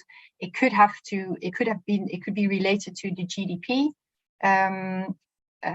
but so it will be different. But it's so this is just an example, basically. Okay, Tia, I think it's almost. I think I will skip this bit. So yeah, about the cost effectiveness acceptability curve, that will be a bit too. And these are some of the examples I had, but I think it's basically more of the same. So it's not nothing additional. So I think I can finish it here. And thank you for your attention. And also I wanted to point you to this very interesting, Tia, you've seen it probably many times, but this is a very interesting documentary, and you can watch it online. And it's about decision-making in the NHS, in the English healthcare system, for an expensive pharmaceutical for cancer treatment, and how they go about making this decision, and whether it's indeed, whether patients can have this, and or whether it's too expensive. Thank you. Okay, thank you very much. It's so awesome lecture, Thea. Okay, I would like to remind once more to the audience to write the question in the chat box. The Q&A will be open after the person of the keynote speakers. Dr. Alan Betts already joined this session, so good morning, Dr. Alan. Good morning. Hi. Okay. Okay. For this session, I will introduce Dr. Alan Jones here. Okay, I'm very pleased to meet you here, and acknowledgement that one of my former students has now become one of your students now. Thank you very much, Doctor. That's fantastic. Thank you. Okay, Dr. Alan M. Jones hails from Fraserburgh in Northeast Scotland. In 2001, he studied chemistry at the University of Aberdeen, Scotland, completing his undergraduate research project on directed autometallation in 2005 with Professor John Story and was awarded the Center Medal and Thomson Prize for Organic Chemistry in 2004. He undertook a prize-winning placement with Iccscp Pharmaceuticals, Dundee, Scotland, with Professor Shudong Wang and Shell Technology Enterprise Programs, funded medicinal chemistry on CDK inhibitors for oncology, gained a PhD in 2009 under direction of Professor Nick Westwood at the University of St. Andrews, Scotland, entitled The Synthesis of Medium-Sized Ring-Containing Libraries Using Oxidative Fragmentation and Rearrangement Strategies. His doctoral research focused upon the development of methodology for actropisomeric medium ring synthesis and rearrangement cascades to bioactive scaffolds and the discovery of a novel spirocyclization strategy. Dr. Alan M. Jones started his independent research career when appointed as a lecturer within the School of Chemistry at Manchester Metropolitan University in May 2014 and promoted to senior lecturer in 2015. He gained international teaching and research experience during 2015 and 16 at Groningen University, the Netherlands, via an Erasmus plus staff mobility program. So we come from same university, actually, Dr. Alan. Small world. Yeah. Yes, I've been there in 2015 until 2018. But it's a very nice place. Yes, thank you. He is the head of your M.Pharm degree program and module lead for year 2 chemistry for pharmacists, and also appointed the Institute of Clinical Sciences Chemical Safety Advisor in 2018, and was elected to Deputy Chair of the committee in 2021. And he is the College Chemical Safety Advisor and University Chemical Hazard Advisory Group Advisor for the college since 2020. So Dr. Alan Research Group has been funded by the Wellcome Trust UK, Medical Research Council, Royal Society Chemistry, CAPS Brazil, Bolasak Foundation from Kazakhstan, LPDP from Indonesia, Iccsp Saudi Arabia, and many more here. And he was awarded alongside his collaborators, Wilkinson and Alexander, the Healthcare Science Excellence Prize in 2016. And during his career, he has published over 50 research papers, 3 patents, and 2 book chapters. Okay, in this session, Dr. Alan will talk about small molecule glycomimetics and new and promising therapy for cardiovascular and metabolic diseases, synthetic challenges and opportunities. Dr. Alan, time and screen is yours. That's fantastic. Thank you so much for the very kind introduction and invitation to be here today, Dr. Fitrio, and also to the organizing committee as well. I'm really looking forward to presenting some of our group's recent results to you. So hopefully you can see those slides.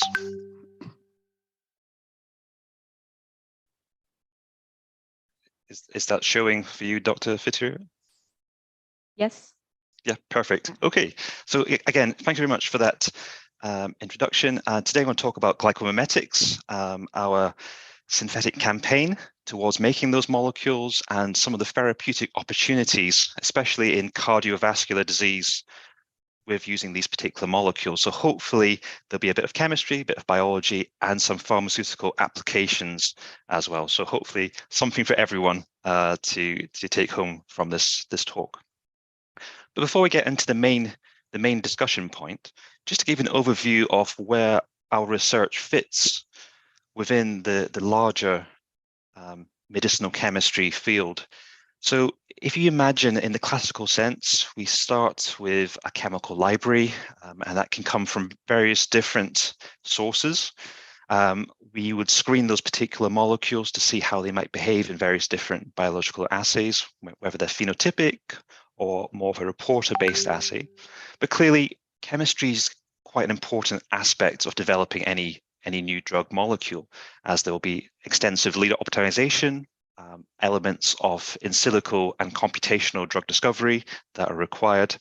And eventually that feeds into that loop towards identifying that particular target and the pathway that's involved. And again, this can cycle round back to the chemical library and around as many times as required to try and optimize those particular structures. Eventually, we have a proof of principle compound, and we'd hope to eventually get towards preclinical development and eventually clinical trials. The story I'm going to talk to you about today is a little bit earlier than this. It's involving the chemical synthesis, development of particular molecules, how we screen those, and how we've optimized them to a certain extent. And we have some proof of principle assay results as well, which show the potential of these new molecules. And before we get on to the main topic, I just want to give an overview now that we have this forum to discuss what we do in our research group. We're quite a diverse research group. We have elements of medicinal chemistry that we're involved in, cardiovascular and cancer in particular. We're interested in how drugs metabolize, and often we link that to electrochemistry. We're interested in the pharmacy and the polypharmacology of these drug molecules, so we have more data-driven projects as well.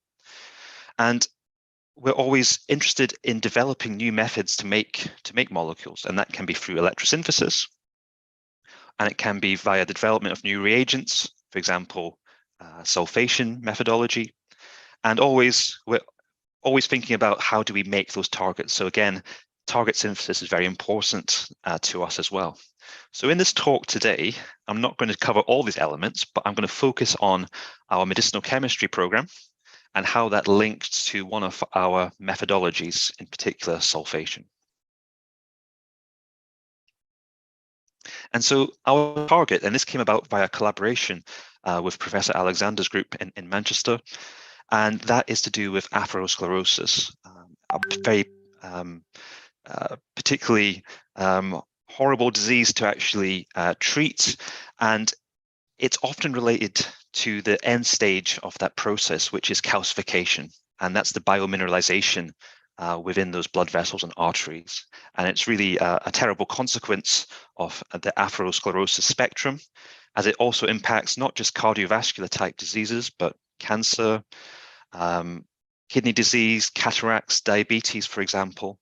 These are all linked to that calcification stage within the body.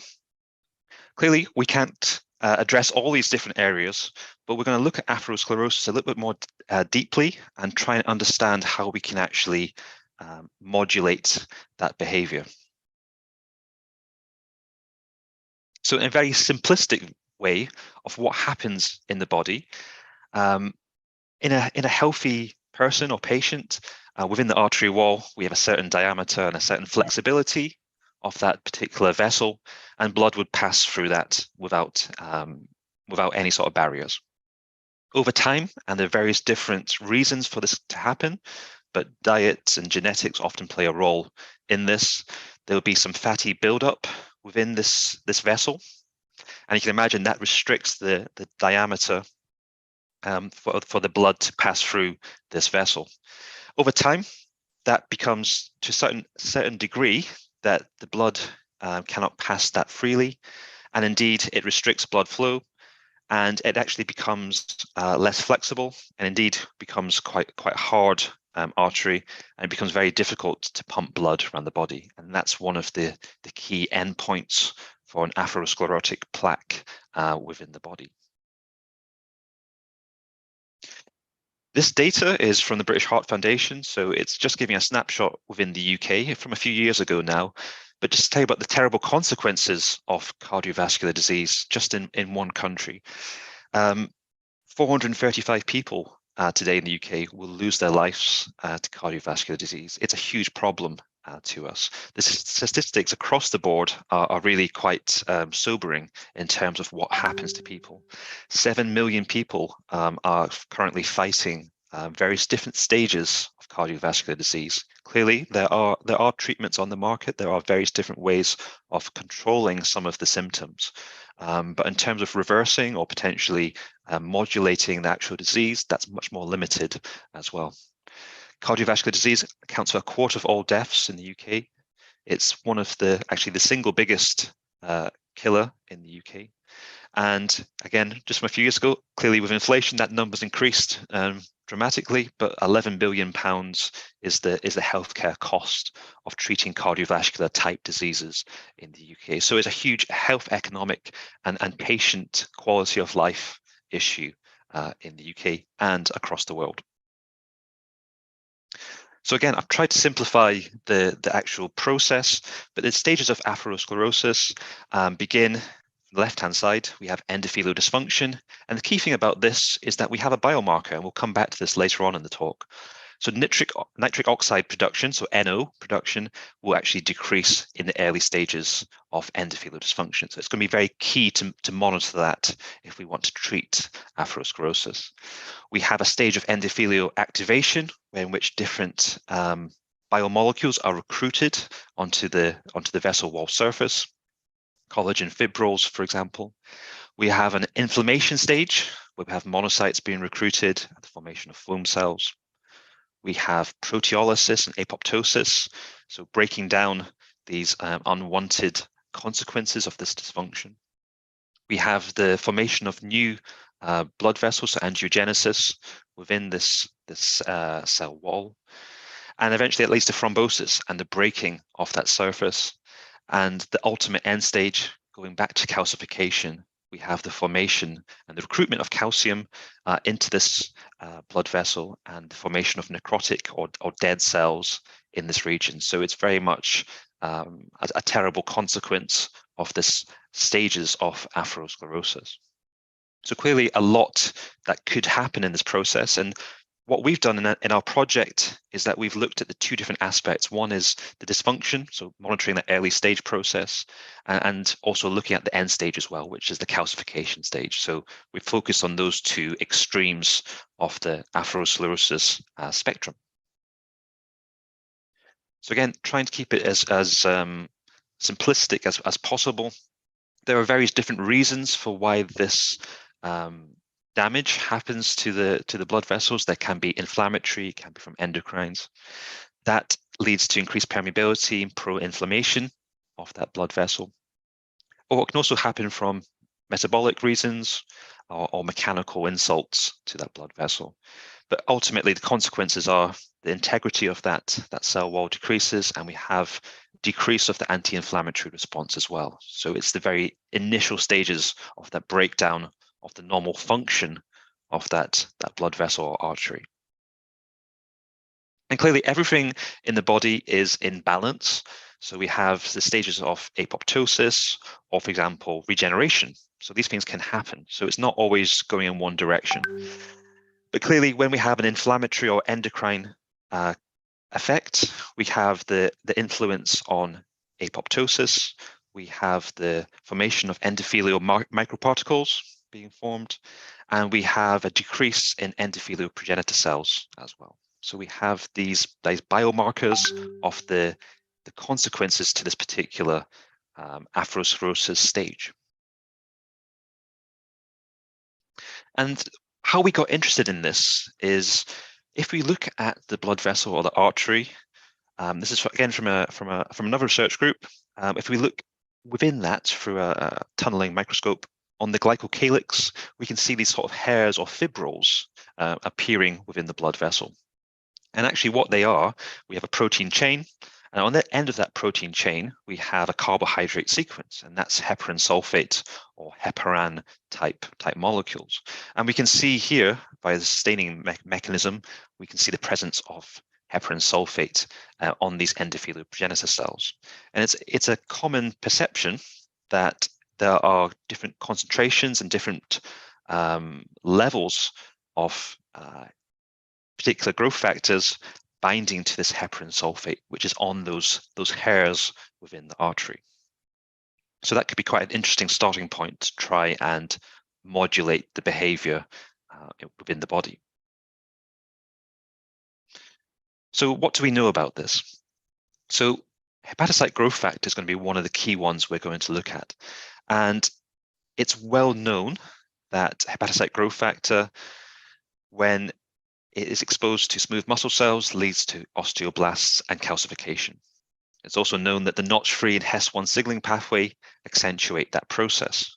But there are known methods to try and intercept that, one of which being NK4, which is a similar looking molecule to HGF, will stop that process. And there's a small peptide called DAPT, which again can interrupt that process. So there is some knowledge in terms of how we can actually attenuate that process. And in terms of what might happen in the downstream signaling pathway, on the c-Met tyrosine kinase, on the cellular surface, we have HGF being recruited. And when this happens, we have a phosphorylation and dimerization event, which should happen when you have a binding event to c-Met, but HGF switches off the RAS-RAF and the PI3K AKC signaling pathways. So there's a known mechanism by which HGF can affect that process. NK4 also binds to this particular region, but still allows it to continue that signaling cascade. So there's some knowledge there about we could switch on or switch off that process. Clearly, there are other things going on, but in terms of a starting point for a project, that looked quite interesting to us. So thinking about HGF in a bit more detail, here's just a PyMOL visualization of hepatocyte growth factor. And what we can see here and what I've edited out is a short portion of heparan sulfate. And we can see here, so the protein is this three-dimensional structure in the back in a blue and turquoise and red colors. And in this green and red sequence, we can see the carbohydrate sequence, but in particular, we can see this polysulfated groups attached to that heparan sulfate and some of those key ionic interactions that are made. So hepatocyte growth factor is a huge protein. Heparan sulfate is still a very large molecule, but potentially heparan sulfate, as we know, is on the glycocalyx, could be an important molecule to try and mimic and to try and change the binding of hepatocyte growth factor. So that was our starting point for this. So if we take the structure in the center here of heparan sulfate, we can draw it in various different ways. Clearly, it's quite a complex structure. If we take it from a three-dimensional structure into two-dimensional, we can see by color coding different regions of this, that in this red color, we could try and pick out some of those key interactions. So again, trying to simplify that molecule. And here we have it shown in red below. And to make our life simpler, clearly making very complex chiral molecules polysulfate is a very challenging prospect.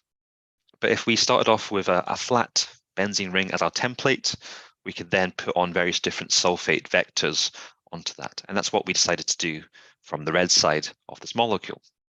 So compounds 1 and 3. Equally, we could draw it in a different way. So in the blue side, on the right-hand side of the screen, we could sketch out what parts of the molecule are making that key interaction. Again, we did the same process, changed that central carbohydrate to a benzene ring to act as our vector. And then this allowed us to make simpler sequences. So this time only a trisulfated system, so compounds 2 and 4 here. So that was our original hypothesis, and was started by one of the PhD students in our group, Daniel, who is now graduated. And so our task was to try and make this kind of structure, which is tri or tetrasulfated glycomimetics. So they're based on heparan sulfate, but they're simplified into a small molecule. We need to find a way of installing those sulfate groups onto those alcohol groups. We need to find a way of installing with a selectivity those chiral hydroxyl functional groups, and eventually taking it back to a much simpler molecule, which is much more manageable to handle in the laboratory. And clearly to do this, we're going to partner our synthesis with also biochemical screening and in silico screening of these molecules to try and optimize our best molecules to take forward to the proof of principle stage. So one thing that really caught our attention when we started this project is that heparan sulfate is A, very complex structure, but B, it's one of the most sulfated molecules out there. And sulfate groups, very simple, covered in all chemistry and pharmacy type undergraduate degrees, is very polar and very difficult to handle. It's very acidic as well, but it's found in a variety of biologically active molecules. So fondaparinux, which is a heparin sulfate type molecule, metilibin B, a natural product, avibactam, a new antibiotic, sulfated on metabolic products of paracetamol, various different shellfish toxins like gonitoxin, compounds that have got into the clinic, sotradecol is used to treat varicose veins, and also found on various different tyrosine residues in the body. So it's important, it's out there, but we struggled to begin with to actually install sulfate groups onto our molecule. And that's one of the challenges that we faced. So early on, we got quite far onto this project. We managed to make compounds that were heavily hydroxylated, so in this case, a tetrol, and we used all the commercial available sulfating agents. Trimethylamine, pyridine-based ones. We use various different solvents. I won't go through all the details here, but the conversions were often low. And then when it came to actually getting a pure sample out, it was very, very difficult, even with extensive chromatography and ion exchange mechanisms. At best, we're into the low percentage yields of this compound. And if they were to be interesting biologically, clearly that's not going to be a suitable way to make these molecules. So we had a problem with the sulfation step.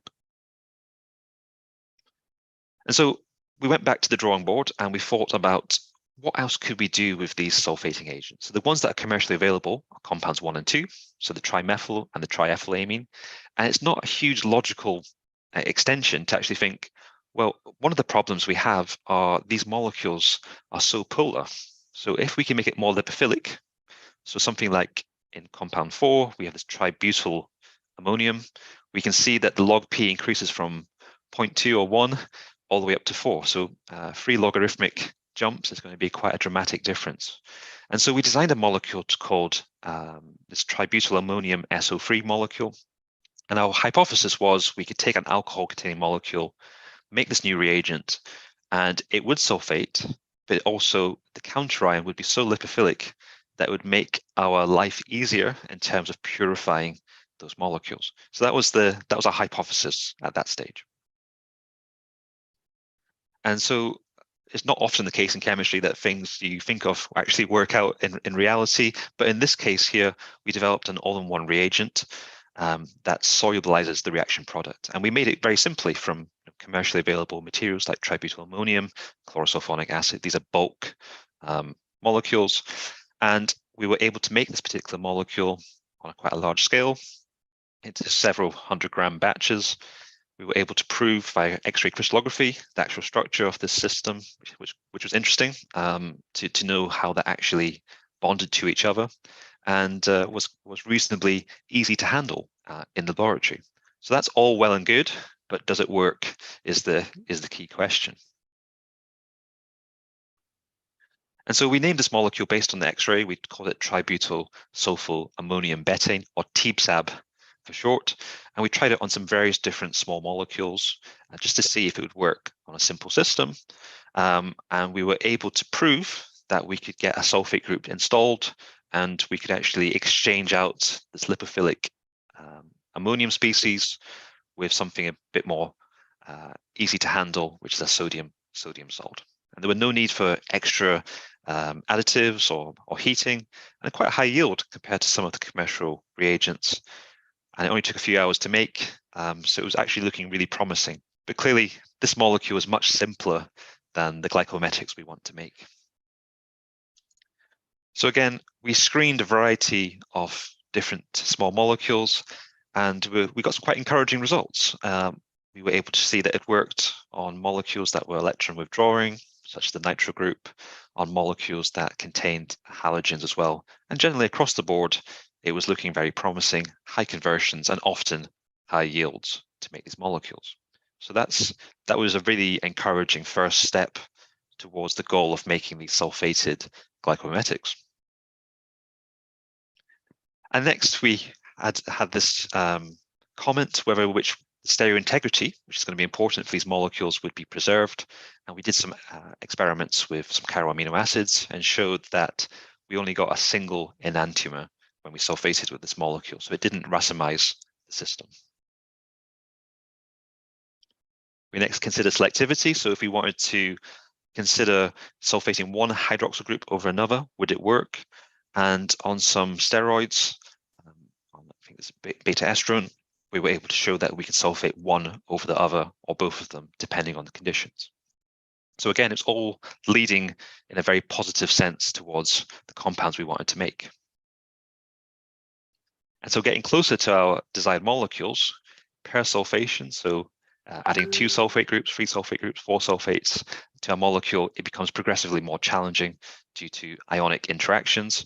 But again, we were able to show on this particular diol, on glycerol, and on one of our simpler glycomimetics, we could make this polysulfated. So we're very